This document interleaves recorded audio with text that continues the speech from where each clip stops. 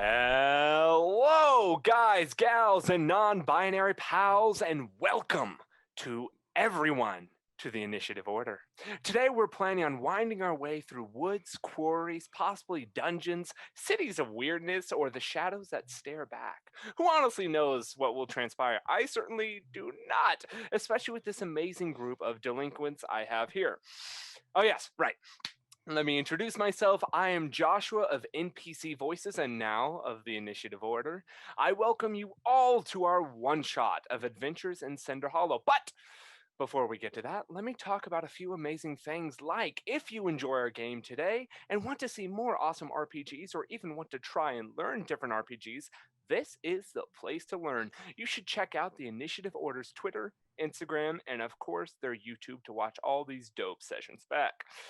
If you're looking for a group to be a part of, look no further, as the Initiative Order has an incredible Discord that's all-inclusive community of gamers and creators. You find the link on their Instagram page. What does their Discord offer, you ask?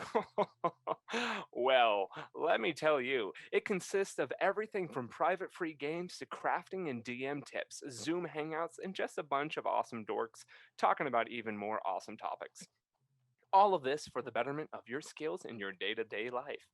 As well as if this was not enough and you just need another reason to love the Initiative Order and you've been waiting for a good time to buy into some new TTRPGs, we have the discount code for you. The discount code VOID10, Void 10, that will get you 20% off on all free League publishing works until the 31st of October. As well as we have our channel sponsor, the one, the only, Session Zero Clothing. With the discount code TIO10, TO10, you can get 10% off on your purchases with them. Once again, for both these discount codes, that is VOID10, VOID10 for 20% off on any Free League publishing stuff, and TIO10 for 10% off any Session Zero clothing stuff. Okay, now that is the end of our announcements. Now, let's go around and hear from our brave birdfolk and humberfolk, as they're called. So please, adventurers, introduce yourselves as a player as well as any projects you're a part of and want to highlight, and then introduce your character to us. Make sure to describe your character, what they look like, and what they're wearing, and possibly what type of fighter or spellcaster they are. We'll start with Mabel and then work our way around to Valeria. Everyone ready? Cool. Can Starting I off with Mabel. can I pass for now as we fix my video? Yes. Thanks. Next in the lineup, I think Echo. Me! Hey guys, I'm GW. You can find me on IG and Twitter at GW005. That is two B's and two zeros. You can also find me on twitch.tv/Fable42. That is my home channel. And you can also find me on a audio drama podcast that I've been working on. It's called Clarion Dawn. You can listen to it at clariondon.com or any of your favorite podcast apps. You can also download it there. And you can hear me as Samir, a poet engineer, and it's pretty fun. Tonight, I'm going to be playing Echo. I am a young little bat boy. And I'm very sneaky. When you look at me, you see just like the biggest, cutest eyes and the hugest ears. That's like almost the size of my body. If I put them down, they can like act as if a cape. My wings are often folded in, so you just kind of like see just like a stretch of skin going from my hand to the back of my tail. I wear this poncho that is a very dark blue. It has accents of lighter blues and yellows within it and blacks. And in the poncho, there are pockets, tons and tons of pockets that I take out very cool things, almost cartoon-like. They may be too big to fit in the poncho, but they fit. So that's me. Keep an eye out for that. Thank you very much, Echo. Next, if you are available, Sporkle.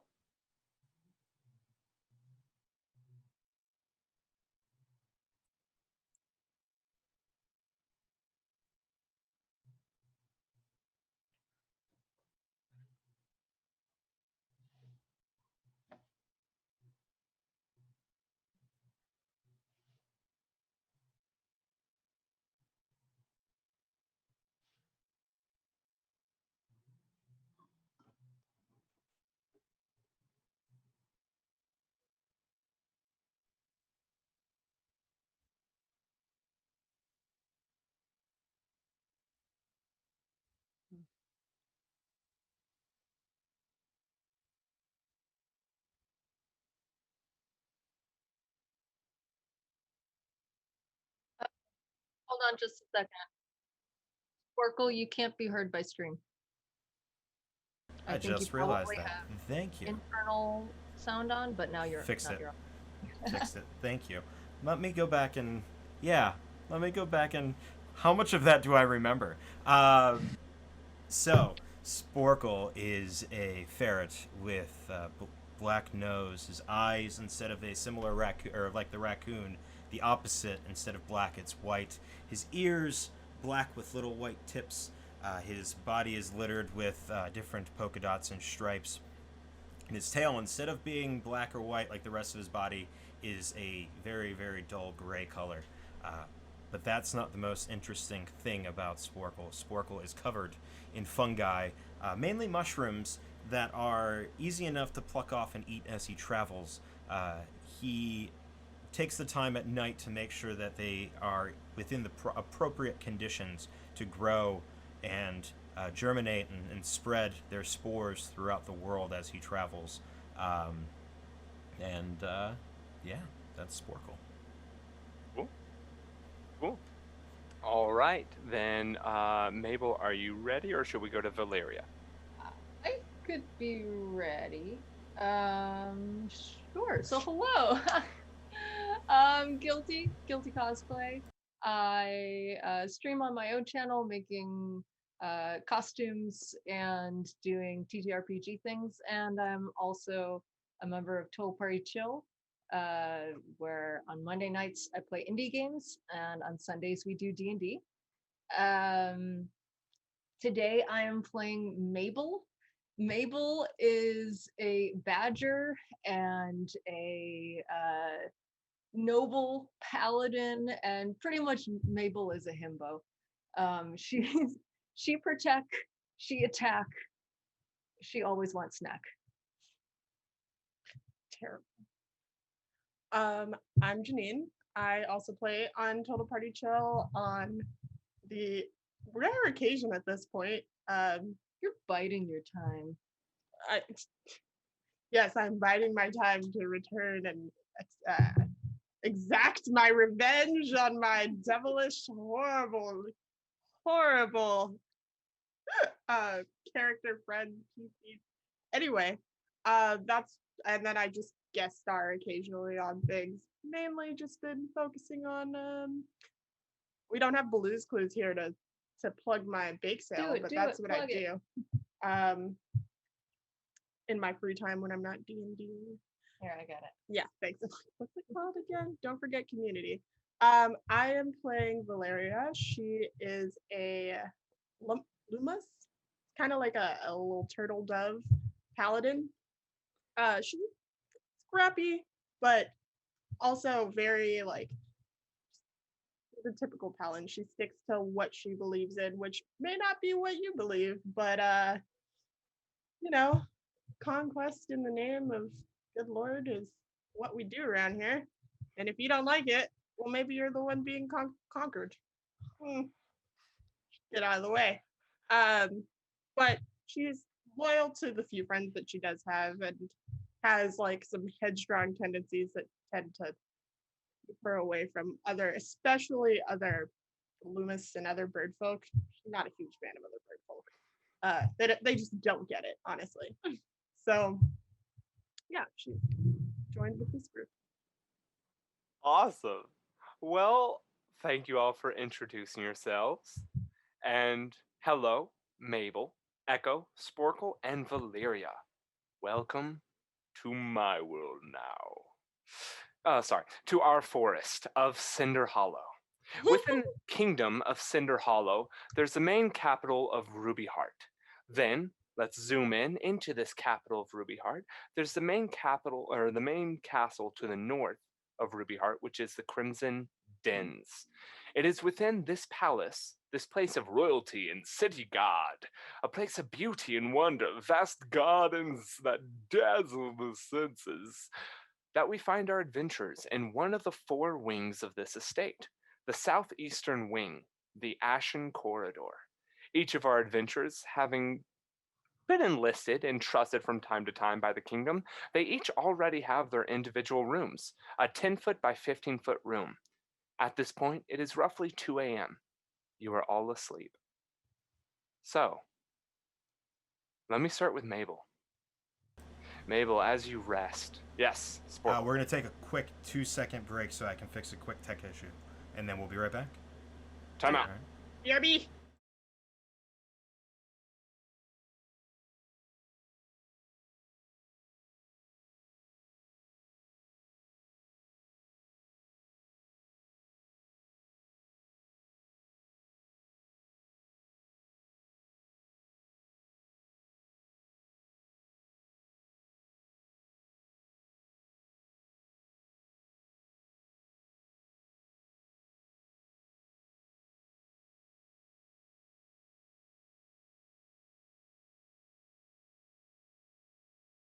Hi. We are back. Well, hello! Right as soon as someone starts calling, I'm like, who's this? Who the hell is that? Well, who, hi? Who? How dare you, sir? Hello! And welcome back. I'm going to go back through the paragraph that I just read just in case anyone is showing up new and just in case anyone needs a little bit of a refresher. So, hello, Mabel, Echo, Sporkle, and Valeria. Welcome to my world, to our forest of Cinderhollow. Within this kingdom of Cinderhollow, there's the main capital of Ruby Heart.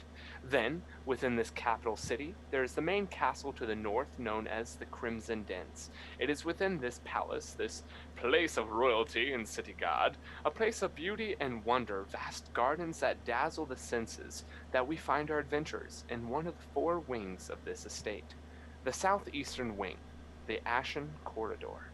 Each of our adventures having been enlisted and trusted for the past few years by the kingdom, they each already have been trusted with their own room, a 10-foot by 15-foot room. It is roughly 2 a.m. at this moment as you all rest.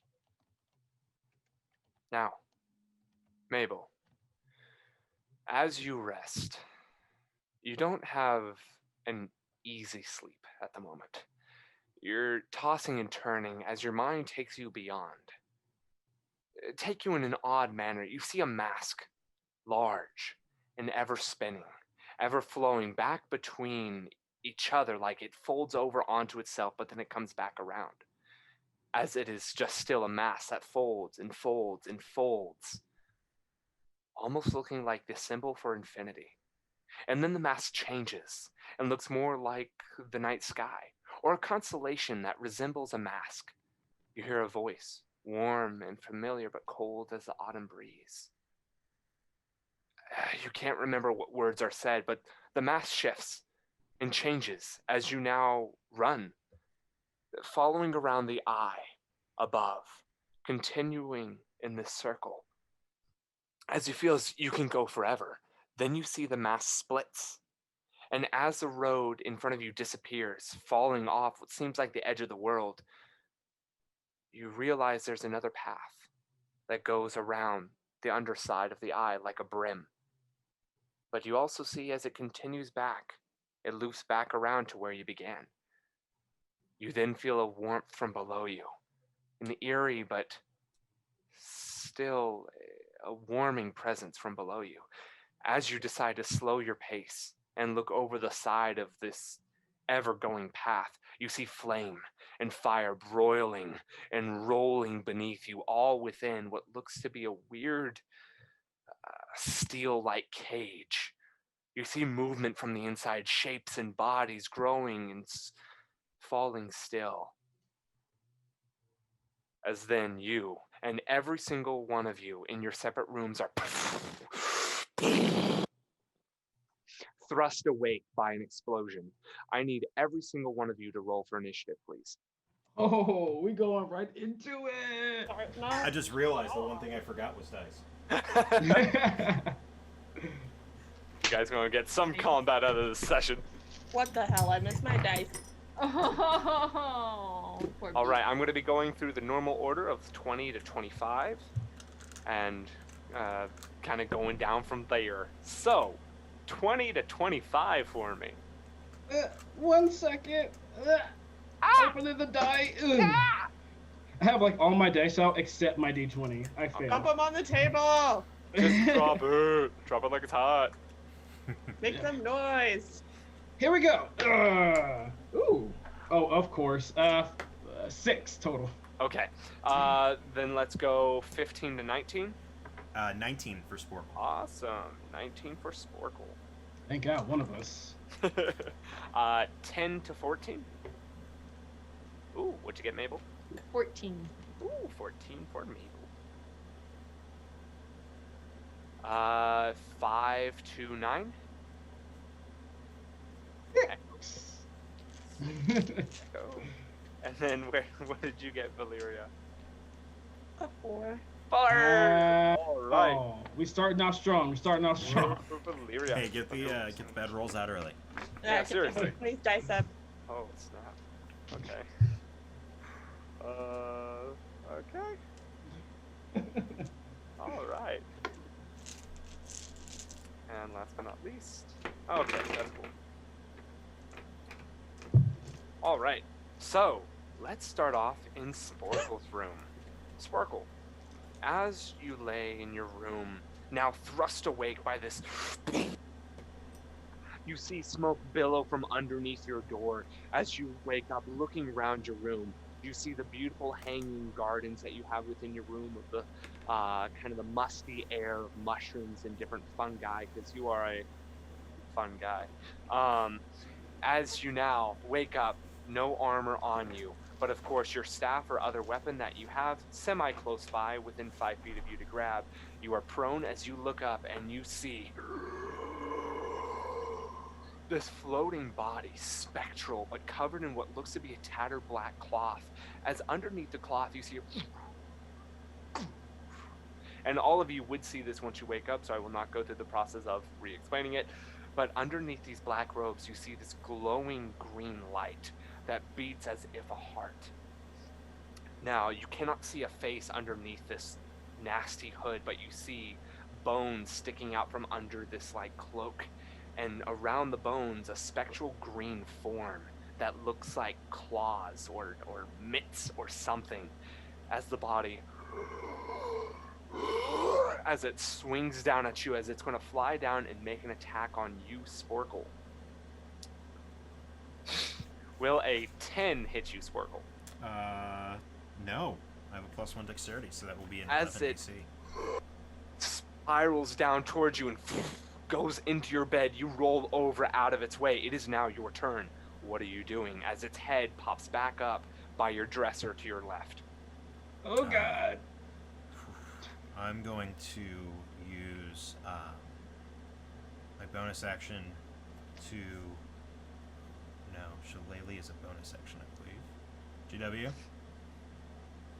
Yes, it Shillelagh, is. Yes, bonus it is. action. All right, Yep. bonus action Shillelagh to turn my club into this gnarled short staff, and I'll swing around and attempt to hit the heart. Go for it. Probably not. That's going to be 5 plus 7, 12.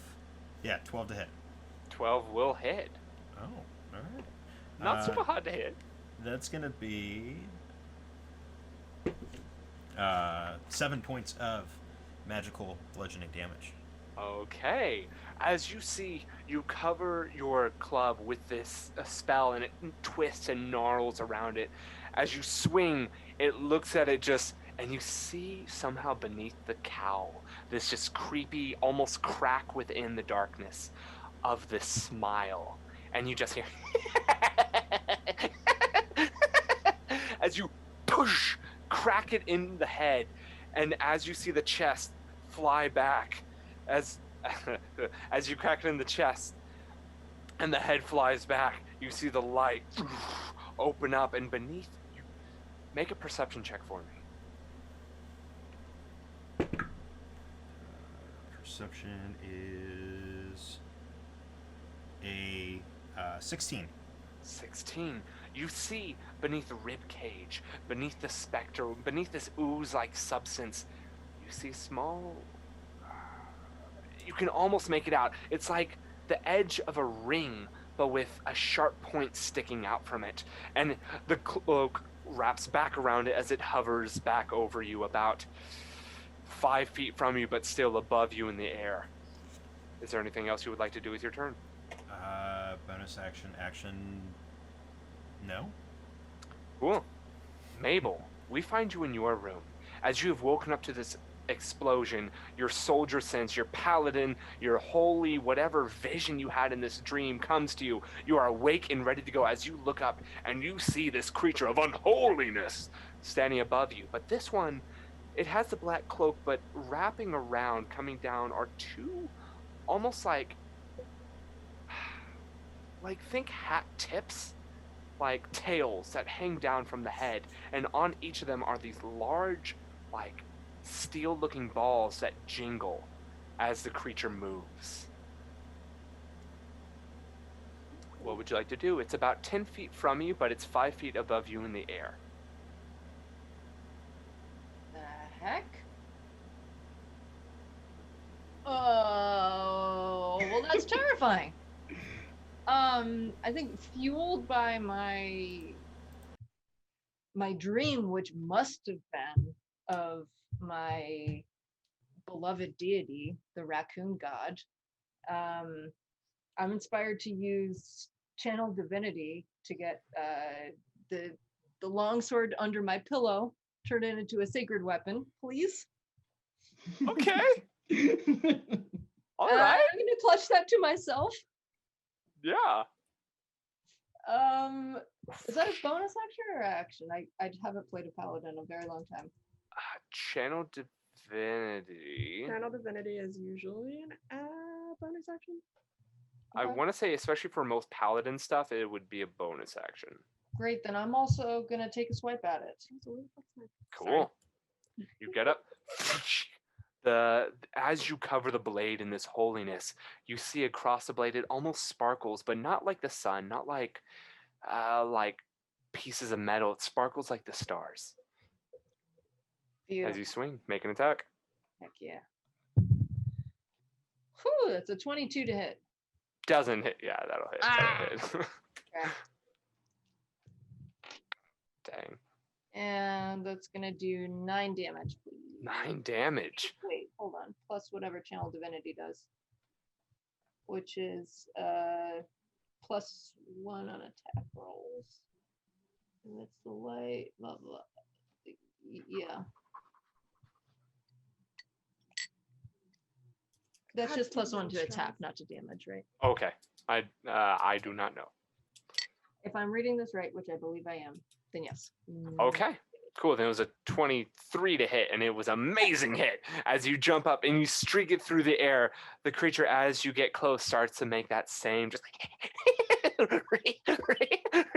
and like the jingling of the bells from it as it swings, comes down towards you, and you go and you slice it midair. Its right arm being just sliced clean off as you see this blade, this radiant energy across it has some greater effect on this creature as its arm and this and turns into ash as well as the cloth as you Is there anything else you would like to do with your turn? Yeah, I would like to bust through my door and run as far as I can get towards someone else's room. Okay, the closest room to you would either be Echoes or Valeria. Yep. All right. Roll a d2. He's squishy. I'm going to Echo. Okay. Paladin I need only. you to first make a strength check as your door opens inward instead of outward, and you're just busting through it like you said. Yep. Busting out. 15. 15 will definitely do it for a normal wooden door. You run up as just through the door, just splinters everywhere. You see right in front of you running is this little mouse. And just like drops like, no, please. As like there is smoke and it looks like absolute turmoil out here in the hallway. As when you were running out, you felt this nasty claw drag across your back as you ran away from the creature that you attacked. As you take, because it was a dirty 20 to hit, and I'm going to assume without armor, that would hit you. As you will take 9 damage. Ooh. Necrotic, as it burns into your back. And I need you to make a Constitution saving throw. Got it. Oh no. as you become Freaking undead. rude. There's some Oh, danger in the Cinderwood today, and the Ashen Corridor. That's a 6. That's a 6. Your hit point maximum is reduced by 9. oh. It will last this way until a long rest or until you drop to 0 and die. Wow. That's a big. Oh. So, you were out in the hallway though. It only took about, you got up, so that was half your movement. You moved forward about 5-10 feet, which was almost there, and then you busted through the door and you were out in the hallway. That is your full movement. I'm going to say that is it for you, Mabel. As you will hear from behind you, the echoing. As you feel this cold air rush around you as it's going to attack you again. What? As that is a natural 1. Huh. And you feel as almost like right here around your face, you feel it pulled forward as you feel this claw right behind your head as it right into the wall next to you and almost. And that will end its turn. Next up, Echo. You adorable little bat. You have woken up to a terrifying sight as in your room with all the blackout shutters here. As you lay sleeping, your fine-tuned ears hear this explosion almost before it happens. It's like you hear... Actually, make a perception check for me. Even while you're Alright. sleeping. I make those with advantage because my ears are so huge. All right, here we go. Look. Wow, they were dice jail, both of you. 11 Over. total. Oof, okay. You do hear this almost beginning sizzle that you pick up. And then as you wake up, even before, almost like when you wake up right before your alarm clock, it's like that exact same instance. You wake up and you see this creature as it has this long-looking spectral braid that curls around its body, and at the end of it, this flail, this spiked ball that inside it makes a rattling sound like a bell. You have initiative though. What you doing? I'm just gonna scream. Ah! I'm gonna like grab my pillow and like hold it really close and squeeze it and scream out in complete terror, and then I'm going to like just duck, like just this. I move so fast. I'm just like kind of like a streak of shadow. I duck like on the other side of the bed, and I take the hide action, and then I'm gonna reach my little paws inside my pillow, pull out 2 daggers. Get out of my room! Shoo, shoo. And I will do a sneak attack, dagger attack on this thing. Okay. And you throw a dagger, roll for attack. All right, I get advantage on this. Yeah. This is a sneak attack. What we got? Ooh, this 18 looks nice. 18, 19, 20, 21, 22, 23, 25 to hit. Yeah, I think that'll hit. So that's going to be 1 of these and 3 of these. Not bad. All right, so 6, 7, 8, 9, 10, 11, 12, 13, 14, 15, 16, 17. 17 points of damage on the first hit. You see as that blade flies through the air and the creature, as it opens its mouth, it flies the dagger straight through, and it, as you see that blade, it hurt it, but it didn't quite do all the damage that you would wish it to. Dagger number 2! Well, since you did use your bonus action to hide, I don't. Cunning action. That was a cunning. Well, wait. Is You cunning only action get on both one actions? attack. Oh wait, you're right. So, You're right. you threw that one, you ran around, you have, I would like to say, because you rolled out of bed, technically you didn't get up, you would have still like 25 feet of movement, or 20 feet of movement on your speed. Mm-hmm. I am going to run to the door. I'm going to scream out, ah! I'm going to run to the door, and actually I'm going to fly to it because I'm a faster flyer. I'm going to unravel my huge wings of leather, and I'm going to zoom for the door, out the door, into the hallway. All right. Just so you know, you will be passing this creature as you fly by since you have huge wings. I'll take the chance. Okay.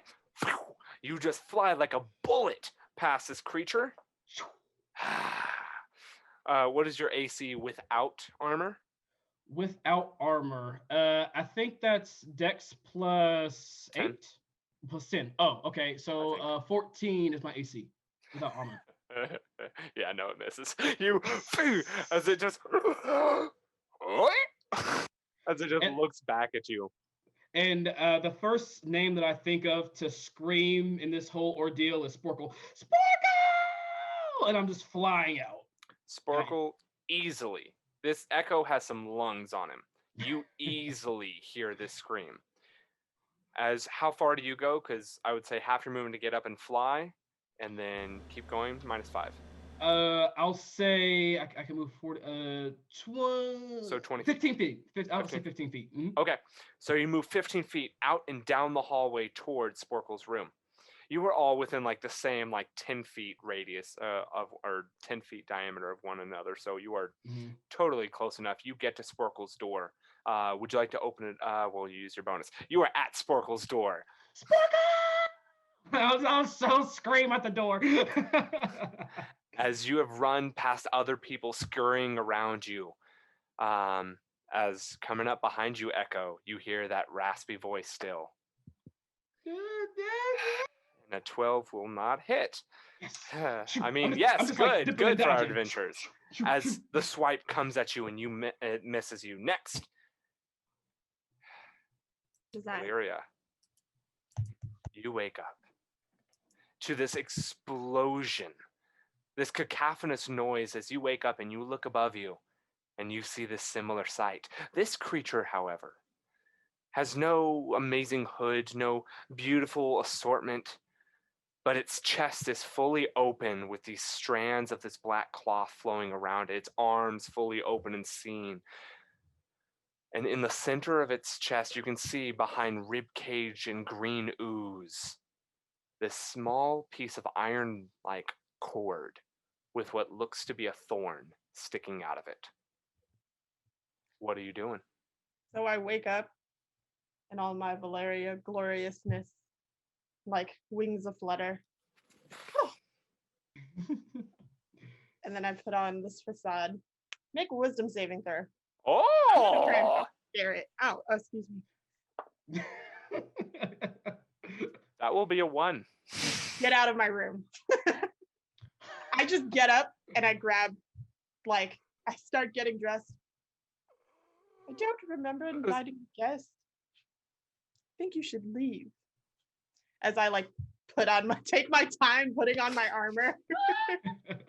So you're like, I kind of need to like get dressed. This is rude. Hold that thought. Yeah. But also never enter a lady's room without knocking first. Not even shaken. As it will turn around and just as it just will slowly, sadly drift out of the room. And I like go out behind it, and as I see the chaos like exploding outside, I'm like, damn it, they're not prepared. So I go back to putting on my armor. I'm like, I'm just trying to put it on as quickly as possible. All right. So that effect, does it get to make a save at the end of its turn, or is that just it? Creatures can repeat saving throw at the end of the turn. Yeah. Wow, that's sad. Okay, so it's at the end of their turn. So this creature will make the save. That's a 2. All right. So back up to the top, we have the Spectre. All of my D&D characters are just me in real life. It's easier that way. All right, Sparkle, Yes. what you doing? Oh, did the Spectre not? The Spectre was. Don't worry, I'm just rolling horrible on my turns. Oh, all Perfect. right. As it swims down back towards you, almost hands coming down to a point to try and just stab you right in your chest. It comes down and pierces into your bed again as it just turns back towards you. Now it's on full ground level. All right. I'm going to quickly put my shillelagh clip it onto my pants, and then I am going to pull my hands apart and slam them together in front of me and clap as I cast Thunder Wave at this creature. So I need a, I believe it's a Dexterity saving throw, please. Oh, Constitution saving throw. 19 on the die. Yeah, that saves. But you'll take half damage. So you'll take 4 points of thunder damage. All right. And he does not get pushed away or dispersed. As it echoes back, and Echo, you have to almost cover your ears for a second as you hear this cacophonous noise coming from his room as this creature is hit by this wave, as it's just rocked by every single wave of thunderclap. And it looks like the green is starting to fizzle and shift, and the green smile is starting to open and close almost like a glitch. Valeria hears this from her room and just drops everything on it. When I cast... Oh, no, it was in front of me, not behind me. Never mind. All right, anything you are doing, Sporkle? I don't have many bonus You still have things. movement or bonus? You are not within 5 feet of it since you stepped and cast Thunderclap. I'm going to run to the door and open it up. And as I do, like, get the reverberating noise of Echo's yell out of my ear. And I'm just going to open it and just be like, Shaggy or Scooby point behind me at this thing and be like, we have a problem. As you see and like getting the reverb out of your ears, you're like, we've got a problem. As you then look up to the left and you see another one of these specters outside by Echo. I Scooby-Doo hug him and scream. You both sit there just screaming as many others are screaming in this wonderful castle tonight. All right, next up, Mabel. You have just sliced the arm off this creature as it is now very much shaken from your presence. Yep, and I booked it out of the room, so I'm going to continue on. Well, I guess, did I see Echo leave into the hall? Yes, you definitely saw Echo bolt out of the room. Since you got to this point, you have now seen a ghost look almost ashamed or something as it floats out into the hallway, just like, almost like you just got a scolding from your mom and you're just like, I'm sorry, like I didn't mean to do this, and it's just like floating down depressed. Next you see a ghost follow Echo. You see Sporkle come out of this room. You see all these other people running through. You can see the windows into the courtyard also just completely filled with smoke. Oh no. Alright, well, I'm gonna try and get up to Echo and Sporkle. Okay. You run left to where Echo and Sporkle are. You get up to them. Echo's here, Sporkle's here, and then the specter above is here. So if you wanted, because they are both smaller than you, you could swing over them to try and hit this creature. Oh, heck yes. I will do that. Take Or you another can swipe get all with my three. great sword, please. Which, Wonderful. since it's within a minute, I think it's still divine. Also, because you are level 5, I'm pretty sure I forgot this last round, but you have 2 attacks. Oh yeah, I forgot that too. Ooh, nice. Two-handed weapons. Does a 12 hit? A 12 will barely hit. Or sorry, a 13. A 13 will easily hit. Noted. Great. Do you want me to roll my second attack now as well? Yes, please. All right, so I'm gonna swing and then swing back. Okay. The 16. Yeah, that'll hit. Lovely.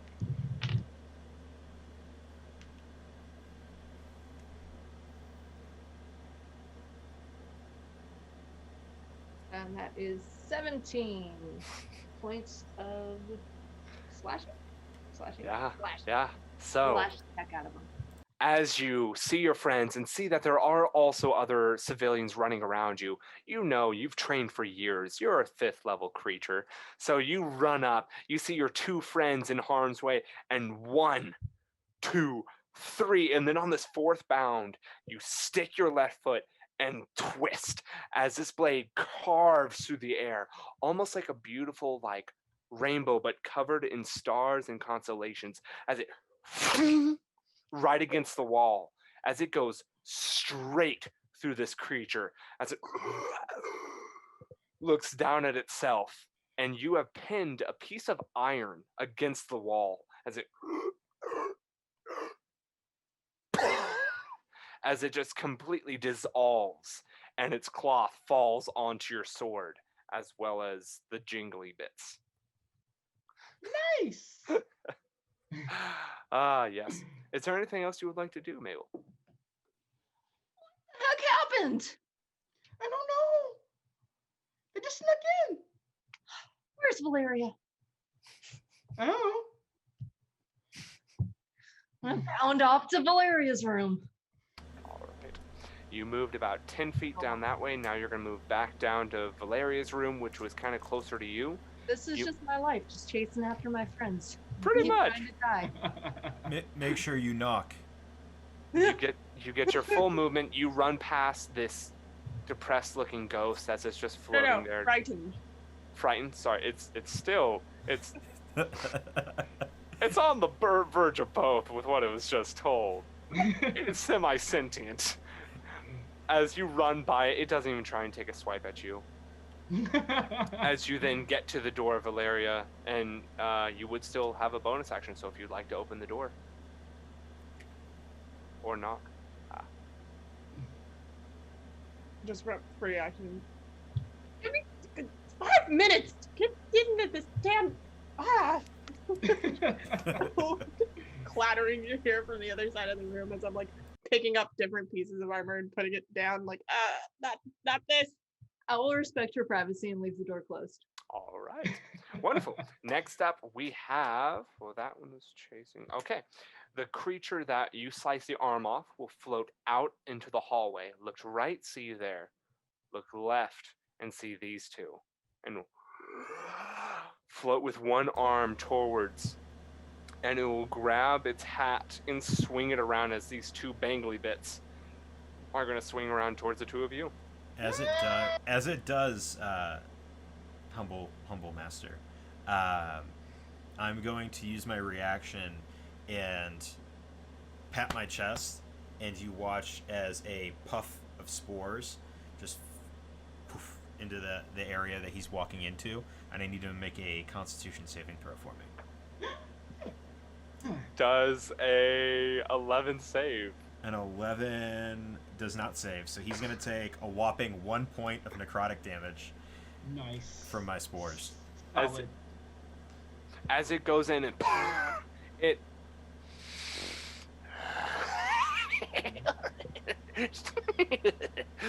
as it will continue with the attack. It seems like your spores had no effect. Cool. The more you know. The more you know. That will miss again with a nat 1. So that die is done.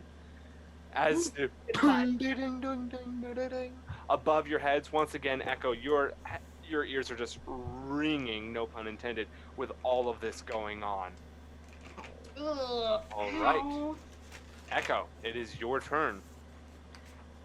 Why are you so loud? Take this! Yeah! And I'm with my last dagger that I grabbed out of my pillow. I'm gonna throw it at its face. Well, like first, actually, I'm gonna try to hide behind Sporkle with the bonus action. Yep. And then ha! Cool. All right. Wish me luck. All right. So 7, 8, 9, 19 to hit. That'll hit. All right. That's gonna be 3 of these and 1 of these. Yeah, could have been better. 5, 6, 7, 8, 9, 10, 11, 12, 13. 13 points of piercing damage by the sneak attack dagger. Even halved, that is enough. As you throw this dagger, the creature, ding, ding, ding, ding, as you slice it right through the top, cutting off the dangly bits, as it ting, ting. And then as it flies through, you see almost a skull of sorts. If you'd like to make a perception check, you can, but it is will. with sight. Oh, crud, I have this disadvantage on that. Here we go. It's bat eyes. Bad eyes. All right, that wasn't really bad. Let's see. Perception is a +7. Okay. 15 total? 15 total. You can tell that the skull underneath is predatory in style as the eyes are closer to the front of the skull, but that is about as much as you can get as it as it just dissolves and the cloak and everything falls into a heap in front of you. When I see that, I'm just gonna say out loud, predators. Um, so that was bonus action movement. Um, do there's one in the hallway still. This the sad, scared looking one. There's the sad, scared one, and then the one in Sporkle's room. I am going to use my movement to open my wings, do a giant flap as I fly to the ceiling and stick to the ceiling and look down, kind of like Spider-Man, just to be in a safer spot. Okay. And I am done. Make a grip check. Just roll a d20 and add your strength. Oh. But I'll give you advantage because you are a bat. Okay. Okay. Okay. So that is going to be a 9. A 9. It needed to be an 8 and under, honestly. It wasn't a high DC, you're a bat. So you get up there and you grab hold and you just kind of look down and watching as everyone's just running around you. Cool. And that's all I do. All right, that one that was chasing you is dead. That one is dead. Thanks, Mabel. That one is still there. This one's sad. All right. Next up is Valeria. How long would you say that it would take me to put on my armor? I know the rules, but Technically, the rules, it will take you another little while, at least another round or two. okay. I'm sorry. So can we say that I have my chainmail on and I'm kind of just stuffing the rest of my stuff into a bag to after sure. frustration because I'm a little bit nervous. Just keeps dropping everything. So Yeah, I think shoving that the would rest take. in a bag. I think that would take this turn. You have your chainmail on. You have everything in your bag, good to go, and you're at your door. Okay, I'm gonna open the door. You open the door, and there is standing the himbo Mabel. Thanks for knocking. What about that butthole? Yeah. Yeah. I think I killed one. Good job. Oh, thank you. Like pats you with a bird wing.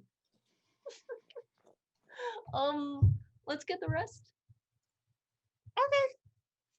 and probably evacuate the castle. Yeah. Maybe. On a swivel. The DM, maybe. Maybe. As you look in the hallway, you actually only see technically one other of these ghosts, and you just see the one that is sad. Just so you know.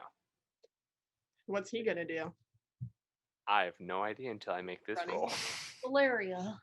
Well, that'll be your turn, Valeria. This creature that is head down, walking away. What is the save again? A 14. wisdom? Yeah, no, that's an 11. All right. So it is still just like. Can we say it just turns back and I look at it again? Sure. Make an intimidation check, just so I can try and end this freaking thing. Okay. Which I get, as a Luma, I get advantage on these throws. Yeah, from people that don't know me because birds are so suspicious. That was a 3 plus, not great. So that's a 3 plus 3. 6. With advantage? Yeah, I rolled a 1 the first time. Actually, I can choose to re-roll anytime though. Actually, come at me, bro. Wait, I take it back. Bring it on. Oh, What do you got? Lord. Okay. It turns as with it, and it shakes its head of this fuzz. As then it will go towards you, but that will have to be on its next turn as another die is in dice jail. All right, back up to the Spectre and Sporkle's room. As Sporkle, you feel this reach around as this claw comes into your throat from behind, scratching at you as a 19 will hit. No. Oh, Is that no? No, yeah. Is that allowed? That's a reach around, all right. That's a reach around. You know, give those when they're asked for. That will be 16 damage. And I need you to make a Constitution saving throw. What? Oh. Wait, hang on. What? Pilar ferret? What? All right. You know what? I thought because I went with Sporkle, he would live the entire time. 3d6, All right, got a 5, 5, and 6. What was it? A Constitution save? Constitution save. It's 17 on the die for Yeah. 17. Thankfully, you do not feel your life essence pulled from it, but you feel this iron-like grip around your throat as it tears across as you feel the blood and fur now soaked with your own insides. Ugh. All right. I don't even know what to do. Its turn as it's behind you. Now it is your turn. Ooh. Yeah, I'm gonna. If only I was Oh no! a kobold, then I could grovel. I can't grovel. You know what? I gotta do it. All right, so I'm going to plant my feet and pull out from inside of my I have little pieces of mushroom growing off like my shoulders and my hair and my the little bit of like in my ears, and I dig underneath the cap of one of them and pull out a piece of obsidian, and I plant my feet almost like earthbender style and bring up my fist, and as I do, a column of earth comes shooting out of the ground. I'm almost gonna die, so I need to expend this 3rd level spell to cast Erupting Earth. I need the creature to make a dexterity saving throw for me. You're messing up our hallway. That will be a 13 to save. A 13 to save, it does not save, so it's gonna take... Are you kidding me? On 3d12, I rolled 2 1s. Oh. So that's a total of 8 points of damage. Okay. Alright. It happens. I mean, I might just start using the D&D Beyond roller because I've got my character. Yeah. I've got character right now. Ouchtown, population me. That's what I get for getting my life essence drained out of me. But then afterward, he gets... so he gets pushed up into the air as this column kind of like Falcon Punch. Not Falcon Punch. What is it? Ryu. Ferret Comes punch. out, there you go. Ferret punch out of the ground with earth. And then I'm just going to look up and look around me and see the 2 amazingly buff and protecting people and just book it toward them. All right. Well, this might change things a little bit. As you punch upward with this obsidian, the creature in the doorway, as the mouth begins to open towards you, the echoing laughter coming from it, you punch this column of earth up as it comes straight up into the doorway, and it snaps whatever spine the creature has, and dust flies on either sides of the door, and just falls down like a very demented snow as the column Nice. Yeah, still 100% running toward the... Yeah. As Echo, you're like, what? Where? As he's just running without you. Hey! All right. And just so you know, Sporkle, you're running between people, but you're coming up right behind one of these ghosts. Oh, dang it. If you'd like to change it, you can like stop short and be like, yo, take care of this thing. But it seems like it's headed towards Valeria. Yeah, I'm gonna hold up short and just kind of make eye contact with him and be like... Cool. You see hand movements and you feel like you understand the purpose of them. All right. Mabel, it is your turn. Cool. I would like to barrel through that ghost so that I can get to Sporkle and sort him out because he looks to be in a bad shape. Okay. Are you trying to literally go through, like hit into it, or just go around it? Does it look incorporeal? Yes. It looks like it does not have legs, so you can I'll go most through it. All right. Yeah, no, you just Mabel's not smart enough to go around. Let's be real. as you just feel this One. At ooze -1 like though. cold essence against your fur as you run through, and you're like, oh, and you just keep running as that is going to be a 15 to hit you without your armor. It hits. All right, You should have put on your chainmail first. that will be 7 damage to you as bad. you feel the cold life drain from you. I need you to make a Constitution saving throw. Oh no. Oh. 15. 15 will save as you just feel almost Dementor style pulling back on you as you're moving through this ooze, but you shrug it off and keep running. Yep. You get up to Sporkle. All right. Sporkle! Flump.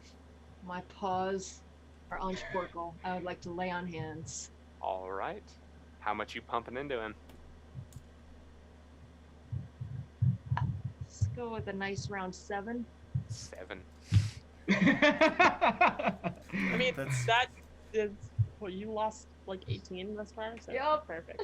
And like a cool night breeze, Sporkle, you feel a little bit of life rejuvenated within you. Thank you. All right. Will that end your turn, Mabel?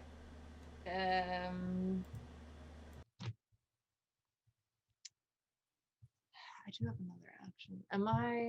Mm-mm. Nope. I don't. You don't. Nope. You can only I do do- double attack. You have to attack first and then. Okay, no. Cool. I attack Sporkle. All right. You kill Sporkle. You protect. She attack. She snack. Hey, she protected me. All she needs to do is attack me and And then snack. cannibalize you. And then cannibalize, yes. Honey badgers don't give a shit. Badgers eat everything. Yeah. Echo, it is your turn. All right, I am clutched onto the ceiling. That thing dead, that thing dead, that thing dead, but that thing not dead. I have 40 feet of fly speed. Can I fly to I'm not sure how high I'm off the ground, but can I fly up close enough to the baddie that I want to let loose something big that is a 30 feet radius from me, but I want to make sure to not get my friends in it. Can I do that? What are you looking to do? I'm looking to do a frightening screech. Oh, no. You would end up catching everyone in that. If Sounds about if I went instead of 40 feet to 80 feet of movement, could I move in a way where Oh, I could you do want to that? move away, so then... I want You to hit? I want to hit only the baddie and not my friends. Gotcha. So you... sorry, I thought you were going towards the baddie. So you're going to move... It's within that range, so you want to move back probably about 10 feet. And then it would be the only thing. But you also have civilians running through this corridor that may be caught up in this. Snap. Well, crap. Yeah, I'm like 7. Let's do it. I'm, Yeah, gonna, how I'm many gonna like civilians? Come on. I'm gonna back. I'm gonna screech out this echoing, ear-piercing sound, and it's like a wave through the corridor, and it's like bouncing off wall and wall, and it hits only maybe a couple of civilians, but it hits the main ghost guy in front of my friends. So they have to make a saving throw against me, which is a saving throw, a con of 13. Well, a will not say with a 6. Yes, it is stunned until the end of its next turn. Frightening screech. Blah, blah, blah, blah, blah. Yeah, stunned until the end of its next turn. All right, now you watch as not only you affect that one baddie that you were like batty as you as it echoes outward and you see as it flies towards Valeria, just slashing at Mabel, it turns back around, its eyes almost meet with you, and this hits it, and it just as it just shifting back and forth. But you also see as every single civilian in this corridor drop to the floor as they all just clutching their ears and shaking, shivering against the ground.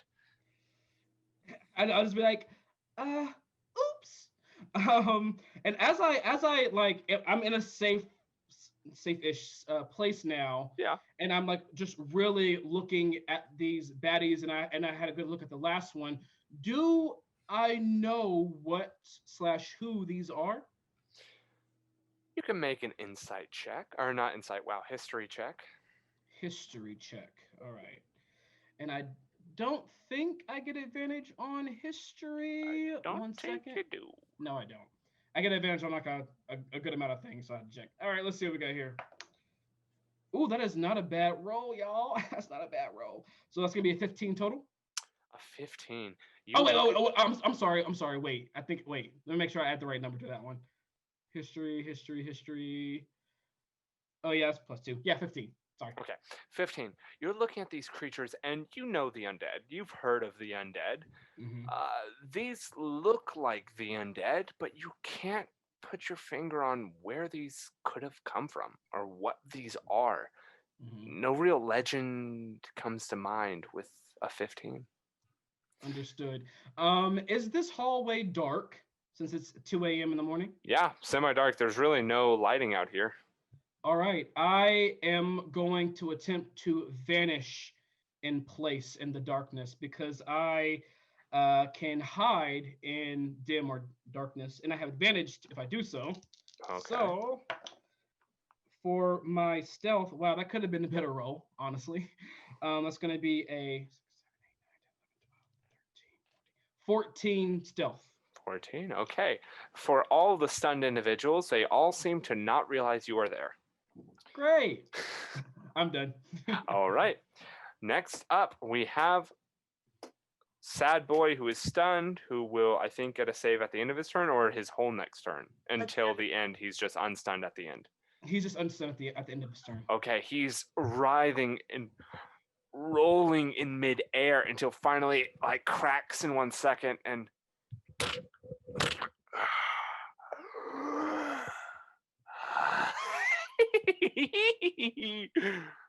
As that will end his turn. It is now Valeria's turn. So I think I've observed. What have I observed outside of this room aside from this ear-splitting screech affecting this monster? What do I know of this creature just by looking at it? If you want to run through that one more time. From what you saw, like, you won't have to make a perception check for this. From what you saw of this creature within your room, you do notice that a heartbeat is coming from the center of its chest, where you saw that small band with the like pierced piece of metal on it. You do see that once they are killed, as you've seen now twice or so, that they turn to dust, staying no longer ethereal or bone-like. You would notice that seeing Mabel's blade, when covered in that radiant energy that you've seen tons of times over, it seems to deal a bit more damage to them. You see that they can be stunned, and you would have noticed with, what is your wisdom score for me? My wisdom is 14. 14. Okay. That is what you notice from that. If you'd like to make a perception check about what's around you, then you certainly can. No. All right. As a Now you can tell me if I can. I actually don't think that will work. That would be really fucking cool, but it won't work. So Do it, bird lady. Valeria reaches into her like side bag and pulls out a whip, and she is going to imbue it with its magic weapon. I'm casting magic weapon on this whip Okay. because why the heck not? And is going to attempt to reach into its heart with the whip and drag it out. All right. I am going to say that because you are specifically trying to get this small piece of iron from its chest from between ribcage, it will be a disadvantage. Okay. But if you do hit, you will be successful in doing this. Okay. 2 rolls. 2 rolls. Oh, well, I can use 2 dice at the same time. Guilty, I swear to goodness. How did you roll another one? Yeah. Wow. How? You Can I choose to re-roll that roll? is it a skill that you have? Yes. As a hold on. What's it? As a bird. As a As a bird. As a bird. Oh yeah. It is as a bird. I was like looking in the wrong place. Because I am fated, whether by luck or a guiding presence, you always seem to find your way. You can choose to reroll any attack, skill check, or saving throw. You can decide to do this after your roll, but only before the outcome of the roll has been determined. You can't use this feature again until you have completed a long rest. Okay, because you did interrupt me, and because it is an @1, you know this as a player and DM, and anyone even familiar with D&D, you would be allowed to re-roll this. This would be your once a day. Can we take a nap after this? Yeah. Yes, yes, please. That's gonna be a. That is also the sound that the whip makes. With it. Good. 23. Okay. So, casting holy weapon. Who do you pray to an oath, or like do you have an oath, or do you pray to a certain deity?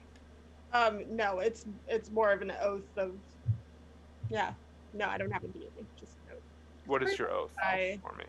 Yeah, to gain my oath is conquest. I'm a paladin of conquest, but it's to gain as much as I can in the name of myself because I have no allegiance to anyone else.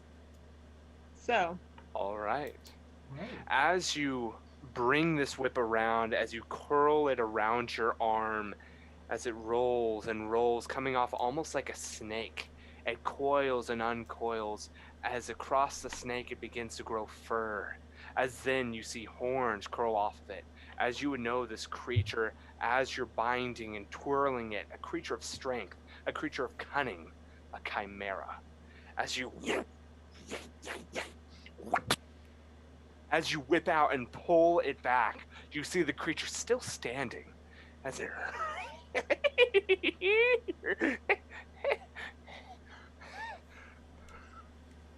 as it looks down in just a gaping hole right in its chest as it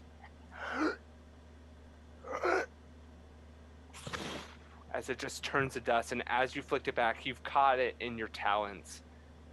Right between your talons is this spiked thorn-like piece and the curvature of what looks to be like a rod or something.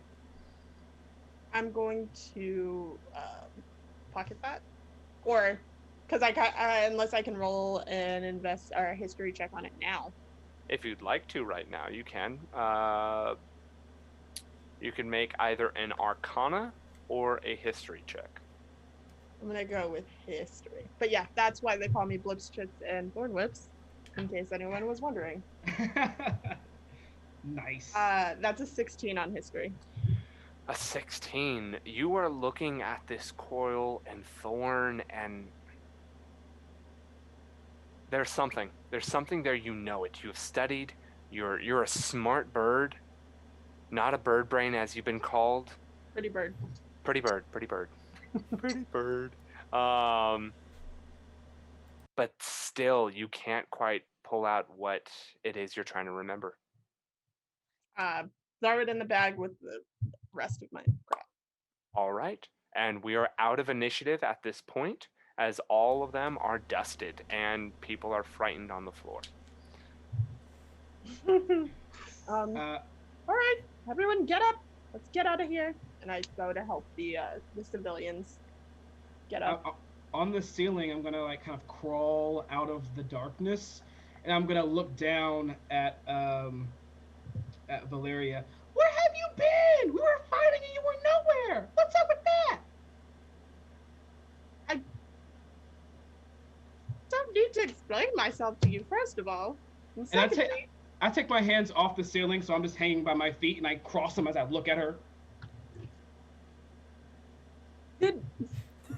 let's get these people to safety and we will talk about it later. Yes, we will talk about it. We're supposed to be a team. and I like kind of like do a flip off the ceiling and like land on the floor. And I'm gonna be like, sorry guys, sorry, everything's fine. I start putting my pauldrons on. I'm like, all right, we're gonna argue here.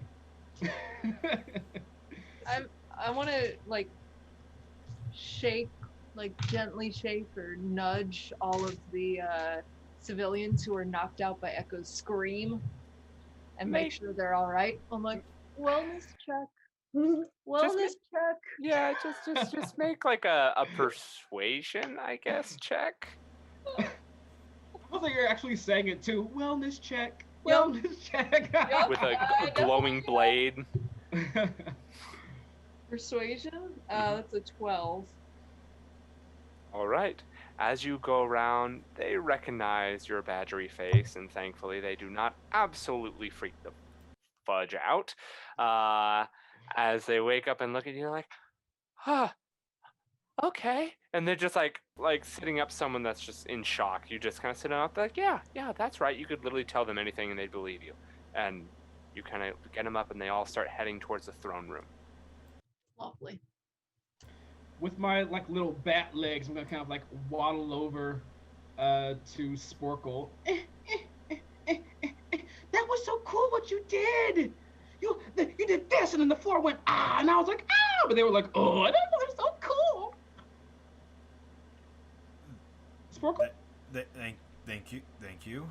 And I'm gonna open up my hand, and you watch as different colors of like greens and purples and blues go toward the center of my hand, and then from the center 10 tiny mushrooms sprout as I cast Good Shroom instead of Good Berry, and start to eat a couple of them. And I offer to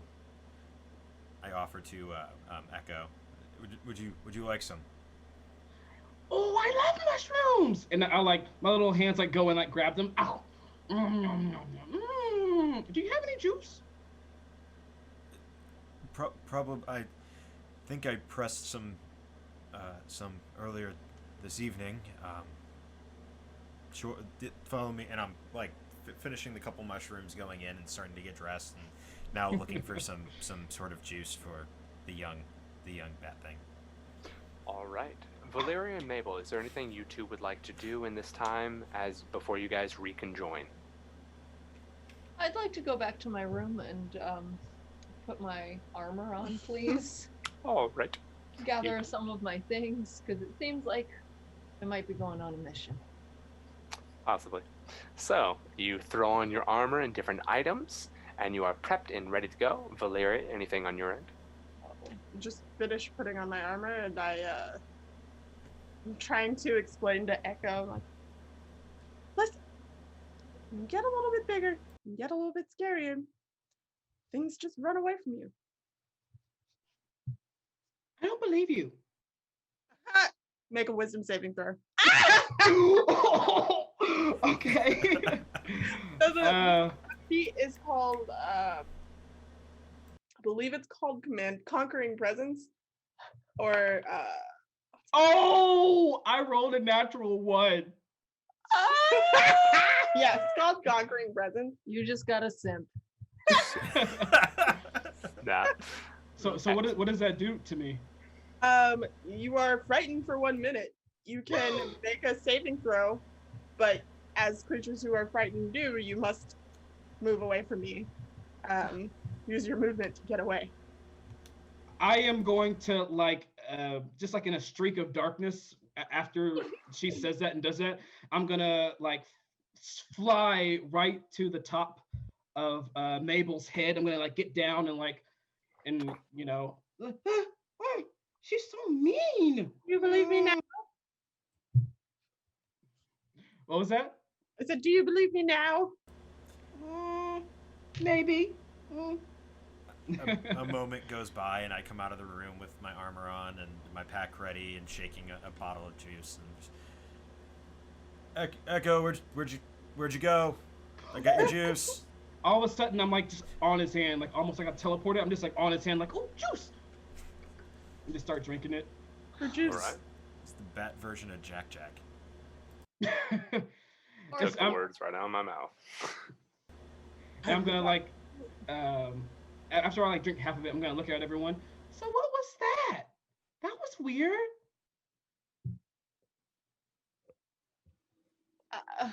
I pull out the piece of iron from my bag and I'm like, I don't know, but I think that it might have something to do with this. Whoa. Anybody got any idea what it is? I couldn't figure it out at first glance. What the heck? I'm going to oh no, I can't. I'm frightened of you. Never mind. Can I You can roll a save. can I try and see if there's anything religious about this? Sure, make a religion check. Sick.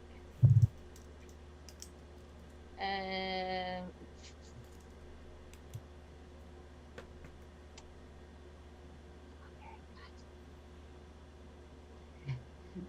5. You look at this and it looks gnarly. It looks twisted. You remember seeing something like it in one of your books a while ago, but you were also doodling really close to that. And so it's really hard for you to like make out. If you want any religious questions, you know that the Minmer, Father Abrams, the little mouse, the Gerbine, would definitely have more information. Okay. His name was Memer or the Memer? What was that? Sorry, from House Menmer, which there are the different royal houses here, but he's a Gerbine by the name of Father Abrams. You all would know him. He is the high priest. He, along with Obisus, there's Father Abrams, which is a mouse kind of priest, and then there's Obisus, Obisus, sus, Golden Strig, and he is a high priest of Titan. Oh boy. This looks kind of weird, but maybe Father Abrams would know. I had a heck of a dream right before we were so rudely awoken. As she says that, I'm gonna go ahead and make a wisdom save against Valeria. All right. 14. Mattress. Yes. So that will save. No longer frightened. Mm. I'm gonna. Should Or we? not to give him juice in the middle of the night. Hey, I can have juice. As I'm like holding him like a baby, like feeding him juice. Something tells me we're gonna be up all night. Oh, you're probably right. Should we go to Father Abrams now, or wait until the morning? I look around at the smoldering mess that is our castle, and I'm just like, I think we're gonna have to go now. Okay. I'm gonna, as she says, I'm just gonna kind of like duck into my room and get my poncho and like my studded leather. And I'm gonna like kind of carry them in front of me as I'm like waddling out after them.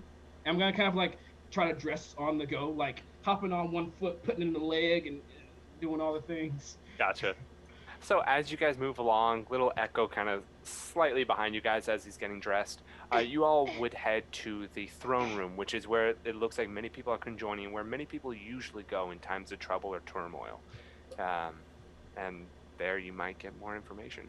As you guys head down the room, even from here, which You guys are in the southeast district. As you curl around to the throne room to the north, you can hear it almost in this other wing. As you're getting close, the shouting and clamoring of different voices. You hear many of the different animals yelling, and then you hear nipping and screaming from one another and other yelling. You're used to this somewhat, much less so when they're in session in the courts. But as you're getting closer, this is very much like turmoil, yelling over one another. As you guys get to the edge of this chaos, if anyone would like to listen in, roll a d20 for me, and I'll let you know exactly what you guys hear. I would love to listen in, and when I listen with my ears, I have it listen with my ears. Duh, I have advantage on Yep. it. Perception. And All right. do not let me know one roll, let me know both of them. Yeah, will do. Okay. So on the first roll, that's gonna be 14, and then on the other one, that's gonna be 19. Okay, Echo 14 and 19. Is anyone else listening in, or are you just watching? Oh, I got a 12. 12? and it's a flat d20. Yeah, just flat d20. I also got a 12. 12, all right. My tummy's grumbling. You get a 1? I'm not listening. I'm Oh, just you're not? Okay. concerned for. Yeah, I would like to, like take a read on the general safety of the situation, but I'm not doing any eavesdropping. Smart. Make a perception check for me then. Okey-dokey. All I do is passively eavesdrop. Like, it's just my life. Cheated who? You have to with learn how to what? not passively eavesdrop. You're like, I'm trying not to listen to this because I don't want to know. That's a 9. 9. Okay. Mabel, it's not very hard to tell. You don't pick up on most of the things in the room, but you do notice that pretty much everyone is in their night garb, and then the only two people dressed would be Obisus, who always has his little nest on the top of the throne, which, as you guys, since you've seen it hundreds of times, but let me just explain what this throne room looks to you. Wide open space, small little Rome-like stairs that go down to a center walk area where you can go down and almost like if you were saying your piece or whatever, you could go down there and speak while you have the throne ahead of you. The throne ahead is an open wolf's maw, or open fox's maw, and in each eye socket there seems to be little indents where what you guys, where things look like they could go. On half the face, on the right side of the fox head, it looks like fur and like actual flesh to it, while on the left side of the fox's maw it's entirely bone. And this is to represent the cycle and how death isn't something sad, it is something of a new beginning and continually going back to new life. That of the flame and the Cinderhollow. When it burns, there's new life afterwards. So, Mabel, you do notice that both Obisus and Princess Octavia Valansby are both dressed, fully dressed. All right, so going down the line, the 12s with Sporkle and Valyria, you hear the main kind of words you hear is, "We must stand with the people, or we are not to stand at all." And you would recognize this as one of the Strig line, one of the owls, as they're yelling out, shaking their talons at the rest of them as other shouts are going around. You also hear off of this, "We're all going to die. Who needs anything outside these walls? We need magic. Magic weapons, magic armor, anything." As you see one of the, what you would know in modern day as a Henry's hawk, but it's like this dark feathered hawk with red accents to it and this large beak on it as it's yelling out towards someone else. As well as you hear, "I'll go if no one else will. What is royalty if not to protect those below us?" And you see a small, like, rat yelling this out, looking all puffed and mighty, but it looks to be a child. For Echo, you hear, "Oh, I'll tear whoever's responsible for this to pieces with my bare hands, and I'll bathe in their blood." As you look over and you see what looks to be a deer from the Corneth household, just yelling out, pulling out 2 kukri daggers from its robe. And you're just like, what the freak? As you also hear, why aren't they here yet? They should be here already. What are heroes good for if not on time? And you see that from one of the porcupine-looking fellows looking around, sniffing the air, as well as with your higher roll, you hear from somewhere within this room. I am going to. I probably trust Mabel the most. I'm gonna kind of run up to her or waddle up. Mabel, so I think the deer and the porcupine guy are mad at us, but I hear something else. I hear cackling. Is it the same cackling that we heard before? As you look over, it is not the same cackling that you heard before. It is just looks to be a little child that's getting tickled by its mother. As you're just like, oh, phew. Like, just sitting in like, it'll be okay, little one. It'll be all right. It's as it's just getting tickled. But amongst that, when you've said that, you listen over as the father leans over to the mother after tickling the child and says, What? Will we allow the Cinderwood to become just that? Cinders again? We must rise this time. Rise this time. Do I feel like the impatient porcupine? That's what I wrote him down as. Do I feel like he was talking about us when he said, "Where are the heroes"? Oh, heck yeah.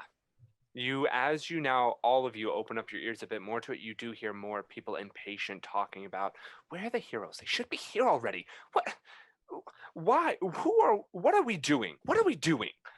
I waddle in. We were protecting the castle. What we were doing. God, why are you so patient? Ugh. And I just kind of waddle in front of everybody else. Right. What is everyone else doing? Valeria kind of sweeps in and just as much as ostentatious as she can be, slams the bottom of her glaive on the stone. Is it stone? Yeah, stone. Stone floor. You didn't ring, but someone did. And you see the same. You and the princess have very much connected with your same sassy but commanding presence. As she nods her head to you and a bit of a grin comes to her face and a raised eyebrow. As she starts to try and quiet people down, but they are not quieting down as she's trying to get their attention.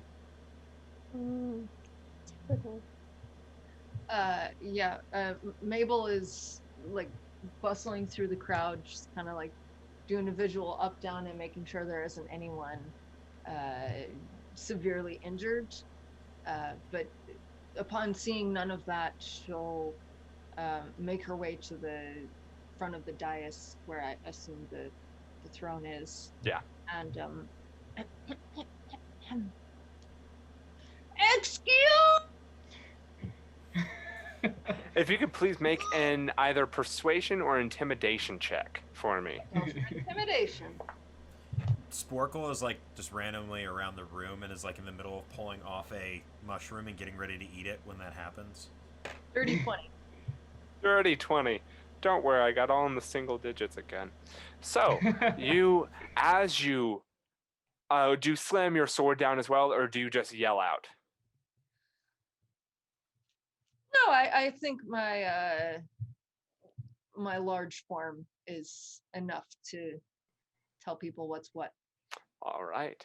You step up there, and Princess Valier nods to you and kind of cracks a smile for a second, keeps her head low, and you see the ears dip for a second as you, excuse me, and just this radiates through the hall in very much animal fashion. Ears dip, heads bow in a bit of a intimidated or docile way as it just falls eerily quiet.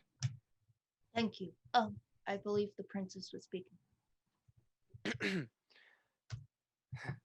Thank you, Mabel. Now, I understand that you are all frightened, scared. worried for your lives, but we are not the only ones who need assistance.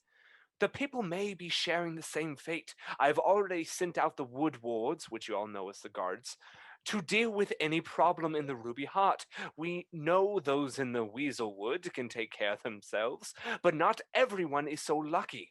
Now, I need a status report amongst your different households on who is badly injured, who is missing, who needs help, and who needs our assistance. Can that be done? And each of the households of the different animals look to one another and nod. All right.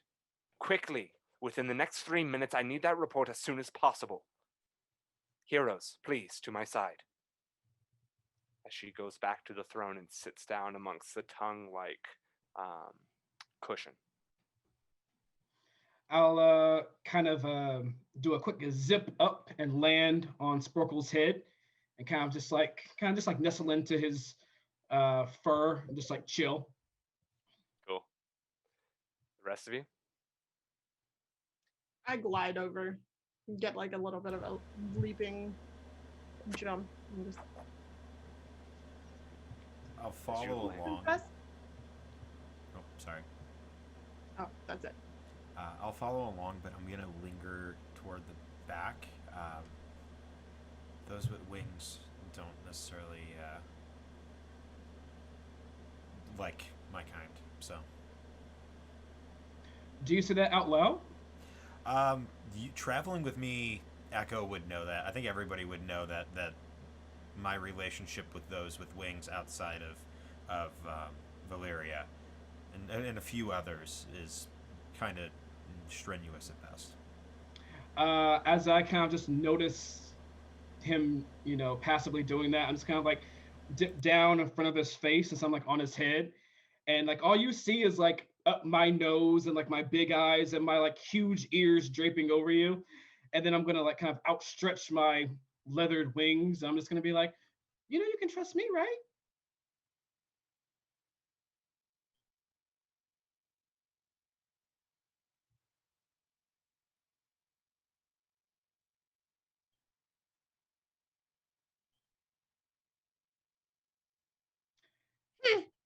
And I'll whisper to him. I'll be like, yeah, keep your eyes on Valaria. She's a tricky one.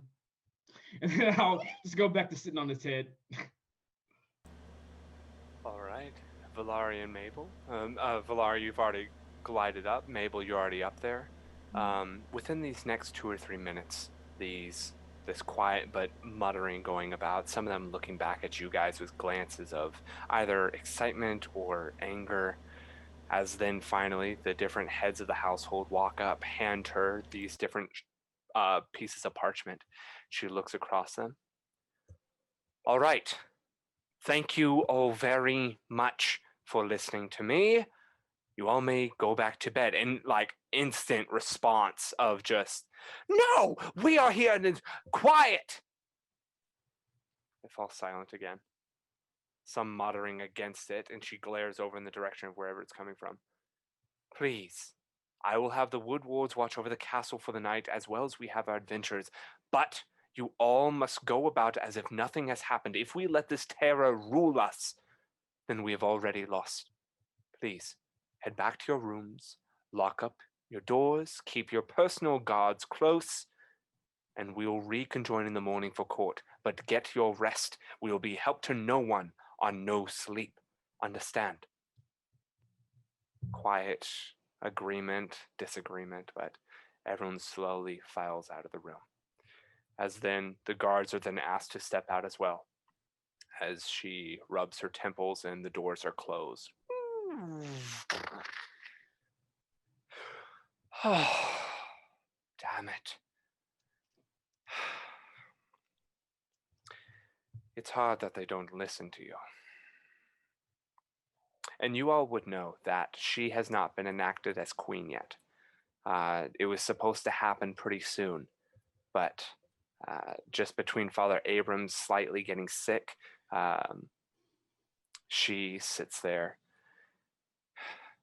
All right, and she kind of starts to lay out the different pieces of the parchment. So, what do you all know about what is going on? Echo takes just like the deepest inhale of air.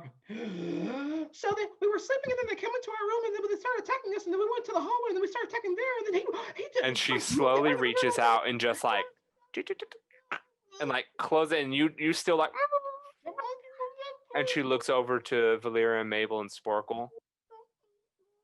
Humblewood, please.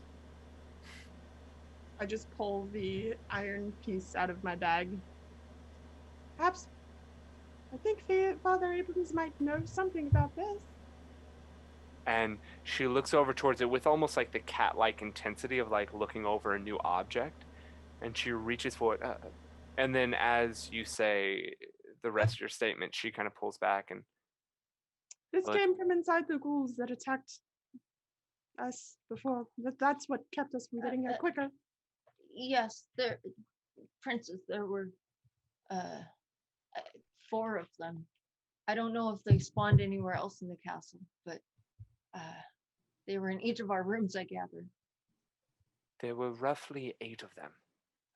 Some in your wing, which were mainly there, and then some across the rest of the other wings, but easily dealt with the Woodwards. May I see that? I don't know that it'd be safe if you touch it. Good point. Lay it on the table, please, as she walks over and sets down the papers on a side table over to the right, not in the walk paths towards the door. Could I do a quick insight check on the princess? Go for it. Is anyone sorry. I mean, I did play Anyone too interested in evil objects is like a little sus to me. Walk through the sussiest of sus. That's an 11. 11. 11. She seems to be honest in what she is saying. You do not see any hair raising, no, all the puns intended, suspicion with her. But she does seem worried but intrigued about what this item is. Okay. As you also still hear that continual as you see Obisus, the large golden strig, in his beautiful dark blue cloak, his nice long silver chain with the little silver crescent moon, and his beautiful silver nice robes underneath as he looks down. Oh, we are very, very lucky to have all of you. As his head kind of careens down, he's a very much older and larger strig as his head kind of looks over towards the table from his perch on top of the throne. What's Father Abram? As he cocks his head, and he looks over at Valeria, or not Valeria, wow, Octavia, and she looks down a bit. Amongst these letters from who is missing, it seems from the Minmer household, they have not been able to find Father Abrams. Well, He has supposedly gone missing. he's the one that would be able to help us with this. And she puts it on the table. Well, assuming it's religious in nature, there could be other magics in it. Does the court have like a designated mage? They have Obisus, which is kind of the higher mage, holy mage. They've got Father Abrams. They have other, mainly Mapaches, Mapatches, I don't know how to pronounce it, within there that are mainly the engineers and everything, but they have mages around. As Octavia looks at it, were there any other pieces to this? Or was this the only one? You said it was within the chest of the ghouls? Attached to the heart. I think others might have had them. I seem to remember slicing one. As funny enough, you actually still do have one attached to your sword at the end, since you Oh, clanged it into the wall and you never took it out. look at that. I'll shake it loose on the table next to the other one. As you put it next, and she... Obisus, you don't think... Oh, I dare to, milady. I'm sorry to say. And the only thing that comes to mind would be the Mad Prince from a time long ago before we were even called the Cinderwood. Do you guys know why the Cinderwood gained its name? No. lady. Well, let me tell you. After this break, so we're going to Oh, take wow. a 10-minute break so that we can go get some food, get some water, go to the bathroom, and just chill out for a second before we jump right back into this craziness.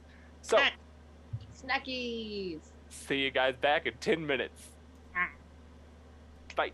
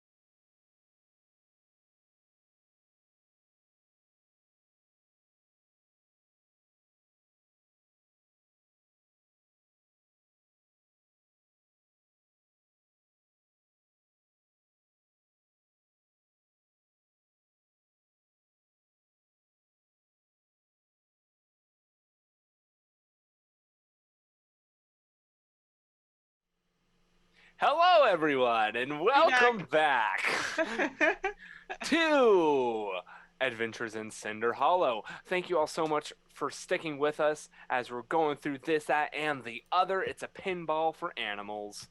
Thank you guys for being here. And here we go into part 2, where Princess Octavia Valansby is about to talk with the party about what she and Obisus think this little rod piece is.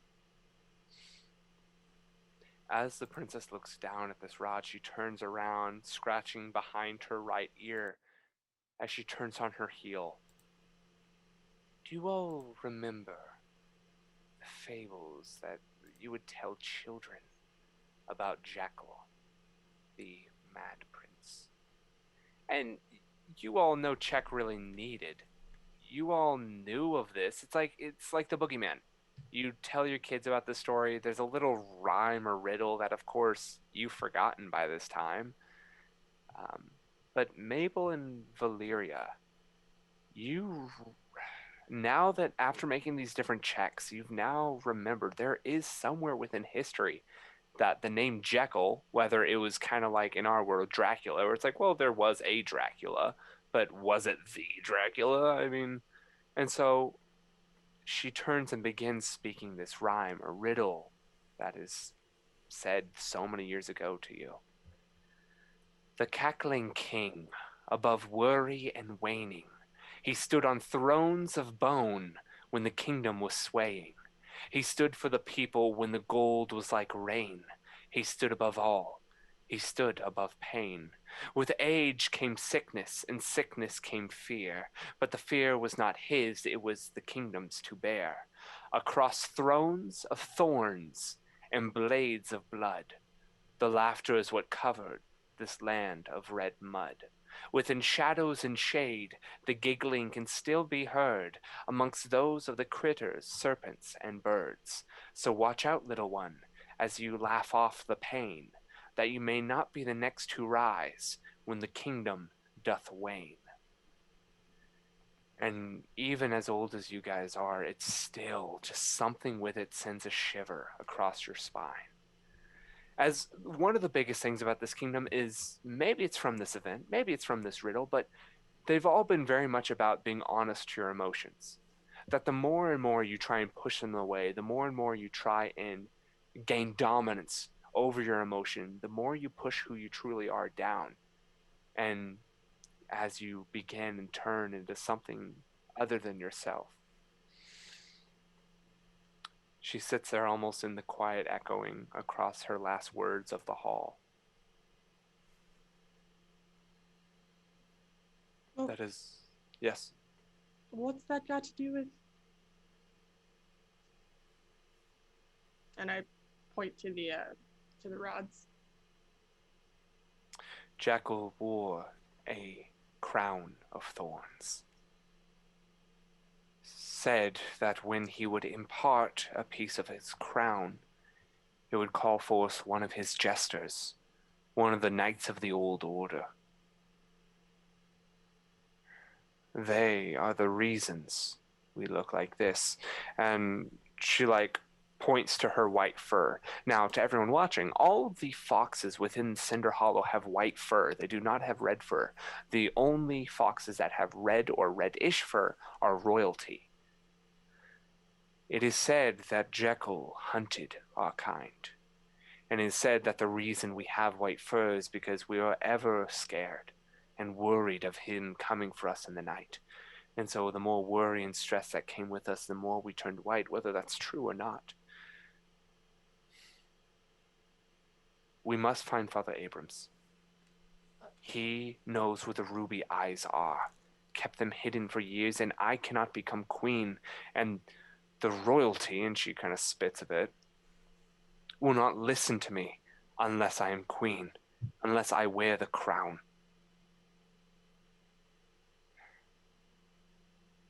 I truly don't know what to do, and I don't know where to start. I have a question, DM. GM? Yes. I don't know. I don't know. When she says the ruby eyes, do I know that to be the things that to be put into the eyes of this throne room? Okay. Yes, you would all know that the ruby eyes are what's usually kept pretty close to the capital, that in recent times have somewhat either been protected or gone missing. You're not really sure, and you haven't really asked about it. But the closer the ruby eyes are, you would know it bolsters those of the Vulpine race, as well as it gives those that either the eyes or those in royalty behest this reddish color to their fur. So they haven't been red. They've been white for how long? For as long as it's been called the Cinderwood. Oh crap. As long as you know. And in recent times, it seems like Princess Valansby has started to lose more and more of that red fur. And as you all would have noticed, she has lost more and more respect with the loss of her fur. Oh. If Father Abrams knows where these rubies have been this whole time.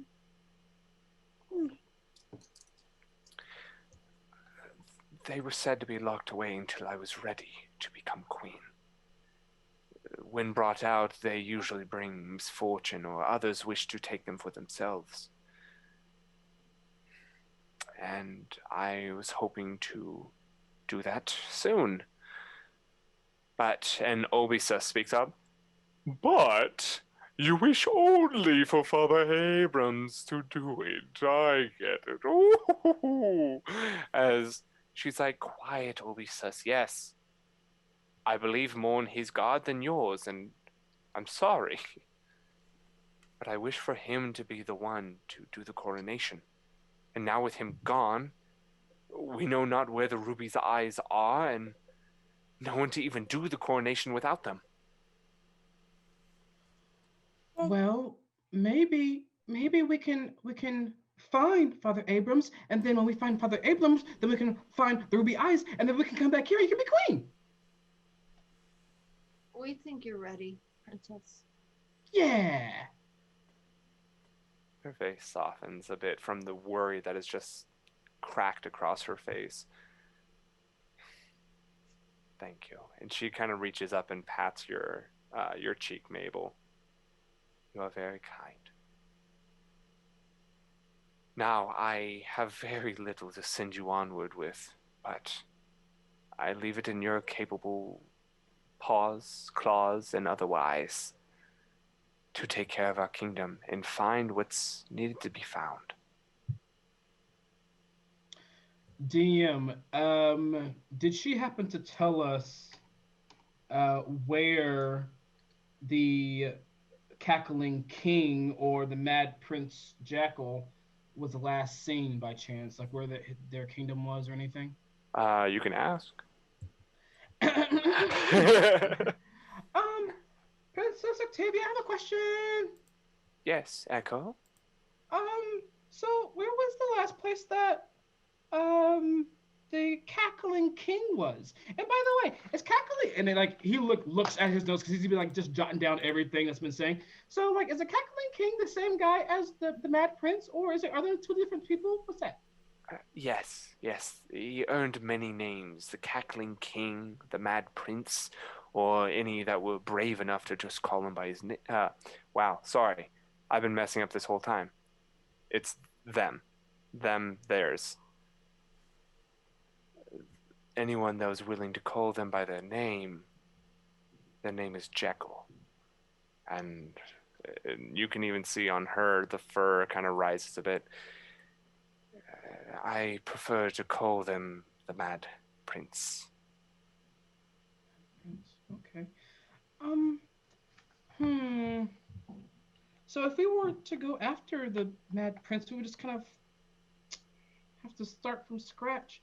Maybe we should go to House Memer, where Father is, where Father Abrams is. Maybe his house can tell us where he was last seen. Most likely, yes. He would be in the wing to our west. And when she says that, I open like my one wing that is on the west side of me. That way. Uh, yes, yes, that way. As you almost hit either Valyria or Mabel, and It was Valeria. I almost hit Valeria. yeah, that makes sense. Just- Oh, okay, well, and I turn to everyone, and I still address the queen. So I'm really good at like finding people. I can usually find people who don't want to be found. So maybe if we go to House Mimer, then we can ask them where they last saw him, and then if they don't know, then I can maybe find from footprints or something where he is, and then we can go from there. Yes, Sounds like a plan. yes. Is there anything else you all require of me? Yes. So I kind of ran out like a while back, but maybe you might have some. I'm looking for sleepy poison. Do you have any sleepy poison? She like looks up to Obisas like, "Yo, we got poison." Oh, the god may have some. We do not have any within the court. But it can be procured if you wish, young Master Echo. I like kind of straighten up and I use one of my wings as kind of like a cloak so I can look all royal like. Yes, I do want you to procure it for me. All right. And in And I that look at Anything the rest of you need? in that case, I suppose we might need some healing potions. Um, can I ask you for some rations? Yes. I'm so not used to asking for rations. I've I'm As- just hungry. I've been working on a couple of things, and he digs into his satchel and pulls out 2 healing potions and then a third darker liquid, and he hands it toward Echo. I believe this is what you were looking for. May not put them to sleep per se, but it'll do the job. It's not Maybe your poison. special cytosillic juice, is it? It's not the stuff that'll keep him up all night. No, it's meant to put other people down. It's a downer, not an upper. sleepy poison. We have, and he like reaches his head up back towards his nest, and you see the big, large body, cloak covered, move up into where his nest would be, and he comes down. He's got one kind of case in his beak as he then lowers his head. There should be 2 no healing potions in there. Anything else? As the head comes down within inches of each of you, these large eyes just peering at each of you. No, I'm good. What do kind you, do you happen to have any popsicle sticks and maybe some twine? It can be procured. Thank you. And also an egg timer if you have it.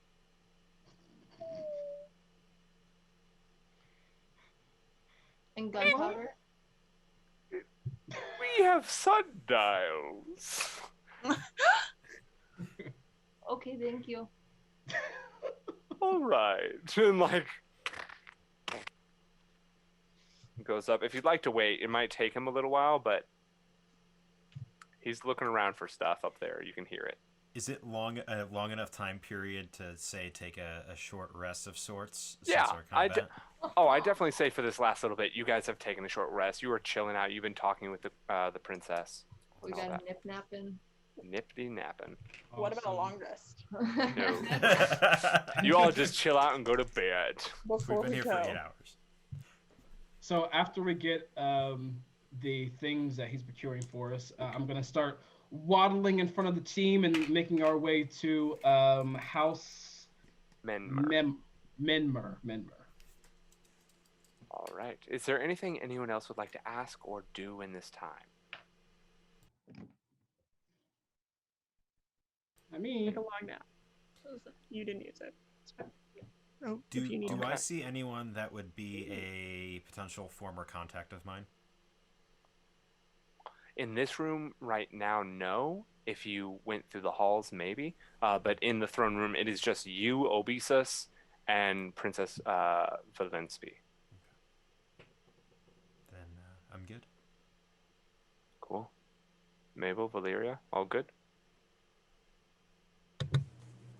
We're working out healing. Wonderful. DM, Yes. as we're walking, down the corridor in the hall and everything to No. get to House Minmer, I will be taking out some blow dart pins or needles, and I am going to just drop them in the bottle of poison that I just got from Sporkle. How many would you say can I put in there? How big was the bottle, Sporkle? The bottle was big enough for 3 items.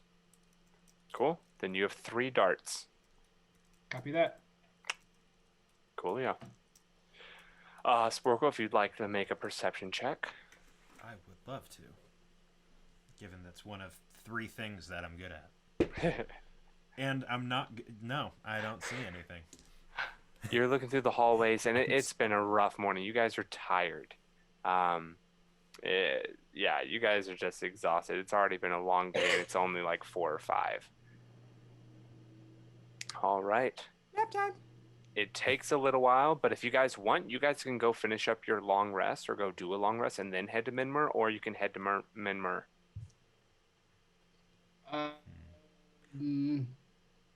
The real question is time of the essence or not? Yeah, you know what? Let's go talk to him, and then if we have to go right now, we'll go right now. But if we don't, then we'll take a long rest. Something tells me we'll have to go immediately. But have okay. that feeling as well.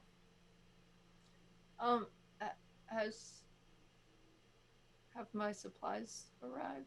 Yes. Sorry, as you guys were leaving, yes, yeah, he came down with the oddest of items. It took him that full hour, but for most of that hour, you did not hear him up in his nest. It seemed like he went up there, and anyone that can hear, your intelligence would just need to be a 10 or higher. He must have different areas to be able to access different parts of the castle.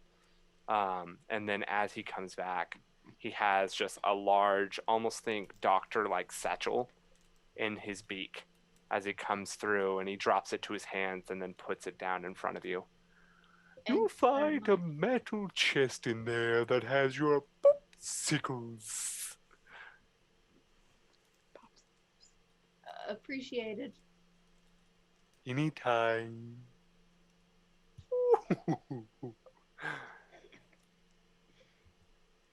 All right. Does this And case include explosive powder? would you like to make a perception check? Yeah. I know that was one of the items he said he would have trouble procuring. 4. Or Nice. you look through, and you would assume that Wait, within this area, if it's under a 10, Yeah. you would look through, and it does not look like he was able to procure explosive powder. Okay. Sporkle, you don't happen to have anything that goes boom on you, do you? The few things that I have are more of mental booms than physical booms. And as Alright. as I'm waddling, and of course I hear them, I hear everything. I will just kind of like turn my head around. I mean, I have a bomb, but what do you need one of those for?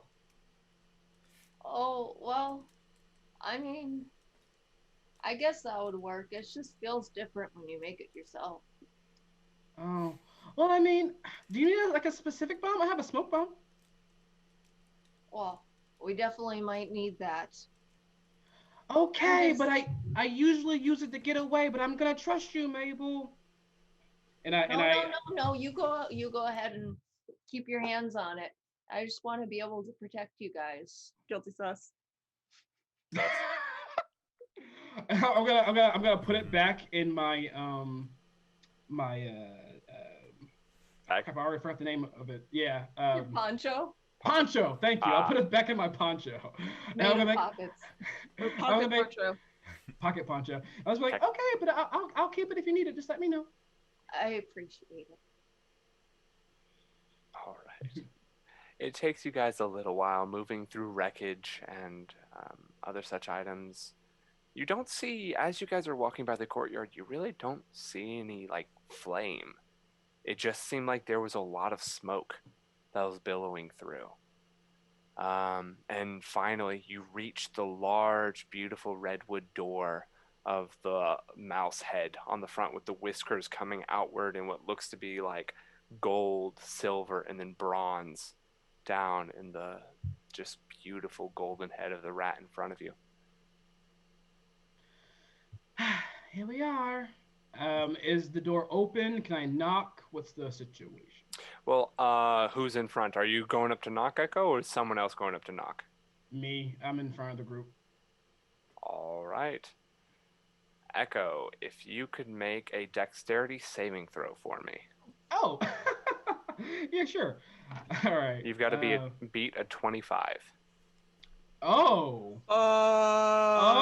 Yeah. Okay. Wow. Okay. Wowzer. Here we go. Dex save. Let's go. Oh, that's good. Hold on. All right, hold on. Wait. Plus 7. All right. Oh no. 24. 17 plus 7. Close. 24. I was so close. Oh, Oh man. So, as you walk up to the doors, I was totally kidding with the 25. You move up to the doors, and the door opens as you're going to knock, and you flit out of the way up as this one sobbing little what looks to be kangaroo rat comes like right out in the hallway and keeps trying to run as its head is in Mabel's stomach. And just Um, are you okay? hello there. Do you need protection? and like kind of starts pulling on the braid a bit. Come back in now. We must talk about this. You are not to be hasty. Are you out there, Jilly? Is this your child? As you see coming down the stairs, a regal-looking, beautiful braided goatee, a gray-skinned and scar over the left eye, a mouse coming down the stairs in those beautiful flowing pantaloons and a nice puffed double-breasted coat in beautiful reds and blues and greens across his full outfit.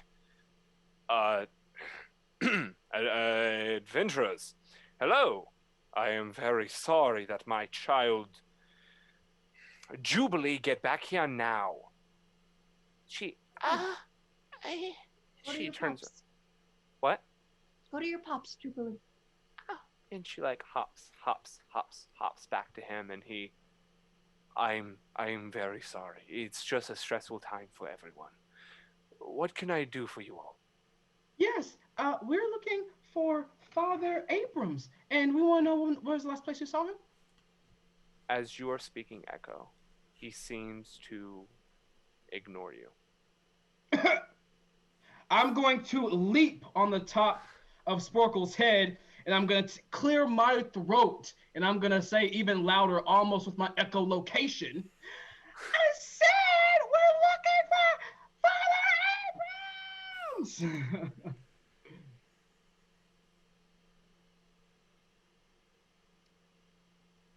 Yes, quite.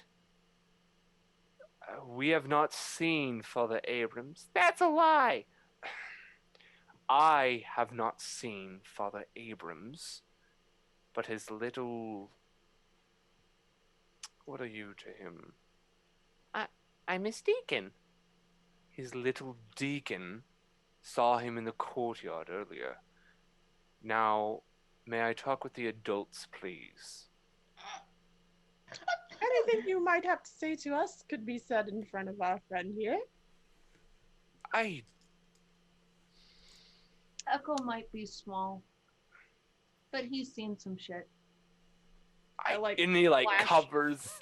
my bird nobility a little bit. It's like, Make an intimidation check for me, Valyria. I love this! advantage against people who aren't the same kind of burb as me. What kind of burb are you? Sorry. I am a mouse, madam. A gerbine. So that's 22. You see his grip tightens on Jubilee.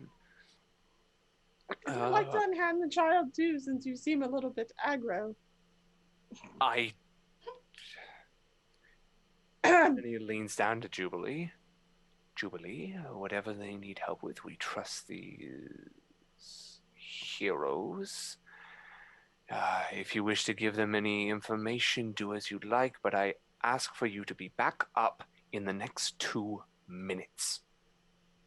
So he gets back up, pats off Make it his 5. Excuse me. I will make it 3 and no lower. Higher. And turns and hops back up the stairs.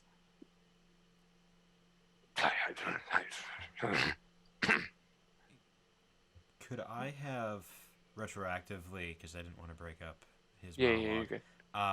could I have sensed whether or not he was being truthful about seeing Father Abram? Perception. Wow, insight. Perception. Are you... Dice Joe. I will assume that's a no. Yeah, the second thing, the number 2 of 3 things I'm good at, apparently I'm not good at today. Oh, You assume he's being very truthful. He seems like a pretty proud man to try and lie. All right, Jubilee's in front of you, wearing what looks to be the usual garb for a deacon, that kind of drab cotton or wool-like green garb with a little bit of a hanging wooden necklace on her neck as she kind of wrings her hands a bit, looking up at all of you, other than Echo. Actually, no, you're on top of his head, so yeah, looking up at you too. Jubilee, we're looking for Father Abrams. We want to help him and help everyone in the castle. Could you tell us everything you know about where he might be? So you guys are like actual heroes? Uh-huh. yeah. And you see the ears start to perk back up. Okay, so I saw Father Abrams going across the courtyard. I heard him move from where we're sleeping this morning. And so I got up to follow him. And I went downstairs. And then the explosion happened. But I saw him in the courtyard. He was muttering something as he left about... she scratches her ear. Eyes? Something about eyes. What did the laugh sound like? The laugh? I just heard an explosion. I thought you said you was laughing. I'd like to take the popsicle sticks and the twine out of my bag and do that thing where you crisscross them like 3 ways and start weaving like a snowflake. And then I'll get it a little bit started. Here, do something with your hands. It might help you remember. It calms me down to tinker with things. And she starts to mess with it and kind of gets her hands all caught. And she's like, and she like kind of hides her that's the hands from you spirit. guys. Yeah, I know. I feel better already. There's no way to do arts and crafts wrong. You're right. Ruby. Some woman named Ruby in her eyes. He was muttering something about them as he was headed towards the temple. Headed towards the temple. Okay. And you all would know that the castle is kind of like almost a crescent moon with the front gate at that opening. And then the very center of this is where a temple is and the beautiful lush gardens around it. Thanks for the info. I think we're gonna do really good with it. Good. Do you need me to come with you? If you want to. I can be so helpful. Valeria, could we please? I don't know how I feel about having to protect another little being. As he says I can be useful, my ears are really listening to how he says it. If his voice cracks or anything, do I feel like he is being truthful? Insight check. With my ears. All right, so that is going to be 1 second. Sorry, does Jubilee use she, her pronouns or he, him? She, her. Okay. Or they, them. But I thought you, okay. You're all good. Sorry, I messed up with Which the is pronouns correct. earlier for Jackal. My bad. No, it's all good. I just want to make sure. 22. 22. They look like what a kid would say to a dad when they're working on a car and be like, I can be helpful. And it's like, yes, you will hold the flashlight. We could use someone to hold the flashlight. What's a flashlight? Okay, well, maybe we'll call you a hero in training. Squire. But I'm already a deacon. Valeria, don't can think we you have a could- squire deacon? You could be a Please? squire. I mean, I don't see why not. You could be a squire deacon. That's I two separate titles. look around at all of these people, like, yes, you can join us on our potentially extremely dangerous mission, small child. And I'm just like,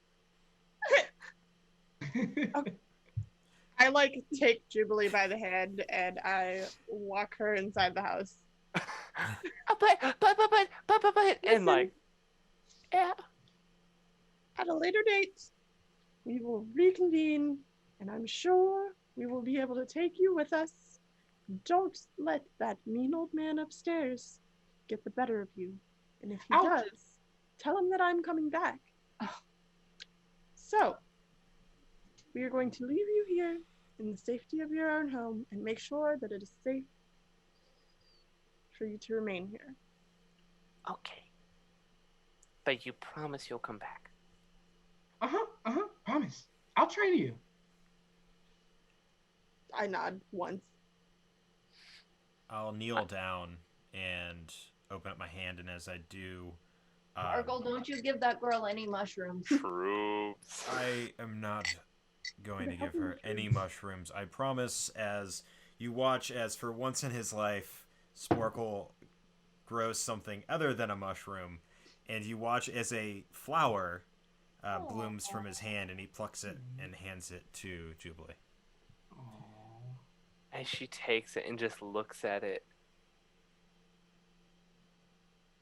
Wow. This is very cool. And I am... And her hands are still twisted at the moment. So she like puts it right in the center. Thank you. And she tries to do a little curtsy. I'll attempt to bow, but since Sporkle probably has never bowed in his life, not being royalty, it's like very like... She kind of giggles to herself and looks at Valeria and kind of nuzzles the side of her dress and thank you as she like back up the stairs. Smooth, Logan. Smooth. Like it. I wanted to smuggle the kid, but I felt like that probably wouldn't have been the best idea. Yeah, probably not. I fear Valeria more than I want. I've had too many NPCs killed on my watch. No, thank you. Oh yeah. I don't know if Making this good choices? Yeah. Oh, no this one told session me. ever happens again, it'll just be therapy. We are Humblewood heroes, okay? We can't be going around getting children killed. Yeah, we have a 7-year-old with us. Can we talk about that? Yeah. I mean, I'm not Let's gonna call that mature out. quickly, okay? We do. And when she says that, I just Insight check.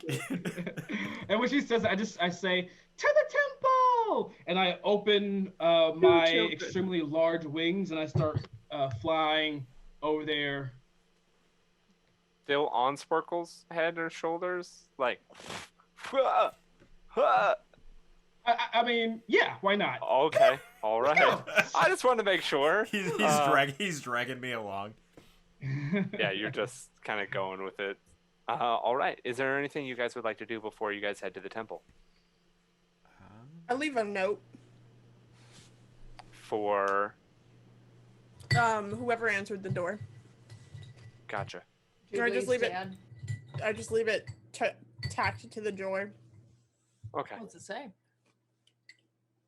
A lot It of says, if we return here and Jubilee is not as pleased as can be with her art projects, and whatever she chooses to do that's not putting herself in direct danger.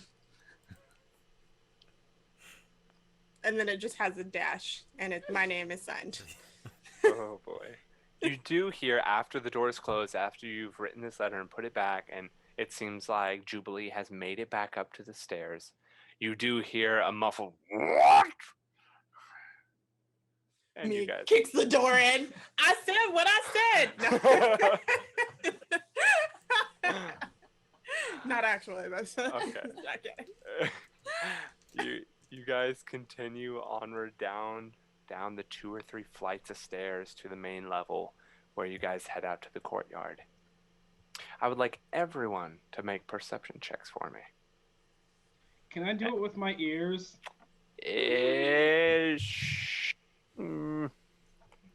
Sure. I was about to pick up the same die that I rolled 2 2s on for the past 2 rolls, and I Oh decided no, to. no. No, it's perfect. It's for Alright. ballet. That's better. 2 2s. 14. 14. Oh, also 14. 14? 17 for Sporkle. 17. 20 for my big ears. Oh my gosh. So, Echo, as you're moving along, kind of making that same kind of low chittering sound that your party has just gotten used to hearing, your eyes are closed.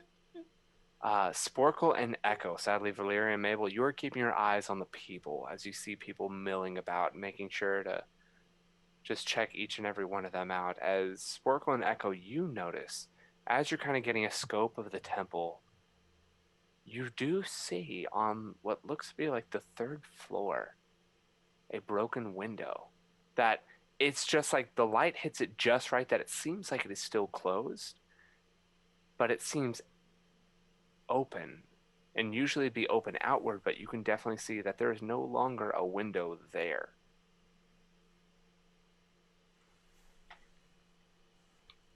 Oh no. Oh, wellness check. Wellness check.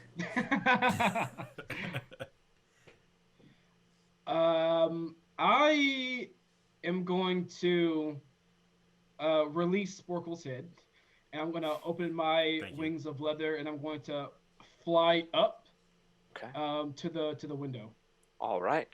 You fly up to the window and the wall as you kind of hook up onto it and you look in and you see it's the third story, but it's not like there's a level to it. It's just an entire thing cathedral. You look down and you see the multiple rings of the different bird statue gods.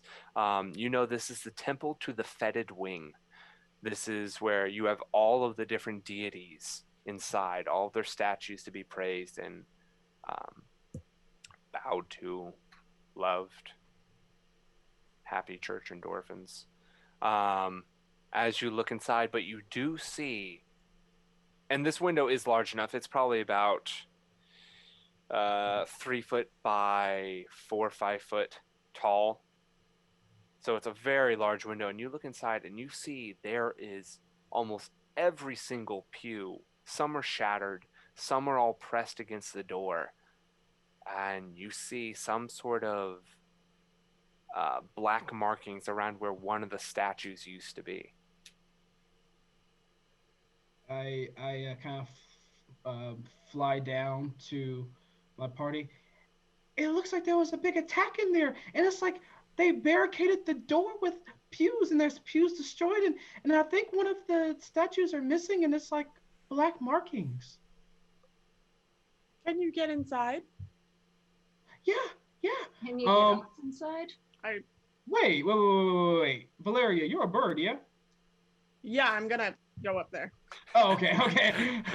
She's like, deal with it. Peon. Yeah, let's go. And I'll fly through the window with her. All right.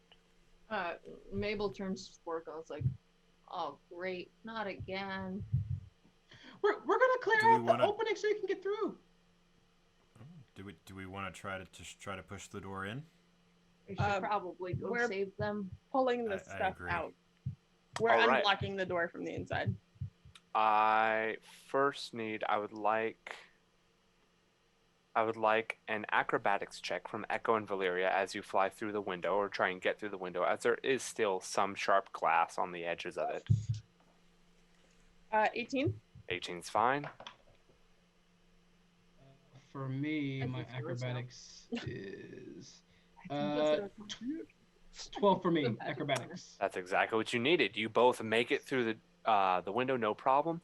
If I could get now athletics check from Echo and Valeria and Sporkle and Mabel, you were trying to push the doors in.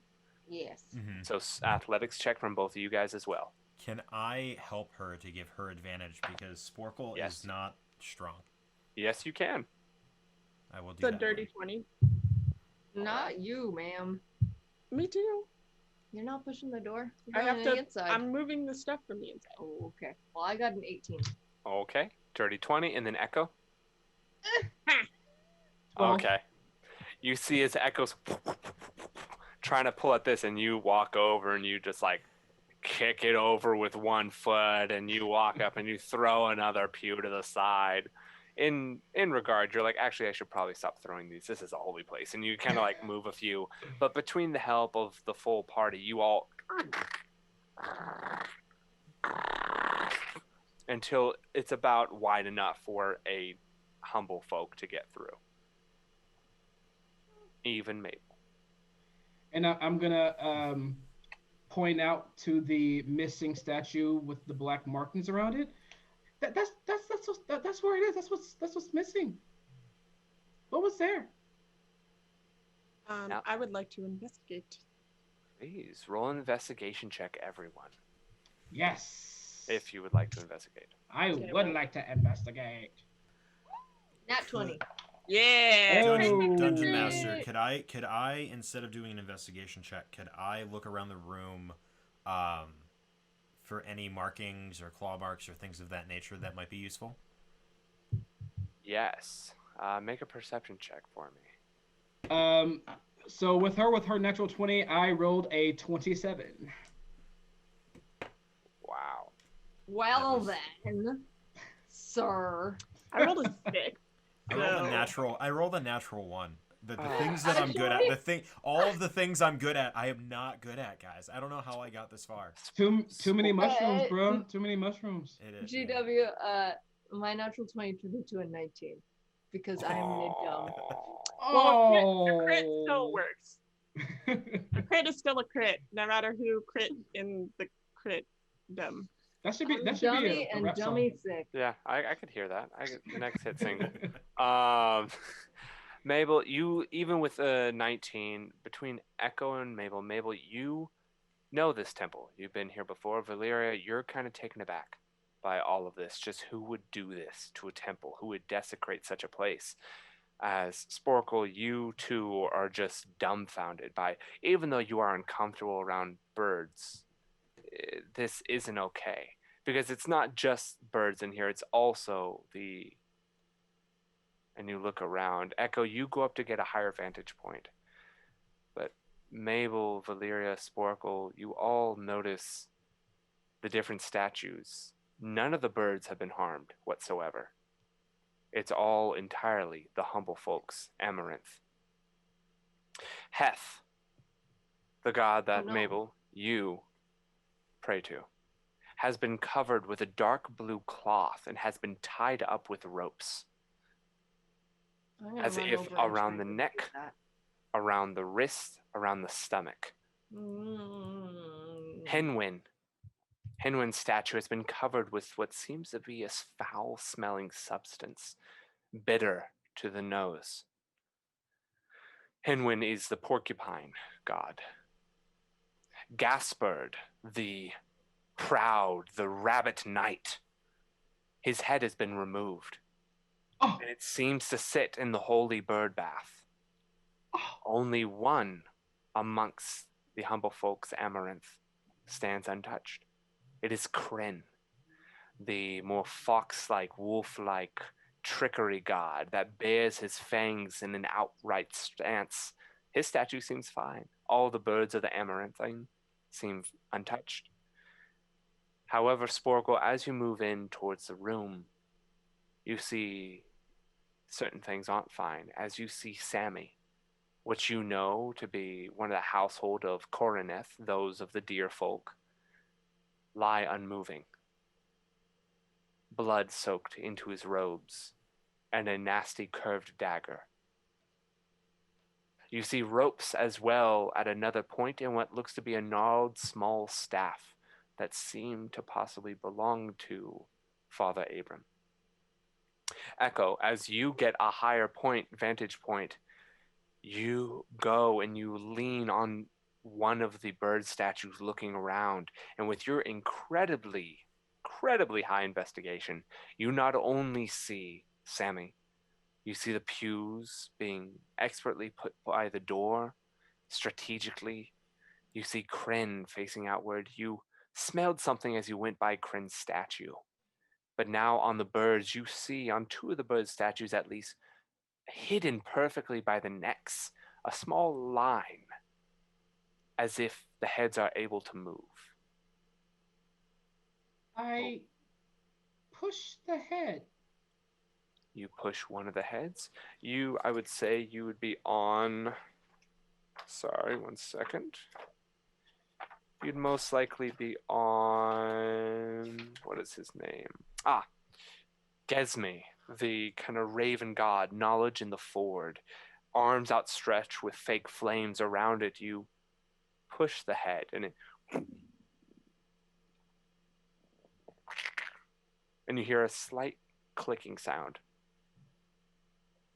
As you look around, and the other birds, they still look facing towards the ground. What is everyone else doing in this time?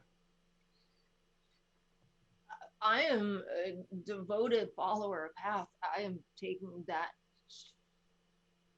stuff off of their statue. You run up and you start carving it off. This is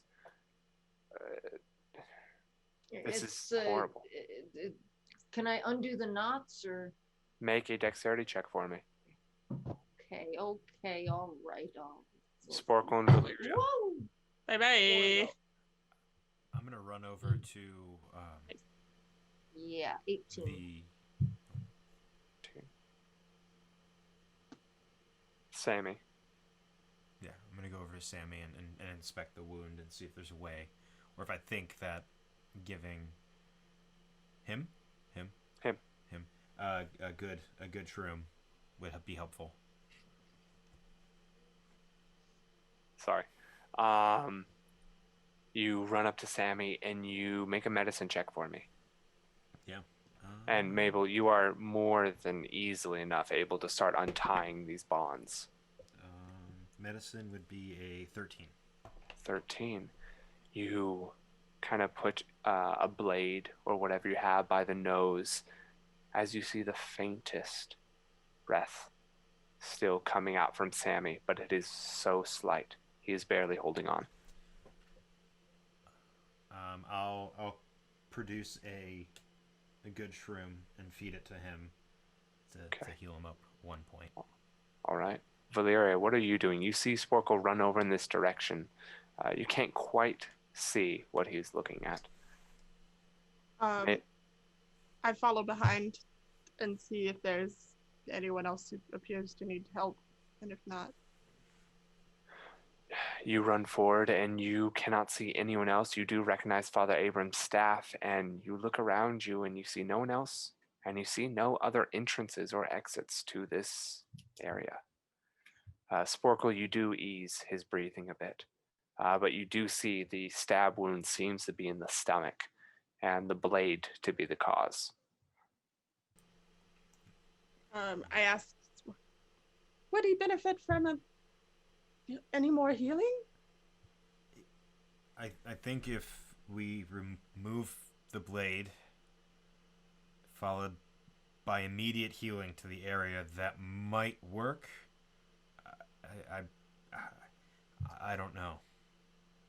From what I know, it's better to typically leave a blade in, but if we're also using magic to heal him, that might cauterize the wound a little bit quicker. I go over to Sammy with a potion of healing. All right. You lift his head up and tip it back as you open up the cork and pour it into his throat. If you could please roll that healing for me as you massage his throat to try and get him to swallow it. So that's 7. 7 points. And as I heal, does he become conscious?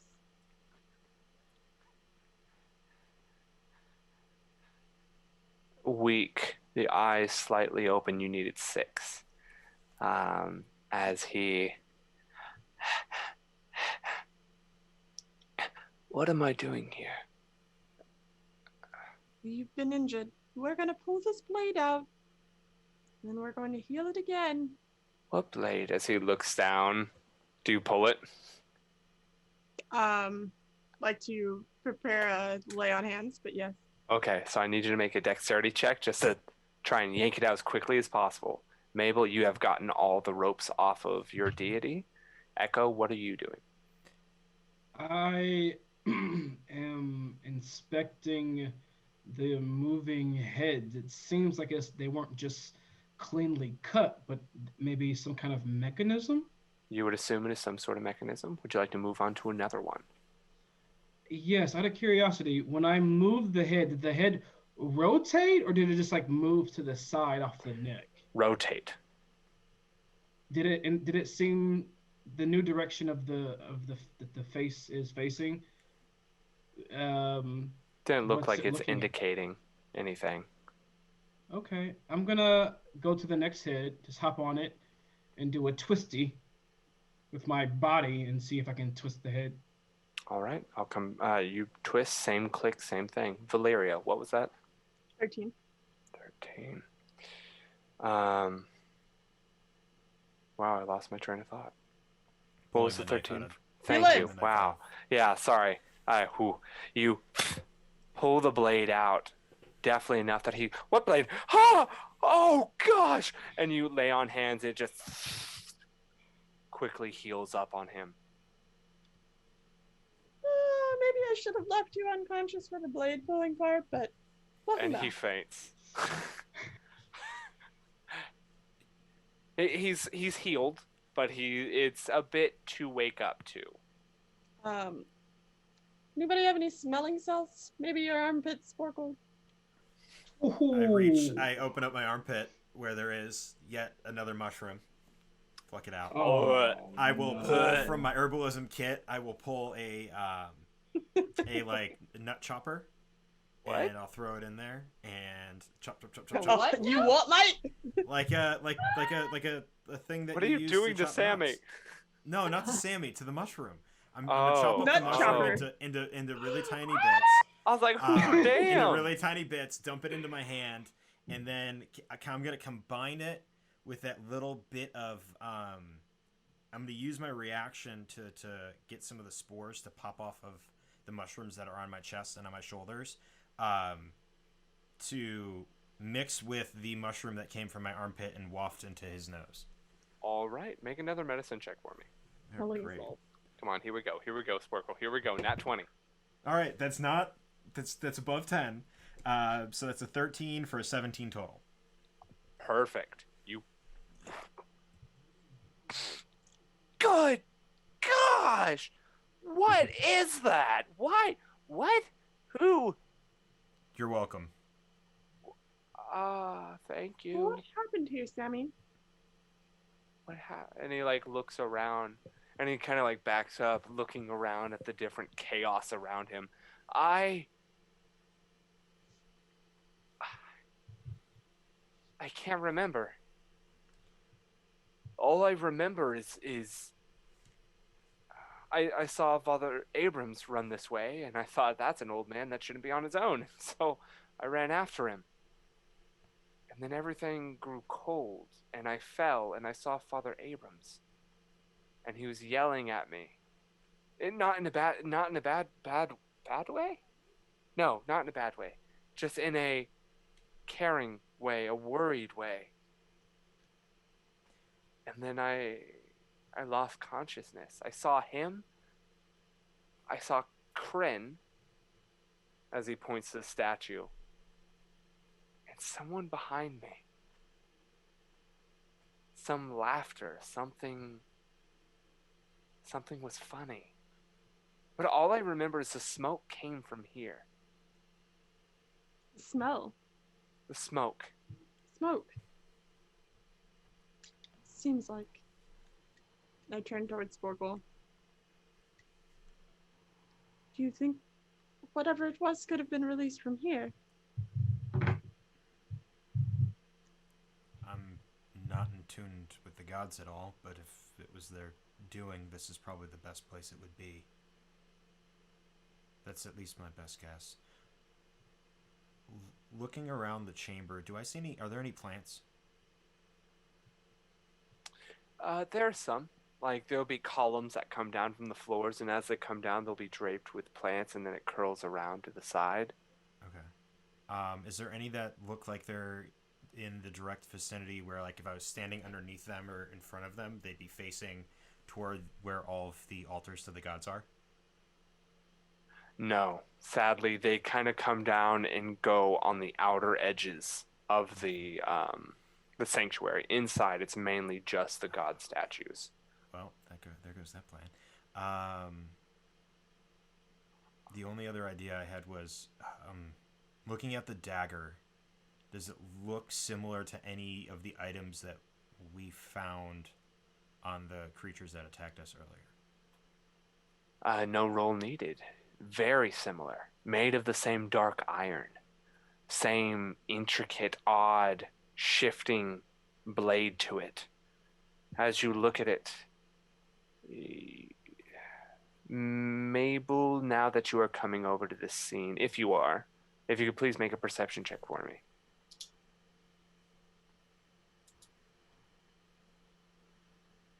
13. 13.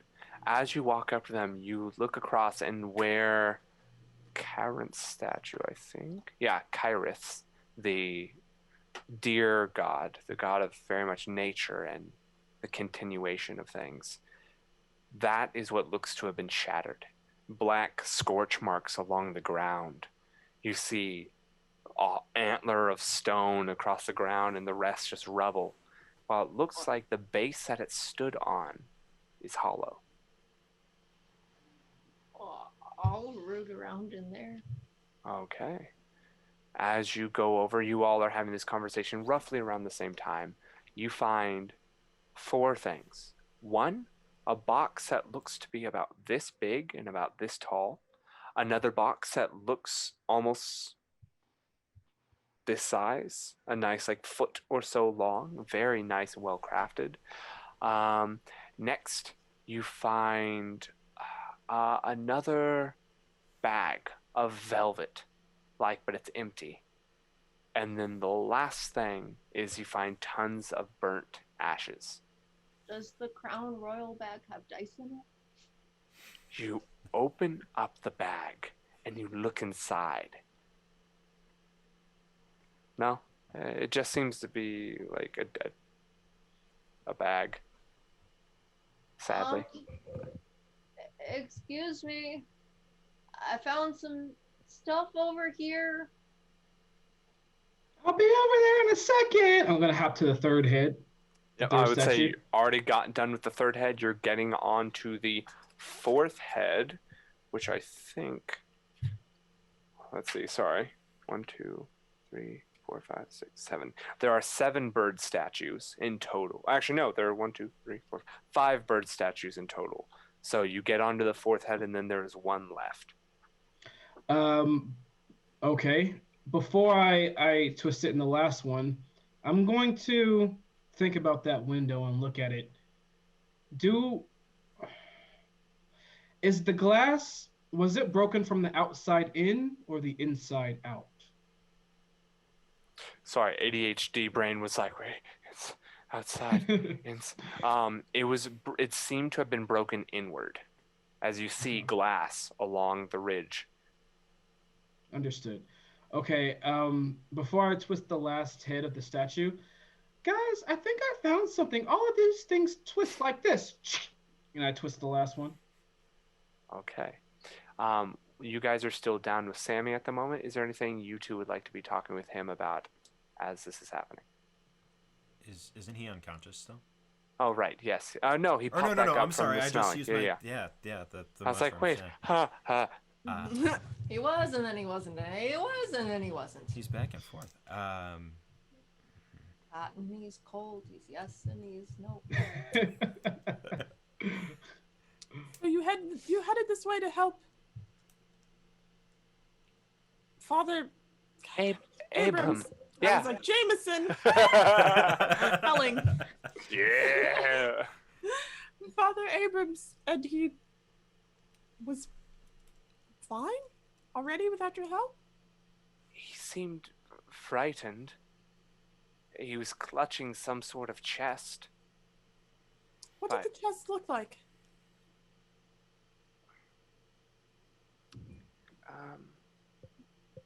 And as you're coming back, Mabel, you do see the splintered remains of what looks to be a chest about, probably about 2 feet wide, about a foot wide, 2 feet long, and then about half a foot high. As you see now, that velvet bag, it wasn't a bag at all. It seemed to be some sort of lining. As you look, there are 2 large indents where it seems like two large pieces of possibly ruby eyes could have been held. Oh boy. Yes? I don't know. What's wrong, Mabel? Like I said, there's some stuff over here. I don't really understand it. I need someone smarter than me. I need an adult. Nick on the shoulder. I mean, Echo. bam, oh my god. And then I walk over. They need your help. Sorry, Valeria, what were you about to say? I walk over to Mabel. Okay. Right as you're walking over, you hear Echo yell from above, "Guys, I found something!" And you hear, as you look up, like, what did you do? As all of the bird statues now look away, almost in ignorance at the scene that is before you. as you see around Kryn's statue, the sound is coming from what looks to be now runes in the front of the statue that you could see Sporkle because you would be the closest. Uh-oh. What did you Guy, just do? there's down. things glowing on the floor. Oh no. All I did was twist the heads of the statues. Trap doors. This is what I tell you about keeping your hands to yourself. To keep my hands to myself, and I never listen. And then I'm gonna do a glide down. I'm gonna land on his head and like kind of just wait and see what happens next. I'm gonna go investigate the runes. Awesome. So, Valeria, you go meet with Mabel.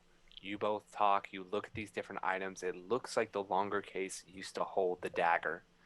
Wow. If you could please make a intelligence or just investigation check for me, Valeria. It's a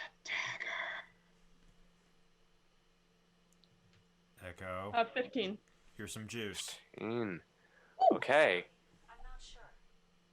I keep saying echo. My echo keeps going off, guys. I Oh, apologize. that's sorry. hilarious. It's like the That's fourth time it's amazing. happened. You look around and you see the bag. You connect it. You're like ruby eyes. Oh my gosh!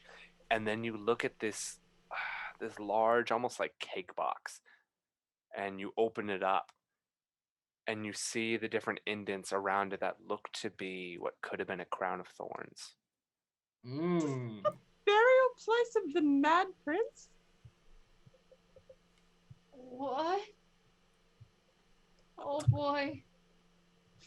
As you then walk over to the statue of Kryn, it says, "Give unto Kryn that which he craves." As Echo, you now realize what you smelled. As you all being animals based, you smell the scent of blood on the fangs of Kryn. Oh. Blood sacrifice. As you then look over to Sammy, and you realize what purpose he may have played. I think Sammy's blood is on Kryn's fangs. Well, why don't we just ask him? No one was in here with you other than Father Abrams? That was all I saw. My blood is on Kryn? I open the door. I walk out the front door and call for a guard. All right. You yell out for a little bit, and probably about a minute or two later, some wood wards come your way. Yes, Mistress Valeria. What can we help you with? Take Lord Sammy home. Get him. Sammy! Good God, man! What are you doing? And they move forward. Both of them seem to be same as you with Luma, wood wards, as they kind of march forward. They like He's pat going him. through a tough time. Please go easy on him. Be careful with him. Yes, we will. Thank you, adventurers. Oh, good Lord. As they Speak Titan nothing of be what with you've you. seen. What? What I said. Sorry. I won't have you make an intelligence check. You've been ruling it this whole time. Yes, Madame Valeria. We will tell the only Princess Valansby. Thank you. Wait, sorry. I would like to use my survival skill to see if I can track down any other being. Like I have different things that I can smell the dead, and I can do different things to track. I would like to do that to see if I could see what else was in here and where they went. Survival check. Ah. All right, so that's going to be 25 total. and the DC was high. You look, and you slowly, as they're all dealing with Sammy, making sure that he's taken care of in ship shape, you walk around and you're following the ground, and you see, even amongst the dust, as if there was some sort of trial to try and cover it. You see some sort of tail or feathers was dusted to get rid of the prince, but you see 3 talon marks every few feet that head towards the shattered remains of Kerith. Then you see as it turns, and you lose track of everything in the center of the space of this temple, and then you see the remnants of what looks to be movement straight towards the statue of Kryn. I see movement straight towards the statue of Kryn. Yeah, like footfalls or footprints. Like, are they forming right before my eyes? No. You just can see as if you're tracking a creature. I see. Do I see where they leave Kryn? They go right to Kryn and disappear. Valeria, Mabel, I think this statue leads somewhere. What do you Do mean? you see? I'll point out the claw marks, the talon marks, and where they lead to, and how they stop right at the statue. They don't go anywhere else. And DM, you did say that the shattered statue, it was hollow. You did say that, yes? Yes. Should we? Can you move it? Can you move the statue to see if maybe there's a hole or something? Try. I give it a little shove, assuming that it would move easily now that the birds have been turned. Okay. You go to... And Can it doesn't. Can Mabel? I help her? If you would like, you may gain advantage from this, either one of you, because you Well- are helping one another. I don't really want Valeria to know, but I'm really gonna put my Okay. shoulder into it. Okay. Then try both of and you topple it. roll an athletics check. I want to be sneaky about it. So That's that, a 1. No! It isn't embarrassed. Oh, you said advantage though, yeah or no? Only if Mabel was giving it to you, but you are both rolling. Janine, what is going on over there? What is happening? Mabel, what'd you get? 7. 7. So between the both of you, just shoulders to the wheel, pushing, trying to get the statue to move. It is not budging. You were like, I'll let her feel like she's doing a lot. No, you're not even managing to push it. I turn to Alright, now I'm Sparkle. angry. Sparkle, can you be a moose or something and push it? I can't be a moose per se. I might be able. Do it! I'm pretty, and then just egging him on. I'm gonna get back into that stance that I did earlier and just shift my feet and push my arm forward, pulling the obsidian out of my robe as I do so, and underneath the statue of Kryn, I'm going to erupt earth and attempt to just shatter the statue. All right. What level spell is that for me? That's a level 3 spell, my last one. All right. As you feel as the spell goes through, but the ground doesn't move. Ooh. You feel like it hits the statue and just dissipates. Man. I look around the statue. I wonder if perhaps the iron rod is the key. Maybe there's a. What you've seen, the key phrase that is on this is give. Oh, I fucked up. I totally knew that. Okay. No, sorry, you're all good. I just thought I'd remind you guys.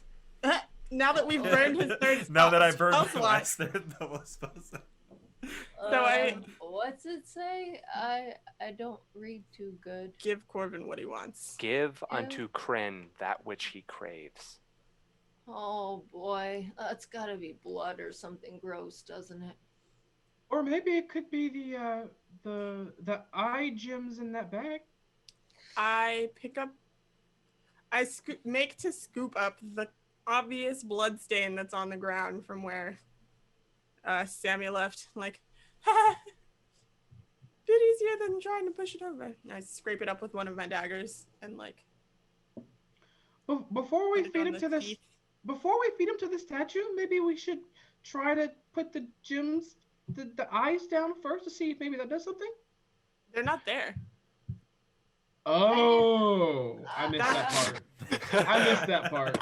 Sorry, buddy. I Screw only Father found- Abrams. We have the eyes. I only found their casing.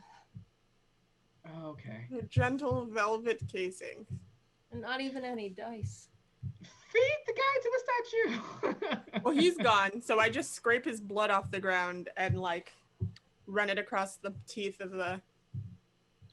You see as what metagame knowledge would be about 1 hit point is on the teeth as it slowly shifts its position, but not by much. Boy. All right, I'm gonna everybody, pull prick a out- finger. I'm gonna pull out an abacus and start doing some math. I'm not a smart man, but I have an abacus that Roll- might help me figure this out. Roll an intelligence check for me, just a straight intelligence check. All right, so that's gonna be a minus. Yep, minus. Or no, it's a straight 0. Okay. With the math. Oh of, my like, God! how- Grog got me a natural 20. My Grog Hey! critical roll die just rolled a natural Nice. 20. Yeah, so that's a Nice. straight 20 natural with my abacus. Did you say Grond? Grog. What's Okay. a grog? The critical It's roll. like- We'll go over it later. No, Yeah. Grond. I was thinking the battering ram. Oh, from Lord Can't- of the Rings. I Yeah. also wish I had one of those. That'd be. Let's useful not Lord right of the now. Rings. Okay, yeah. Return of the King? Yeah, it's my favorite one. Extended Aw. edition. I mean, yeah. obviously that's the only way you see the part with the ghosty God. ghosties. Gosh dang it. Why don't you Sorry. ever ask anything else? Yeah, it's always extended. Sorry. You that frustrated me. Your eyes go outward from you as you're like, I know everything. As your hands almost move by themselves, moving around the abacus, as you realize it would take officially 6 hit points to open Kryn up. Which You- 1 has already been achieved.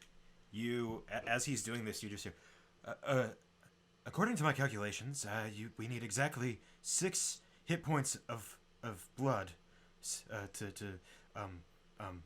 to get this thing to move, and then all of a sudden you, what happened? The abacus made you smart. That's a first. Anyway, Valeria, may I please borrow that? I hand you my dagger. She just, or he, sorry, pronouns? She She, okay, just want to make sure. She just, is also a himbo, so it's confusing. yeah, that's why I wanted to make sure. I need a himbo. I said a finger. Chink. And are you trying to go that full 5 HP? Yep. All right. The full just blood drizzles onto the top of the snout of Kryn as it's like sucked into the mouth. And then and going from the down stance of like aggression in the tail up, it sits back onto its hind legs almost like an obedient dog and bows the head as the full statue begins to shift back as you see a stairwell leading downward. God, all of these bloody nobles are just. Here you go. Thank you. As I take the dagger from her, I lay on hands for 5 points. Oh. I will disappear into the darkness of the hole. I will go in, hide, and I will scout. Do what I do. All right, roll. Are you Yeah, trying to absolutely. just perceive or stealth or both? Firstly, I'm going to stealth into those shadows, and then I am going to perceive. I'm going to look for traps, go in there, do the thing. Cool. Roll stealth first and then perception. Everyone else, what are you guys doing? Do we want to try to be stealthy? Because if so, I have a thing that I can do that makes us better at being that. I'm stealthier in the dark. I am am wearing as heavy well. armor. Hang on, let me see. Valeria will need your help. I am going to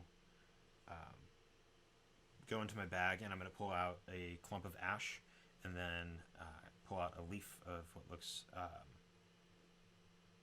I'm going to pull out a sprig of mistletoe and really quickly druidcraft some fire and burn it real quick so it puddles into ash in my hand. And then I'm going to take out a little sprig of spruce and just slap it on. And as it does, it just goes poof, and I cast Pass Without a Trace. So everybody within 30 feet of me will have a +10 on their on their stealth checks. Moving forward. I So miss having stuff Pass Without Trace. please make stealth checks if you're trying to be stealthy. Echo, what was your stealth as well as your perception? 19, and then for the perception, I got that was a lot of movement on that dice. That's going to be a total of 16. Okay. We rolled that with disadvantage. We rolled twice. Dungeon Master, is this dimly lit? Yes. All This right. is darkness. You guys are going straight down into darkness. 26 for me on the stealth. All right. Nice. Sporkle got a 16. Oh, 16. I'm sorry, 26 as well. Aw. I got Valeria? a 27. Wow. Wow. Okay. It's It's all right. that plus. You it's gave that us plus a 10, +10. but I also know. it's very necessary because we have disadvantage. Yeah. Dang. So you guys enter that darkness as, like I mentioned in the beginning, the shadows that look back. So you guys head downward, each step slightly echoing, no pun intended, down. But still, like the very wind itself, you don't hear it, but you know it's there, every footfall. Echo, you move forward into the darkness as you come to a room that seems to be 20 foot by 20 foot. With every chitter that echoes out from you, you notice that it's hitting something right in front of you. As you've already come down about 30 feet, it keeps hitting something soft and it reverbs and comes back to you.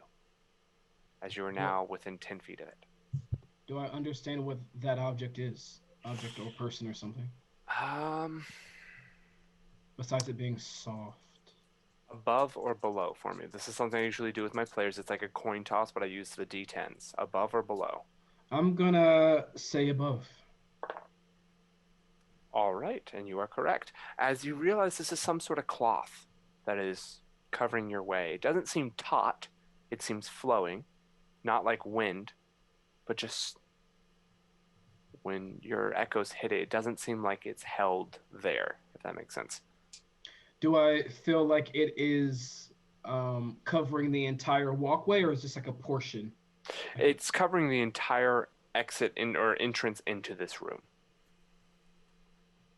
There seems to be some gap underneath, but it seems to cover mainly the door. I'm gonna go back and report to the team. So there's a door down there, but something's weird. Like it hits. Something seems soft in front of it, almost like it's some kind of like invisible cloth or something. I don't really know what it is. There is kind of a gap under it, but I'm not quite sure. Maybe like a curtain. I'm not sure. Just a heads up, and I go back. I'm gonna be very, very looking for traps. I'm gonna be very, very careful as I get closer to the door with the cloth object thing. Of course. As you move forward, keeping that same perception check, you do not perceive any traps around you. As you move forward and you push on the cloth as it just flows outward and then comes back, flows outward and then comes back. The veil. What was that? I said the veil, if you will. Within 60 feet of me right now, do I feel or sense or hear anyone besides my 3 teammates? Keeping your same perception check, you do not. Understood. I am going to stealth in the room. All right. You Um, move. Yes? Sorry. No, please. Could I use divine sense and detect evil? Yes, you can. And that is within how many feet of you? I think 30? 60. 60. And it's anyone that is not behind total cover, correct? I don't know. I'm not that smart. Actually, no. Let me read this aloud. Because I also, as an action, you can detect good and evil until the end of your next. Gosh darn it! Shoot. You can sense anything affected by the Hallow spell or know the location of any celestial, fiend, or undead within 60 feet that is not behind total cover. You can use this feature 17 times. Yeah, totally. So, seeing as there is a tapestry in your way, you do not That's sense total any. cover? Heck. All right, I'll wait. I'm gonna use my mage hand because as a what something Paladin block. as a paladin. I can't remember which feature it is, but I have a sorcery's cantrip. I'll just rip it down. All right. Oh shit. Mage hand can hold 5 pounds, correct? Or is it 10. 10? 10 pounds. You can use the hand to manipulate an object, open an unlocked door or container, stow or retrieve an item from an open container, pour the contents out of a vial. Meh. All right. So it is rather heavy. Gravity. But with the help of gravity and something else, you pull and pull on this. And Echo, you already moved into the room, correct? Echo. Echo. Yep. That's right. Okay, sorry. Just want to make sure. You pull down this tapestry. You hear as the tapestry falls behind you as you turn around and you see this small little spectral hand floating there. Of course. I know that hand. God, why can't she ever be sneaky? No bird.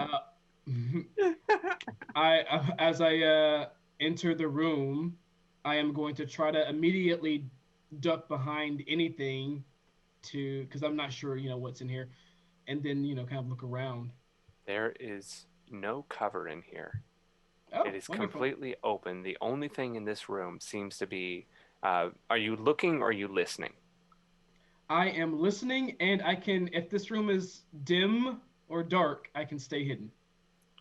Cool.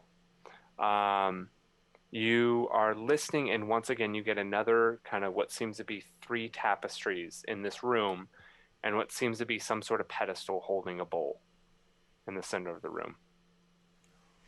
Perhaps I shouldn't have ripped down that tapestry. Um, Glance at it on the ground. No, you definitely should have. Now can I use my divine sense? Sure. Okay, cool. Thanks. There are 3 doors and 3 tapestries in the room. Ah, shit. You do not notice anything in here as you've used Divine Sense twice now. Out of 17. Well, I retconned the first. Oh. Stand full. Okay. Gotcha. Right. No, that makes Never sense. mind. Okay. That's fine. Sure. Use 1. That's all I get Of until our next 17. 17 rest. Of course. Sorry. Sporkle, anything you would like to be doing? Man. I hate when there's a bowl in the center of the room because that just means that the bowl is used for something that I don't want to be associated with. I'm going to go investigate the bowl. All right. Echo, you've come into the room hidden off to the side. Valeria and Mabel, you, I would say, have entered the room if you would like. And Sporkle, you have gone to the center where in the bowl you see an absolutely horrendous sight. Yep. 2 keys on a keyring. Oh. I was expecting blood. Yeah, I know. Yeah. Wow. As you all look around the room, no perception checks needed. You see on the 3 tapestries in front of you, it is a curved line that just, not a semicircle, almost like half an oval, if you would. To your left, you see it looks not so much like the same tapestry cloth that you've seen before, but more of a leather substance. And on it, there are symbols of gems and coins. And then to your right on that tapestry, it looks to be a gate with a portcullis raised and with flames behind it. Do we recognize these symbols? Make a history check for me. Anyone who wishes. Oh, hey, that's not bad at all. History plus Anyone 18 or higher. 21. All right. Mabel. Nice. Valeria Sporkle? No? Okay, sorry. Not trying to call y'all out, just wondering. It's an 18 with my -1, but yeah. Sometimes I know things. I had Sure. my abacus moment. I'm good. Mabel and Echo, you look around the room, and something about the right door reminds you of what Princess Valansky spoke of earlier. That was something about before the Cinderwood was. Something about flames. Someone else saying something. No, it was Echo. You remember someone saying something about flames. The person within the Coroneth household, leaning over to his wife and the giggling child. Mabel, you also look over to the left side. Something tugs at the back of your mind about how money used to be seen as so much more in this kingdom. But in recent times, it is just seen as a currency to get by day. Nothing more than that, nothing to lose a life over. And then ahead of you, nothing really tugs at you guys. You're not sure what that symbol could be. I am going. Yes? I think there might be treasure that way. As in rubies? Could be. As she says it, I'm going to stealth over to the symbol with the gates and the flames. Okay. Remind me if this is a door or a curtain. So it's a tapestry, but Tapestry. as you move it, there is a door behind it that has the exact same symbol on it. I'm going to check the door for traps before I open it. All right. Make an investigation check. As this door and when you check the other door, these both have keyholes. The one in front of you guys does not. The one in front of us does So not. the one with the half oval symbol on it does not have a keyhole to it. But you're investigating this one. 24. 24. As you run your hands along the sides of it, you smell something like oil.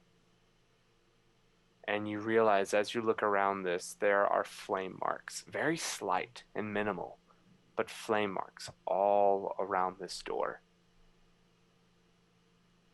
I'm going to kind of whisper to everyone, you guys, this door, there's like flame marks in this door. I think it's been used recently.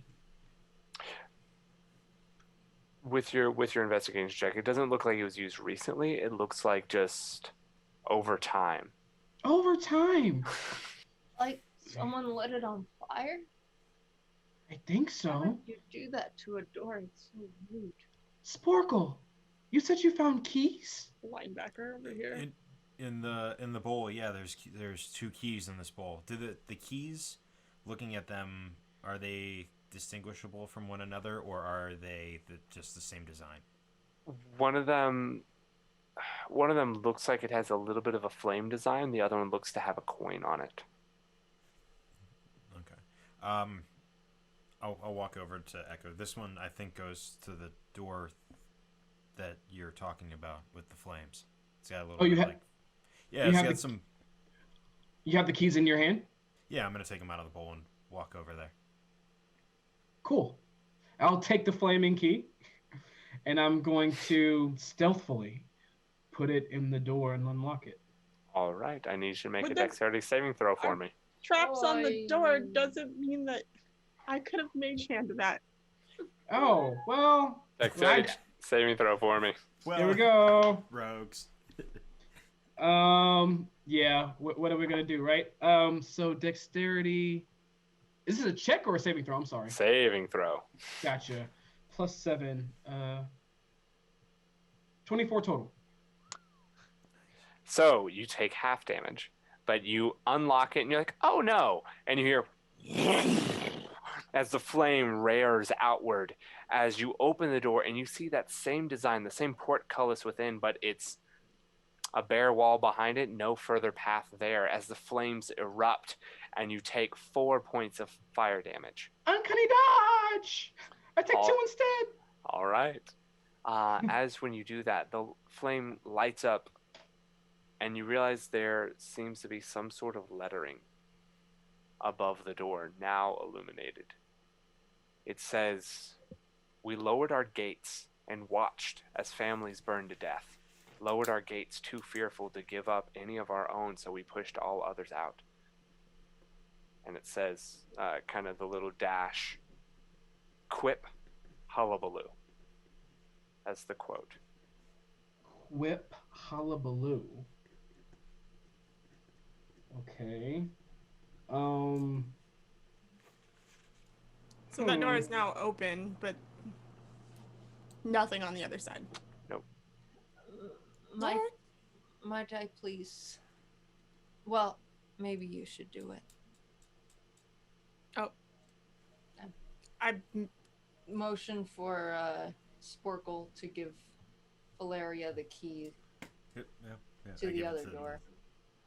I give Yeah. it to Valeria or the mage hand, whichever. my wants mage it. hand reaches in front of me. Echo, perhaps you can check for traps on the other door before I. Okay. I'm gonna fly to the other door, look for traps. Investigation again. My investigation is crap, is what I'm saying. 22. 22. This is very much trapped as well. You cannot tell how, but you can see that there is some sort of mechanism. You can feel the wires and the different kind of springs on the inside of the door. Yeah, it's definitely trapped. There's like wires and mechanisms and stuff. Yeah, I do the mage hand, and I'll like fly away from it and give it like tons of space. All right. Yeah. I move towards the Oh, other oh, edge. wait. I'm sorry. There's a thing that we normally do, us rogues. Can I try to disarm it by chance? Oh yeah, huh? You can Yeah. certainly do that, possibly, Mr. Certainly, possibly, maybe do that. I was like, whatever, it's fine. Yeah, I'm gonna try to do that. Roll a Thieves' Tools check. Can Okay. I help with my tinkering abilities? You can tinker a tool Yeah, too. yeah, go for it. right. Roll a Tinker Tool check, which would be your proficiency bonus, and let's go Dexterity for this point right now. Just to add more hands to this, I'm also proficient in tinker tools. Can I help assist? Okay, but just so you know, if anyone gets below the required, they may set off. Never mind. I'm good. Okay, 16 here. 16. So for me, it's gonna be 22. Once he starts throwing the fingers up, you know it's going to be above 20. Between the two of you, Mabel, you are able to kind of go along the lock and put in a piece of cotton in there to kind of close it off for a second. He's able to go through his centrifuge of the mechanism. You type in swordfish. It's always swordfish. I'm poking at it with a popsicle stick. And you're like, okay, you realize there's no way to disarm this, but you know what it's going to do.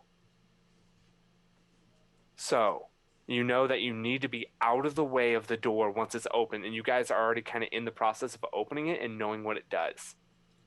So you just make sure everyone is not in the clear vicinity or path of the door as you open it up. And like what we would know as bullets into the wall on the other side, you now see. It was hard to see in this lighting and hard to take in, but dents in the upper wall as gold coins just fly. Wow. I'm really glad that we did that. As- we could I have mean, I would got. have told everyone to move to the sides either way, but As above the door it reads, "As your heart was also set on greed, may you die by the same pain. May you learn as we did, money is not worth a life. Gransby Supplespine." Or not, Xander Oladandy, sorry. Wow. Wayne Gretzky. Yeah. Michael Scott. Michael Scott. Uh, Echo, Huh? how many gold coins fell? I'm gonna pick them all up. Echo, I'm not talking to you. She keeps wanting to butt into this adventure, guys. Mind your business. Like 20 gold coins. Alexa, play Despacito. It's 20. Mm, 20. sorry. So pocket that. Is there anything in behind this door, or was it just like the things? Same thing. Flat wall. As you then all hear. I freaking knew it! I hide. Man. I disappear. Hate that As guy. you go to hide, you all look where the giggling is coming from. And you realize it's coming from behind the tapestry. The one straight ahead of you guys. Everyone always falls for those traps. I shoot it with my longbow. Roll for attack. Dude, what if it's Abram? Yeah. Fuck him! Fuck him, that's why. If Abram and the other dude have the same stupid laugh, then they deserve it. Rude. 13. I'm gonna. 13. Savage. The arrow flies through the tapestry, and you hear ping, like a metal sound on the other side. Ow! Watch it! And as it blows, the tapestry blows upward, and you see a door with the curved, same symbol, but is now open and talking to you guys. Oh. Hi, I'm Dorian. God. Nice to meet you. Nice to meet you, Dorian. As the tapestry falls. Oh no. Here, let me help you with that. And I walk over and remove the tapestry by hand. You tear it off. Oh, I kind of. Okay. Hi. Hello, Dorian. Hi. How do we go about getting into... Actually, I have a better question. Yeah. Have you seen anyone else down here recently? I've seen people, but the way you get past is to make me laugh. Seems like you've had enough laughs at our expense. Never too much laughs. As he opens his mouth a bit wide, you can see the path continuing through his mouth.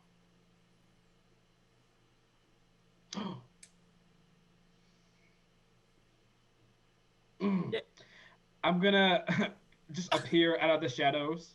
I'm gonna like waddle up. Hi. Let's see if I can get this right. It's been a while. Let me see if I can get this joke right. I don't like this at all, so Mabel's gonna ready an action to like tackle hug Echo if this goes wrong and like roll up and protect him. I'm gonna. Hey Dorian, Yeah? knock knock. Who's there? Interrupting cow. Interrupting cow. Woo! I dart through his mouth. I And, dart like, through. Wide. As I dash. Echo has darted through. When Echo moves, I move. I am Right? chasing that bat. Oracle, you were watching all this happen from there. You're like, the fuck? We gotta make this guy laugh. I don't know any jokes, guys. Okay. Why is 7. Oh, god damn it. I pull out the abacus and start doing math. Why is 9 afraid of 7? Oh wait. God damn it. I'm gonna step out of the way. No. Wait, you're laughing. I'm running. He's I don't know. 7, 8, 9. What? And then 9 was reincarnated. I'm not much into philosophy. I'm a door. Oh my god. All right. Why is this the hardest thing to figure out right now? It's like, Did I make it in after Echo? Yeah, you Oh, both made it goody. in while these two were like, the freak, and it like closed. we're like, oh wait, a joke? Oh man. This is like the thing that Sporkle would not be good at. I love both of Janine's like joke fails. I love them so much. And we have them on recording. I'm just like, you can I'm, like, do flipping this. through my I believe mind. in you. All the The shitty jokes Rolodex of that your I- brain. Rolodex of my brain has no jokes in it. This is like the most on the spot thing that should be easy, and I'm like, nope. Yep. You're in the Um, J section. It's like jabs, jibes, jitters. Sporkle is just like No jokes. mushroom, spores. Knock knock. Who's there? Banana. Banana. Knock knock. Who's there? Banana. Banana. Who? Knock knock.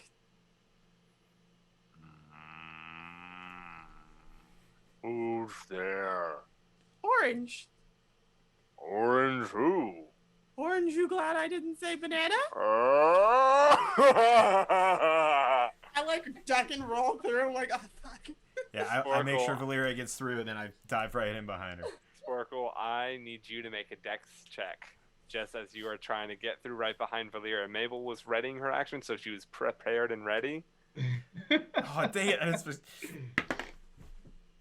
That fell off the table. Roll. Roll again. Roll I again. can't see That where it means you went. take a shot. All right, that's better. 14. 14. Right before you get to it, Oh fuck. All right, as Google, it don't is fail me inches now. from your face. Oh my god.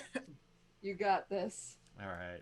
Your turn. You want to see somebody really struggle? It's me right now, unless I look in Google. Jokes. We're all looking at Sporkle. Sporkle has. This is the most pressure I've ever felt in a D&D game before. Right? I had made an entire dungeon of just role play. I just want you to Dang know. it! Like the only one I can think of right now, I'm like, damn, that 789 one was really. I'm gonna, you know what? I'm gonna go back to that one, thinking of my abacus and thinking of how Valeria butchered that. Hey Dorian, Yeah.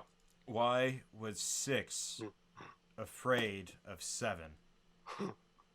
Why?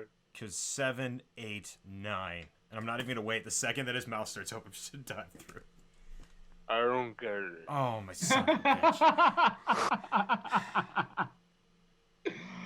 Sorry. So personally, this is a personal story. It took me 4 years to understand that joke. Is this your? This is me, guys. This door door is is just Josh. me. I love it so Oh much. gosh. Oh my gosh. Oh my god. This What is are all the awkward. wordplay ones? That's trying to help. Can I say something from the other side of the door? Yeah, Liam? can he? You could certainly try. So as the door is talking to him, but it's not getting big enough to let him through, I'm gonna walk over and I'm gonna say, I'm gonna try to help you out, Sporkle. So Dorian, this is a good joke that I laughed at. Someone was just like, hey, Your mom's so dumb that someone said it was chilly outside and she went and got a bowl. Because it's chilly outside. Uh, Echo, I think I have one. It doesn't seem like Dorian's really he didn't get that one. What? It's okay, Dorian. I didn't get it either. I didn't hear anyone. Oh, Dorian, what did the buffalo say to its son when he went to the Mage Academy?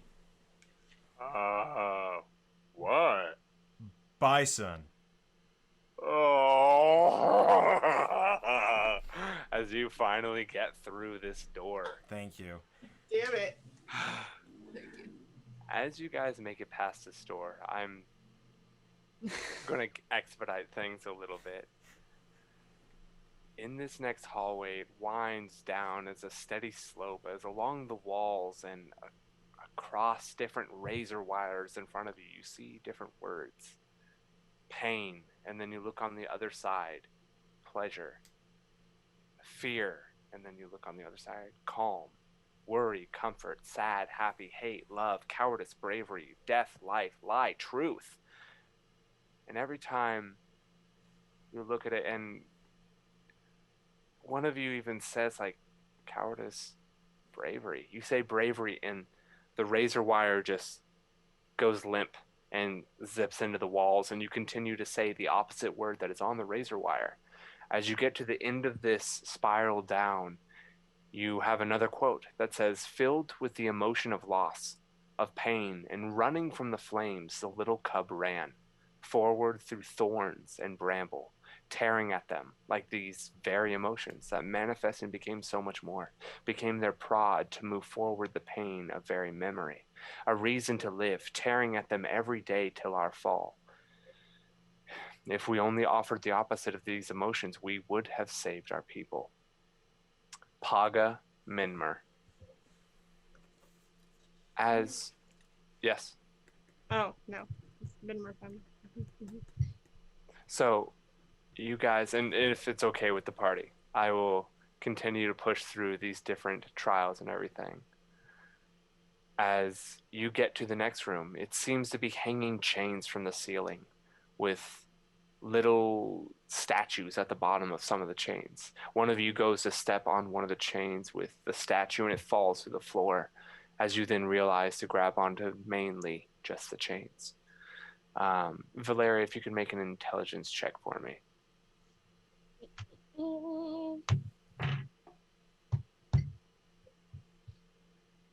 Uh, 5. 5. Wow, what a rough night, huh? Sporkle, if you can make a dexterity saving throw for me. Woo! Oh, all right, cool. That's an 18.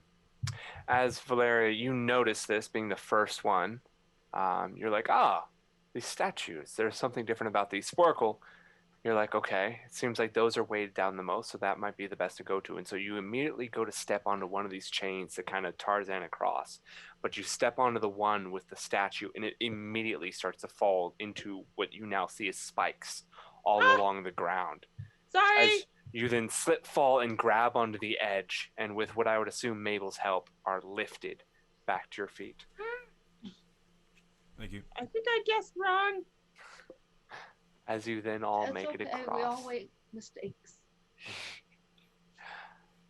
And on the other side of this, there's another quote that said, "We did our best to turn against the people, sending the wood wards out, trying to use fire. But the smiling one called to the people and told them to stop, told them to wait as they came forward, asking for the chains. Little did we know they'd use the chains to rise. Never once did they rely on others to move forward, not until the court." And this is Ellie Griglance. Echo, if you can make an intelligence check for me. Mabel, if you can make a strength check for me. Intelligence check. That's gonna be a total of 20. Wow, all right. 13 for me. 13. Valeria begins to move forward on. You guys curl around to another set of paths as you then lead to an area that looks like some sort of perch. Has 4 different lines leading outward, as the left one has mud and bone, the next one has some sort of scales on it, the next one has gold, and the last one seems to just be slick with some liquid. As Valeria moves forward on the one that seemed the most sturdy, the mud and bone one, it began to crumble from underneath her. And Mabel, you grab her this time and easily hoist her back up to where she was. Echo, you and Valeria together are able to read the winds within this room, and you understand that these 4 perches that go out from this ledge that you're on right now is just a free fall. The only other ledge you see in the room is about 30 feet up. Between the two of you, you sit there and you ponder and you wonder about what could be next, and you realize there's an updraft in the room to the right. As you all follow that path and you carry the updraft upward, you make it to another room. In this room, it says, you are to trust yourself. This is the only thing. Scratched into a mirror that is held by a great set of claws and talons. And not like the prior writing. It looks quick, hasted, scary, and recent. You are to trust yourself, to trust the devils inside those who you hold close, to know that the darkest of emotions is within the truest of people and the oldest of friends. Once you learn the laugh, the guffaw, cackle, and jest, then you can accept it, the madness. The madness is not a sickness, but a cure, an escape, a preparatory ritual, something to ready you for rule. Place yourself outside of what is expected, on what is supposed of you, and you will become. And it trails off, leading to the right as you all look over and see an already open pathway ahead of you. As it seems, whoever you are following is close. Shall we stealth? I will disappear into the shadows and listen to see if I can sense anything within 60 feet of me with my blind sight. Okay, roll a perception check with advantage. All right, so that's going to be a total of 18. 18. You are able to tell that as your echoing curls around this hallway, as it leads outward from, and this room is actually very bright. This room that you're in with the mirror, it's beautiful marble stonework and light coming from above you from unseen spaces.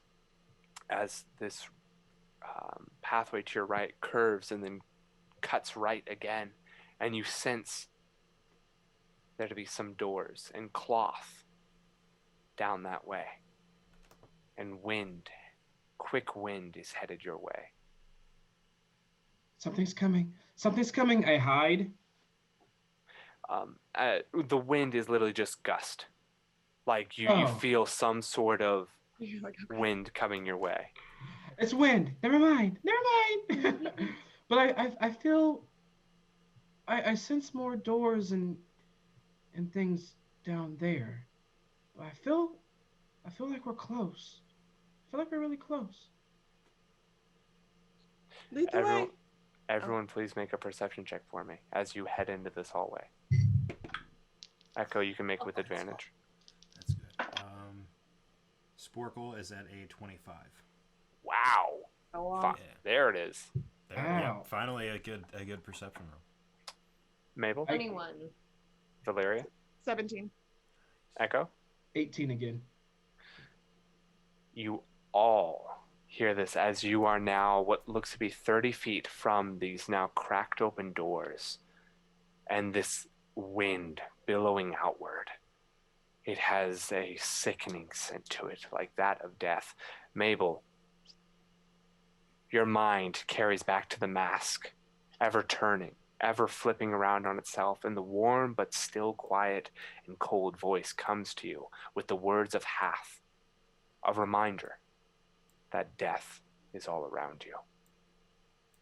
As you all hear the low sound. You continue to move forward, swearing you've heard something like this before, but the wind blowing outward from this as you now are within 20 feet of the door, and you can see this green light just beating like you've seen before, a heartbeat. As along the walls, any of those with an 18 or higher, which I'm pretty sure was almost all of you, says this: beyond lay a mistake, incubated by greed, malice, and ignorance, our own failures as royalty and protectors over what is now known as Cinderhollow. A sliver of what it once was, now infected with the embers, all the trees remain red, reminders of the blood spilled, reminders that the age to follow was our own doing. Beyond lay the cackling king, the mad prince Jackal. We hope through the trials you have gone through, seeing from our own mistakes, living through Jackal's life, you can see and understand our kingdom is not perfect, and never has been. But once Jackal was defeated and their reign ended, we turned toward our people, not ourselves, to rebuild and remake the system we felt for so long was right. It is here that I and all those after me beg you not to go forward, not to behold what was for so long was kept at bay, kept inside our ruby hearts. That if the day was that they should ever be released again, that us, the royalty, may pay with our blood and not our citizens. Written by Winifred, Queen Gillespie. Well, that looks like a really scary sign. If I could read. Mabel burst down the door. I was gonna do that. I love it. Strength checks from both of you as you both, wow. Wow. I was gonna be like, as Valeria says, I was like, yeah, yada yada yada. Those kids would be real mad. See, They I could was getting, read. Yeah. I was getting ready. I was getting ready to close the doors, but okay. Yeah, like, let's just go back. Strength check from both of you as you bust down the doors. Okay. 11 for me. Oh. Wow, 16 for me. Can you think? Nice. Wow, look at me. Since Good they were to already you. partially cracked open, you run and as you thrust the doors open, as inside you hear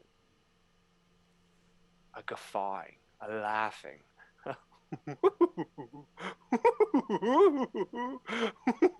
I hide.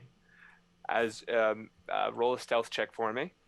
Has it been an hour? Has it been more than an hour? Oh yeah, it's been Okay. more than an hour of you guys down here. Are we in dim light or darkness right now? Yes, you are. Sweet. Well, that could have been better. So that's gonna be a total of 16 for me to disappear. All right. My lord. The rest of you guys, anything you guys are doing in this moment as the doors have busted open, you are hiding. Mabel, you are there and ready. Valerian Sporkle. I'm I'm gonna- channeling divinity. I'm gonna activate my symbiotic energy to awaken my spores, and you watch as my spores, which are over me, were once small and now start to bloom, and you can start to see little puffs or my mushrooms start to bloom, and spores start to kind of drift off of them in every direction. Right. I'm gonna cast Armor of Agathis on myself. Smart. All right. And that crackling blue radiates around your body. As you all look in the room and you recognize the figure standing in front of almost a familiar sight. It kind of like the throne, except for this is closed. The maw is closed, and it looks like the head of a jackal, but skull. Just skull, no life to it. In this room, it's cylindrical in look and about 2 layers of stone coffins facing inward towards this skull. As the body that shifts without its dark blue robes anymore, that were used to cover half, is Obisus, What? the golden strig high priest of Titan. As his head turns fully around 180 degrees, as his body shifts forward, as you see the right ruby eye is in place and the left ruby eye is in place now, as you hear him saying, "Do you understand how infuriating it is to have to watch all those who walk merely on their grubby paws are held as royalty, as I, the high priest of Titan, am made to bow before their wake? How am I not deemed worthy to appoint Mistress Valansby as the next queen? I had planned months ago to create this explosion to find the ruby eyes and appoint her to be queen, but after you saw how she refused, how she only wanted this vermin," as he points to the ground as you see collapse Father Abram. Not bloodied, but collapsed on the floor in the center. This food to appoint her, I snapped. And you know, and he looks at Valeria and Mabel. And you know what I finally heard. I no longer heard the rhythm, which within our lore, within Humblewood, the rhythm is kind of like the weave within the world. It is what we all feel. It's what we're all made up of. It's your heartbeat. It's the movement of the trees. It's the rhythm. I finally heard it last night. I finally heard them. The laugh. Words and plans came to me. A plan so mad, so insane. I couldn't help myself. You understand, don't you? Don't you? As his body, his right eye begins to turn to the same skull like as the bone behind him, as I guess it's time then. As he completely tears and disintegrates as the maw Oh, fuck. opens. How big are those rubies? About this big. Small enough that I could tear one out with a mage hand? Most likely. I would like everyone to roll initiative. Oh God. It's lost to the Why? ages. Why? And I'll be going same thing in order. Yikes. I have my number. Okay, sorry. I'm just jotting this down. Okay, 20 to 25. All right, 15 to 19. Me. 16. 17. 17. Nice. Oh, go ahead, Mabel. Go ahead. Yeah. 16. Echo. All right, 10 to 14. Wow. 1 to 9. 8. 7. Oh. Okay, so we've all got our buddies. Yeah, Plus seriously. 3 to initiative, dude. That's all that matters. Wasting. Valeria. Rough. All right. Rough night. As you see, coming from the sides, two same kind of look, the spectral hand on either side of the fangs of this creature, as you see this. Oh my. Okay. All right As then. the head of a hyena looks forward at all of you with a crown of thorns and a flowing black cloak surrounding it. Jekyll, the Mad Prince.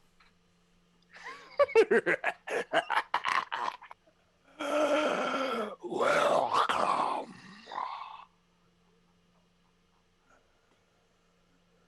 Oh dear. Tomb. As Mabel, you have first initiative. Oh God. Oh jeez. Oh, jeez. Oh, boy. I want to hit it. All right. It is only about 25 feet ahead of you as it is emerging from this. Actually, 15 feet ahead of you as it's emerging from this. You already have magic weapon cast on the blade. You are Perfect. powering forward. Yep, I'm gonna run right at it and try and take a swipe with my greatsword. Take Two if I can. Take 2 swipes. And I'd also like to use Divine Smite on at least. Ooh. Okay. There you go. All right. 1 hit kills. Whew, okay.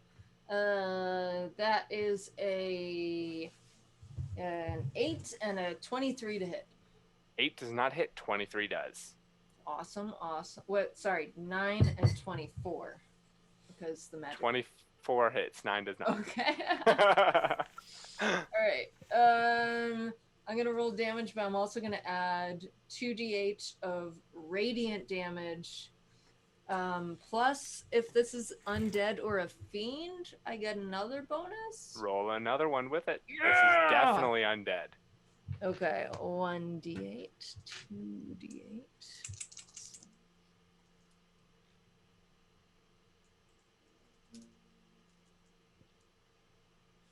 Roll that nasty damage, Mabel.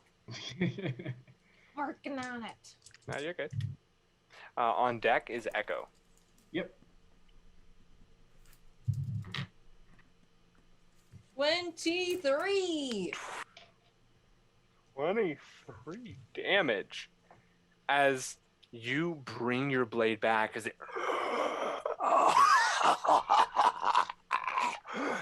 it comes out from the same kind of spectral lower body. You swing first, trying to catch it in the rib cage, but it just goes through etherealness. As in the second time, you see it pull a disgusting looking great sword, a long sword, and a sickle from its side. The longsword curves back and forth like a flamberg till it comes to a point in every curve outward, it has a spike to it. As you then seeing that, you're like, oh no, and you jam your greatsword upward into the rib cage and and like shoves the greatsword outward from its body. You've definitely heard it, but he's a beefy boy. Okay. All right, will that end your turn?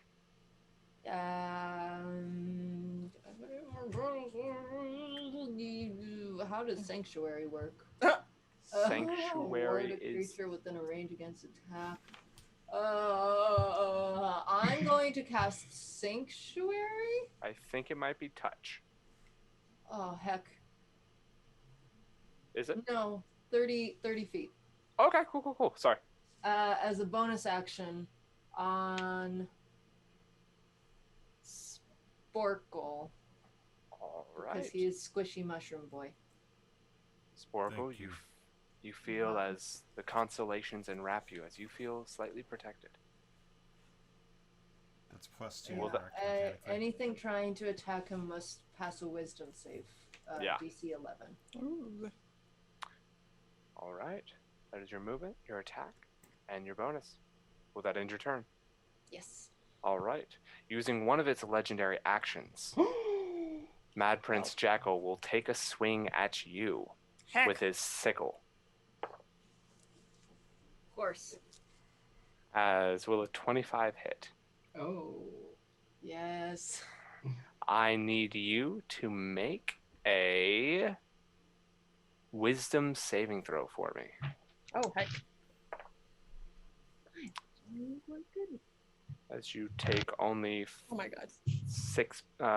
5 points of damage. 12?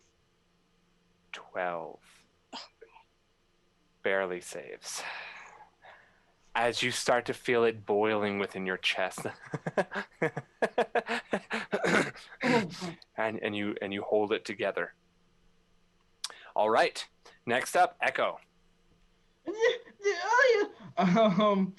I am going to reach into my poncho and take out 2 blades, and I'm gonna kind of like have my back to wherever I'm hiding, or whatever, and I'm just gonna be like, "Oh, this is I trusted you!"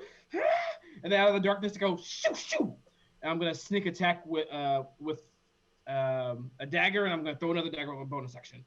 All right. Throw that first one for me. All right. So that is going to be 7, 8, 9, 19 to hit on the first. 19 will hit. And then on the second, 7, 8, 9, 10, 20 on the second. 20 will hit. So roll that sneak attack as well as that extra D4 nasty damage. Oh, yeah. On deck is Sporkle. Not a bad roll, not bad. 10, 11, 12, 13, 14, 15, 16, 17, 18, 19, 20, 21, 22. 22 points of damage total. Right. Dang! And I Damn! and I Go, will Echo, go, Echo, go. and I will disappear again into the darkness, and I will roll my stealth. All right. Technically not using hide, but Oh yeah, that's right. I keep forgetting. Dang it. so you Yeah, you, yeah. yeah, you can certainly I'm go out in the back open. there. But No problem. I'm done. cool. You have thrown both of them like before when you hit the creature before it hits into him. Them. Sorry guys. Hits into them and they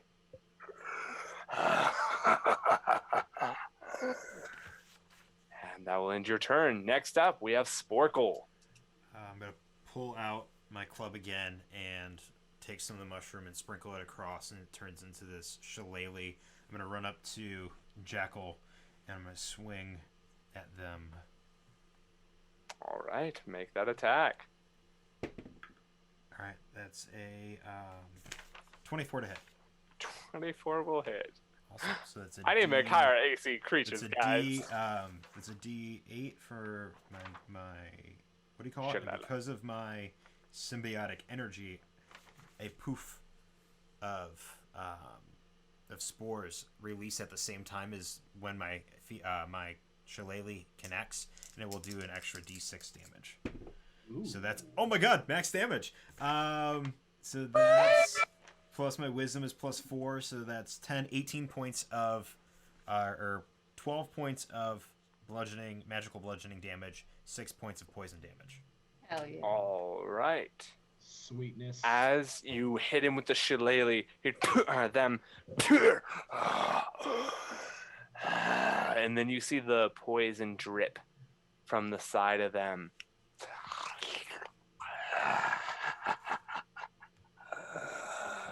And you see as the poison sizzles along, but it doesn't do its full damage. All right. Will that end your turn? Yes, sir. Valeria, will you please let me know what your dexterity modifier is? My dex modifier 3. 3. Okay. Your turn. Okay, so he's turned into gosh darn it.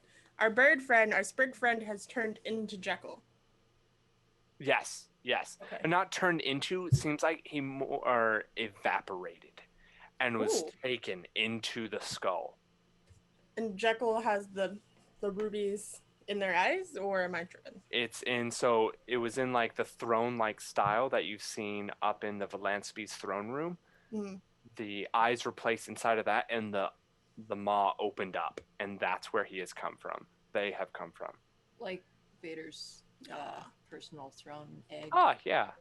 That's a good. That's what I'm Perfect. picturing. So I using a bonus action, make my glaive a magical weapon.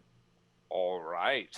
And I just walk up and approach, hefting this two-handed large thing, and just right in the face.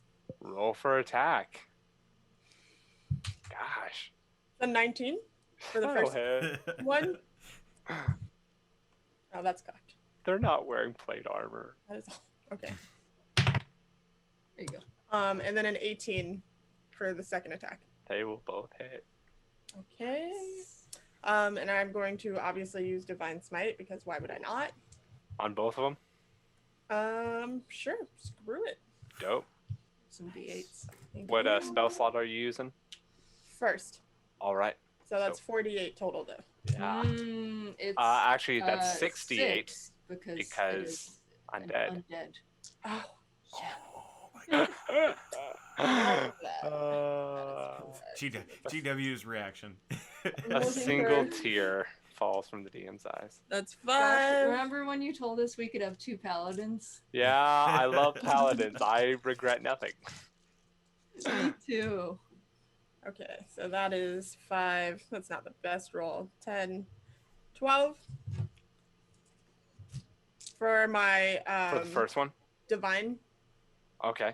Oh, Smite. 12 just from your divine smite. Oh, plus 17 from divine smite. Sorry. And then 2d10 for my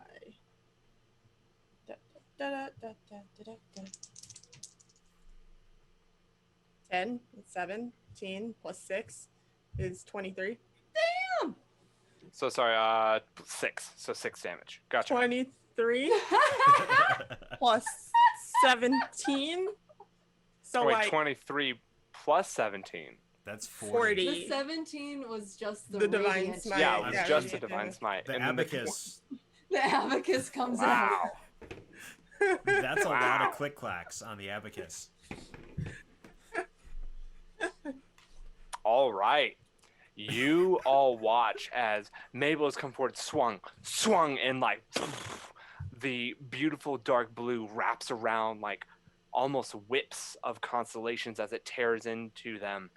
Echo throws a dagger. Sporkle runs up and clobbers them from the side. Valeria walks up, glaive over shoulder, does a 3-point turn and spins the glaive, cutting across their arm, almost making them drop the longsword as they clutch to it still. Then, as it burns and the sizzling, sickly sound echoes from its arm, still the more, more. As then the next one comes and No as more? almost white light pours from the eye socket. As it is definitely looking very beat up, but they are still standing. I step away and like, can I put my glaive back in its sheath? If you step away, they will get an attack of opportunity. Oh yeah, huh? Valid. Never mind. I'm holding my. Yeah. So you keep the glaive out? Yep. Cool.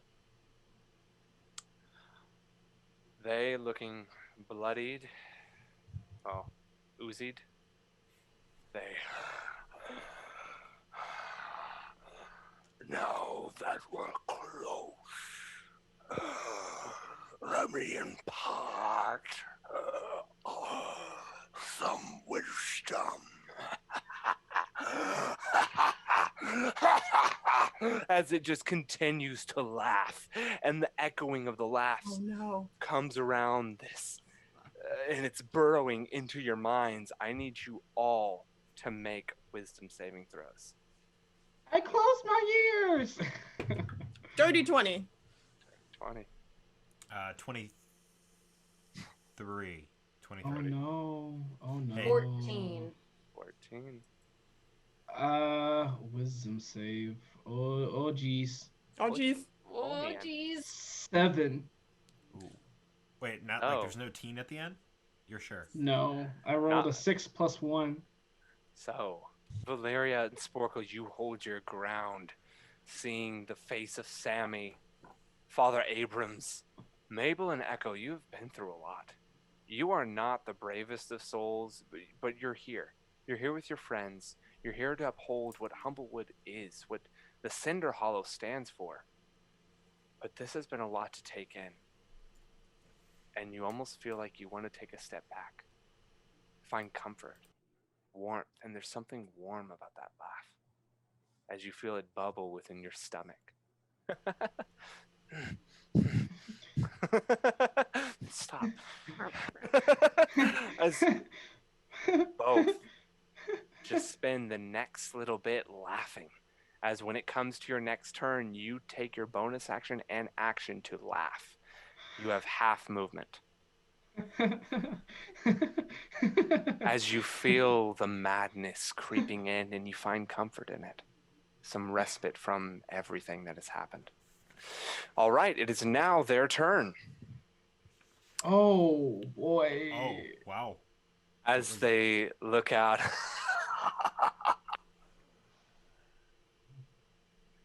Your own medicine, why not? As it's going to swing out at Valeria with its longsword.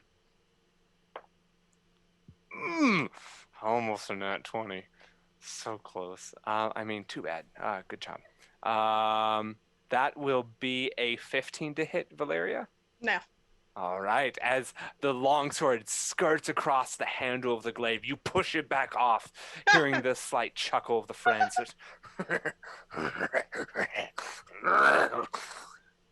As I you find it funny too. as they will then turn the sickle upside down and try and drive it into Sporkle's stomach. Yeah. That will be a 17 to hit you, Sporkle. A 17 will hit, but as he does, I'm going to reach into my pocket and pull out a quill and throw it toward the sickle, and as it does, this giant, almost like the back of a hedgehog, will spring up in front of me as I cast Spiny Shield.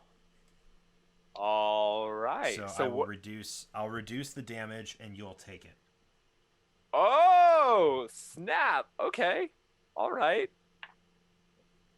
And I'm going to cast that at second level, so that'll be 3d4 instead of 2.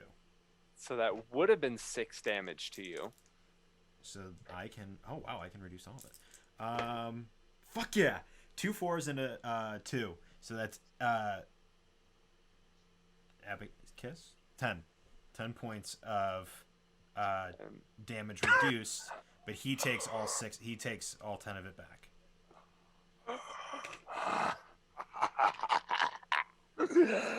As I need you to make a wisdom saving throw as well, as you feel as the sickle... Or, well, does the sickle hit you at all, or is it completely blocked? It's an ethereal barrier of spikes made of magical force and reposes itself between you and the attacker until your next turn. When you are hit by a melee attack, the barrier reduces the damage you are dealt by 2d4, 3d4 because it went higher, and deals the same amount of piercing damage to the attacker. Okay. That's, Then I would say it technically scrapes across you, okay. but it doesn't penetrate you. As it just scrapes. Stop it. What are we, 5? I did my best. GW. 7 years old. I'm 7. And Mabel, you both chuckled. It broke me. But it scrapes across you told us to laugh for a turn. I know, you guys are wonderful. I love you both. Thank you. As it scrapes across the shield and it like hits these ridges, but these ridges hit back as it is. They are then left there. Give me all you got. Show me what death is. Show me the flames again. As that will end its turn, back up to Mabel. Mabel, you are laughing. You have half movement.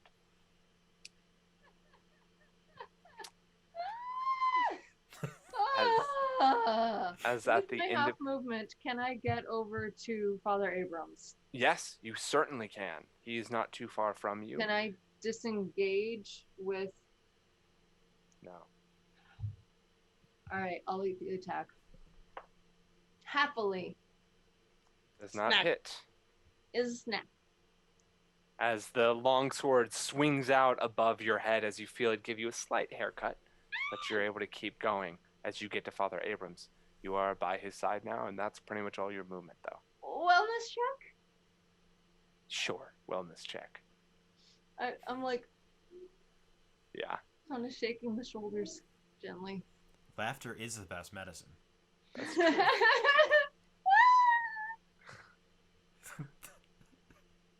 Roll that wellness check for me.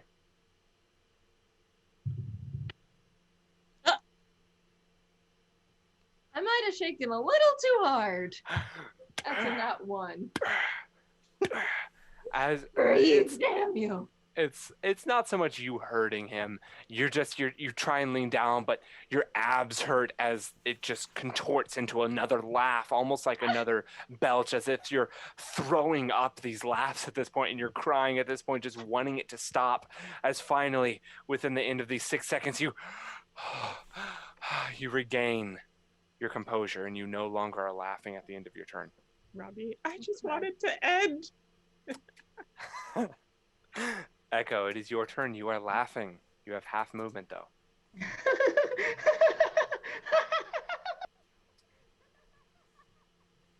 I am no longer hiding because I'm just laughing and rolling on the floor. I do not move. All right. I just laugh until I stop laughing on the floor. Sporkle, it is your turn. Yet again, I'm going to get back into that defensive pose that I've had, and I'm going to punch the ground at the feet of Jekyll. And as I do so, a tremor of earth goes beneath his feet. I need him to make me a dexterity saving throw, please. That will be a 16 to save. All right. He saves. Let's see.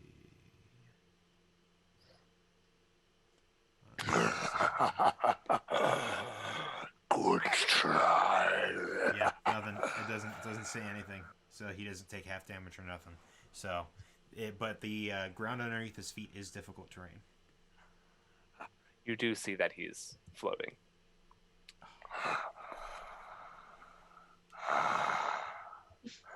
As that will end your turn, Sporkle. Yep. Valeria, it is your turn. How far are we from the effigy? The skull? Mm-hmm. Oh, you were right there. He literally came out of the maw of it, and you guys are still interacting with him within 5 feet of it, practically. All right, tell me if you'll let me. I'm going to use my first attack to attack them. And then my second attack, I will drop my glaive and try and use my whip to remove one of the rubies from the eye. Yeah, We're I'd say Indiana so. Jones. No, I'd say so, because you can hit with one, dropping your weapon, bonus action, pull out the whip, and try and pull at that eye. All right, I do. Flanking bonus? Or we're not flanking. Technically not flanking. His back is to the open skull. Their back. Oh, I'm so sorry, watchers. I'm so sorry, guys. That's a dirty 20. Dirty 20 will hit. Let's see. Maybe I'll save that spell slot.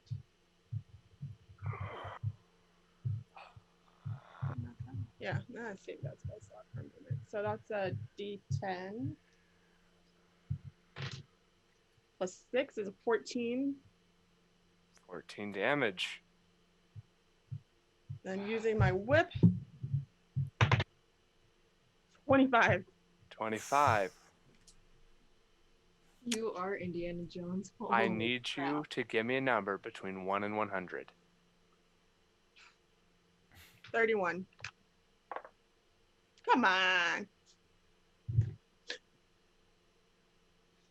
He's taking a picture.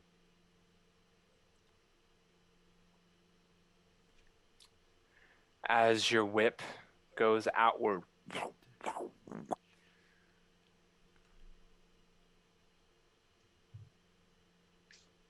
you pull the ruby eye from its socket as it,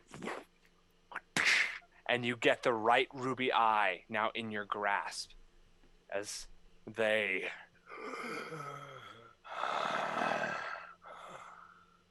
If you wish to hunt the Vulpine, my artifact will help you.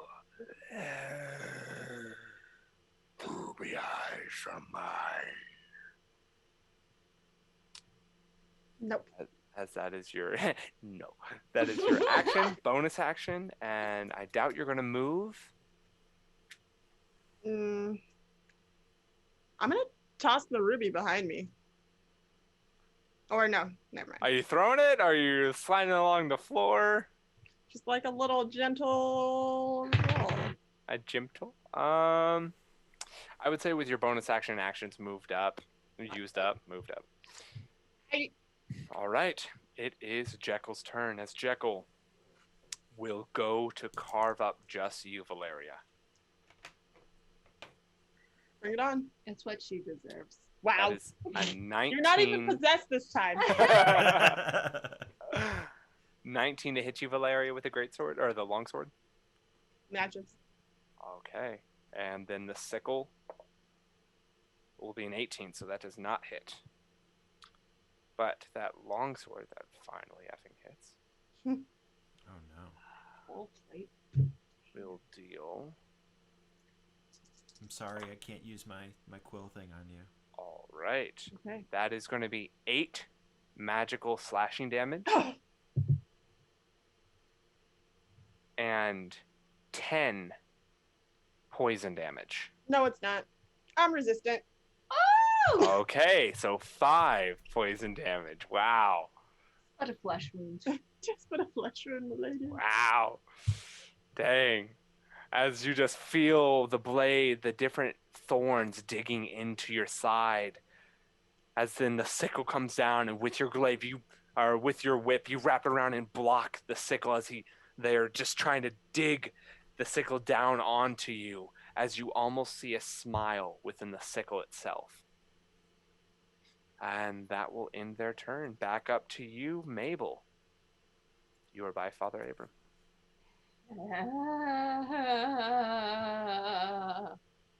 Heck yes. Oh boy. Oh, jeez.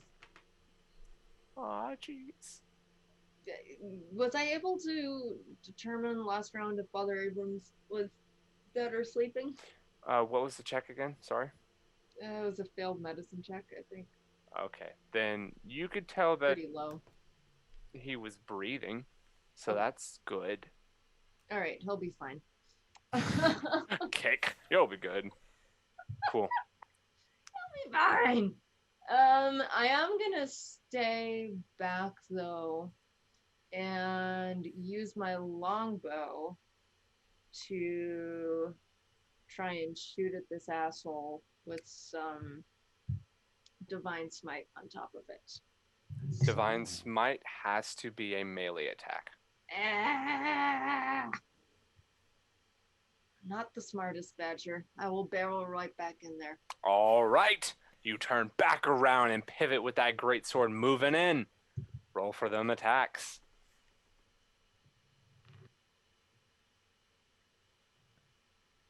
What? Seriously? Rude. 2. Wait. Oh, I get another +1. 12 and a 12. They do not hit. As you swing once, Try again. as you swing again, and they open their maw and it goes right in between the teeth. Oh, I hate it.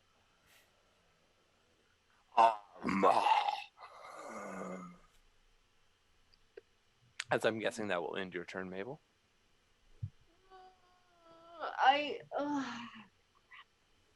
How close was it? Like Close. 10, 15 feet? That I had to Yeah, run you from moved Father up Abel? 10, 15 feet.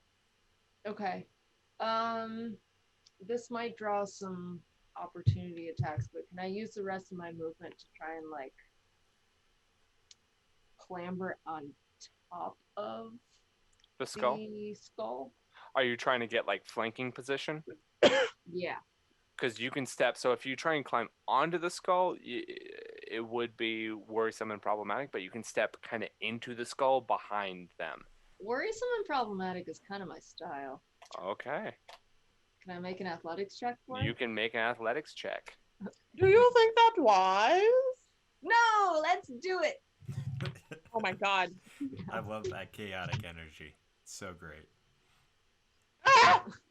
4. As you run around, you swing. You run past as the eyes follow. You feel that cold stare on your back as you start clambering up the skull. And as you get up, you slip right to the right of Jekyll, where the long sword is turned around. I hope for you to feel the laugh as well. As it drives the longsword straight down into you. Since you are prone, they will have advantage. As that is a 5 and a 16 plus. So that's going to be 23 to hit you, Mabel. Yeah, my AC is 16 with armor. All right. That will be... And I can't remember DMs. When a creature is prone, is that a critical hit, or is that just with the advantage to hit them? It's only prone if they're unconscious Paralyzed or unconscious, yeah. That's what I thought. Just wanted to Paralyzed. make sure. Just was trying to kill the character. Cool. Was trying? I heard was No, trying. never. Why That's would I? going. Why would I ever That's do like that? going It's to be okay. 7 slashing damage Valeria healed me last time. and then 9 poison damage. As you are not a bird, you are not resistant to poison. That's cool. That's cool. I can do it. As you hear the laughing inside of you almost, as it seems like when the blade is pulled from you, your blood is sucked up into the blade.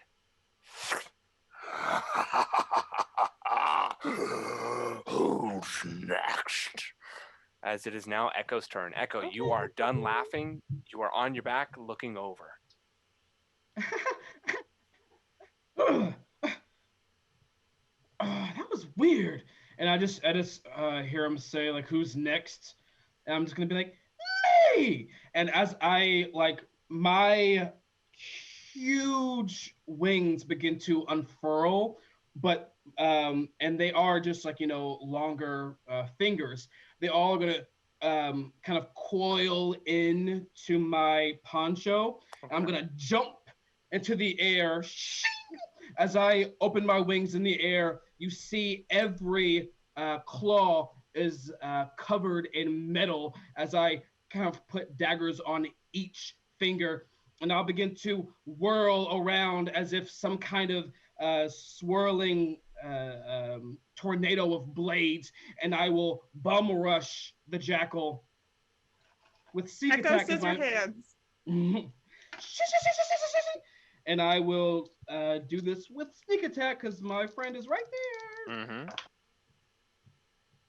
That's going to be 19 to hit on the first hit. 19 will hit. And on the second hit with the other dagger, oh, that was horrible. 3 plus 7 will not hit. So, for the first, or the only, oh, that's not a bad roll. 5, 6, 7, 8, 9, 10, 11, 12, 13, 14, 15, 16 points of damage to it as I like kind of swirl into its side with like this swirling blades around me.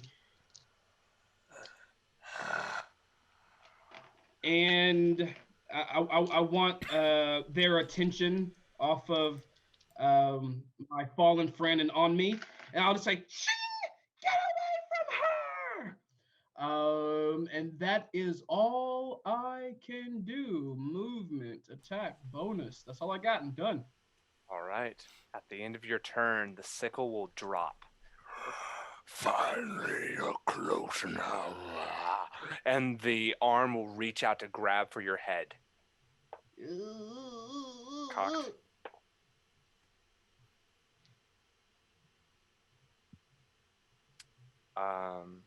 What is it, Josh? No. Oh no! Oh no! Oh no! Oh no! What did you do? It is what it is, right? I'm 7. I know. Are you serious? That would be a natural 20. Oh boy. As you begin to hear the laugh envelop you, as it is using its life drain, as it is on its last limb, the spectral form fading in and out.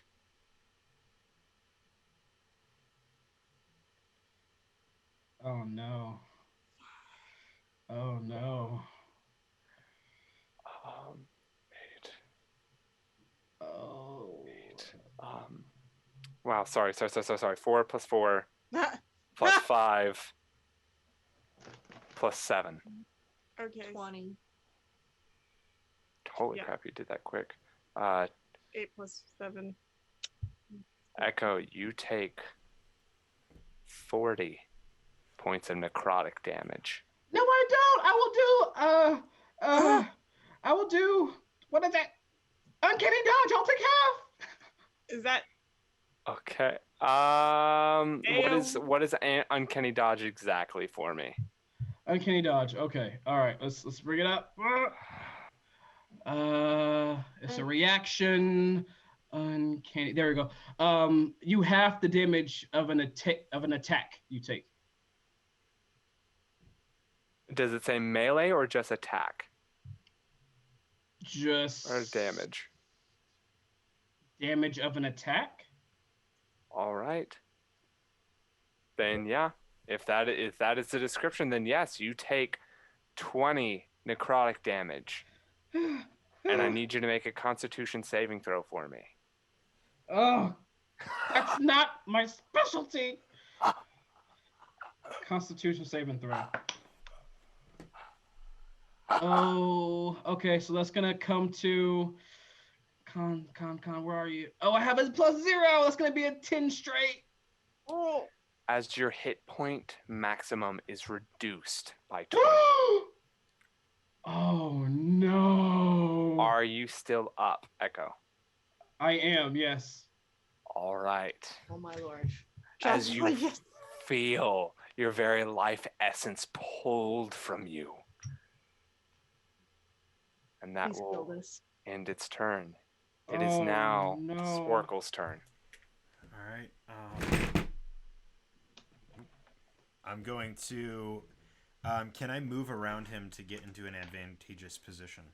Yes, you can. I'm going to do so, and then I'm going to whack him with my shillelagh. Okay. Advantage. Dirty 20. Dirty 20 will hit. It was a dirty 20 and a natural 1, thank goodness. So that's going to be, with the poison damage, that's going to be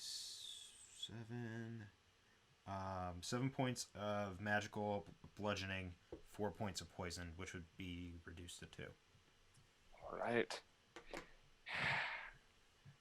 So, Sporkle, as you bring the shillelagh back, you crack into the right arm that is holding the longsword as you see the full body sputter and fall 5 feet down to where it's almost what would be on its knees. They kneel there, looking as it is they are still alive, but the entire form is shifting like a shaking body of armor. Will that end your turn, Sporkle? Yeah, I don't have any bonus actions, I don't think. All right. They will use their last legendary action Of course. to take a swing at Valeria. Okay, bitch. Come on, come at me, bro. Come on, I'm at full. What'd you get there? Still.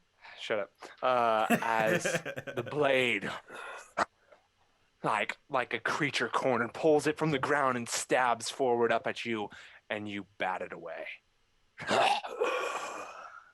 You all know I'm right. The laugh. What would you like to do, Valeria, while they are speaking? So I have my whip in my hand still, so I'm gonna use that and wrap it around their neck,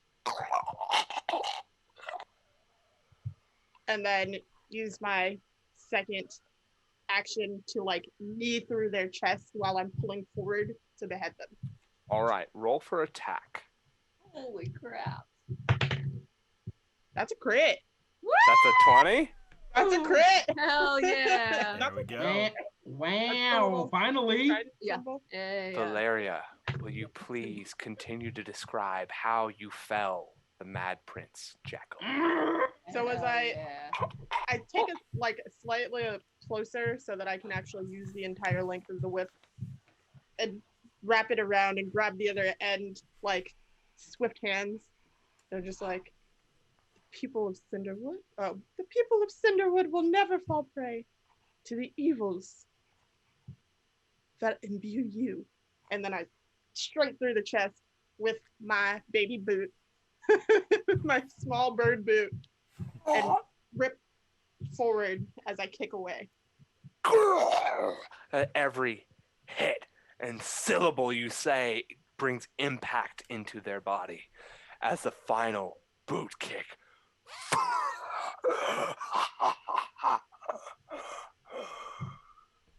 As the dust falls over this room and it all falls silent. As you help Father Abram back up to the surface. As you look at the warnings from those of past generations that once ruled this kingdom and now their descendants stand in their stead. you return back up to the Temple of the Fetid Wing, and to a surface that you see much differently than you do now. You have saved the Ruby Heart for today. And thank you all very much for being a part of Adventures in Cinderhollow. Very fun. Thank Dude. you, Josh. Yeah, that was awesome, Josh. Thank you. Hey, It was really fun. You came so close to killing the baby You bat. almost So killed you me. Tried it. You were I messed up, man. was terrified. I was like, I'm looking to kill anyone other than the baby bat. It's like, part of me wanted him to die just so that Jubilee would be like, you said you'd come back. Oh, no, you jerk. Don't do that. Don't do that to me. Oh yeah, can we have a Do it. That's the dark alternate dimension, not this dimension. Yeah. Wrong die cast. But Uncanny dodge for the win. It totally yes, would have seriously. brought him back. Like that was close, but yeah. Obi Sus literally had the name Sus in the name. We I called thought you I too. was We right. called I Mabel. said- no, What if I somebody didn't. said somebody I said actually something? said This Obi man Sus is is sus. sus. Yeah, You did. But That was so much fun. That was so much fun. that was They don't awesome, think I'll guys. be knowing. I'm glad you guys had a good time, and thank you everyone so much for watching. If you have any questions for us or one of the cast, please reach out to them. As you guys please go around in that same-ish order, introduce yourselves again, where people can find you, and then we'll close out. So Sparkle, let's In take the you up center. first, actually. Okay. Yeah, I'm Logan Hanley. You guys can find me on Instagram at DM_screening. I do stuff here. I do Trials of the Damned here on the Initiative Order. I also play some games over at Fabled 42 and just love playing D&D in general. So, yeah. All right. Nice. Hey guys, I'm GW. You can find me on IG and Twitter under GW005. That is 2 B's and 2 zeros. You can also find me at Fable 42, which is my home network. I play some games there, do some fun events. You can also find me on Clarion Dawn. It is a new sci-fi drama podcast that I do with Eric Braun, some other amazing voice actors. You can find that at clariondawn.com, or you can find it on any of your favorite podcast platforms. And that's it for me. Valeria. Oh, yeah. Hi, I'm Janine.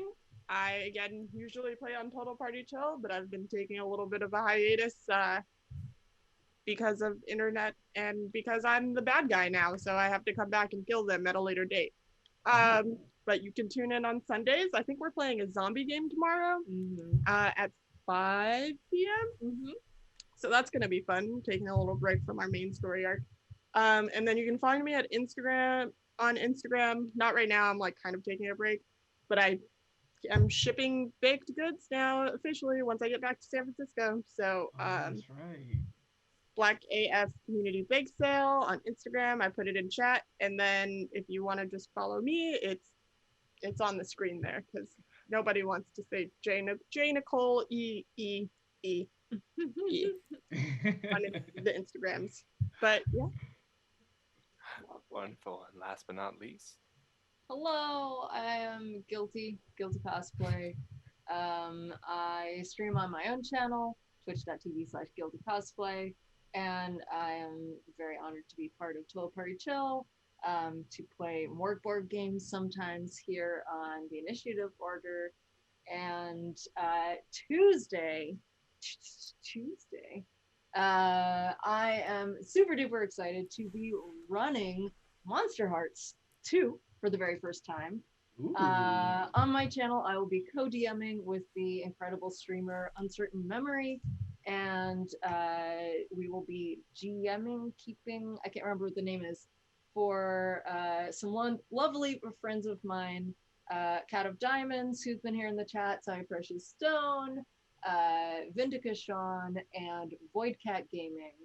And we are going to be playing sort of Xenon space high school setting of Monster Hearts, which there just might be some space murder. Like,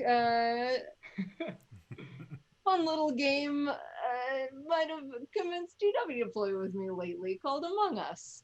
But anyway, that is my most exciting thing coming up. Thank you so much for Space having Raiders. us. Yeah. Dude, Thank you all for being incredible. a part of this. And once again, I'm Joshua Blake of NPC Voices, also here on the Initiative Order and Blue Box RPG.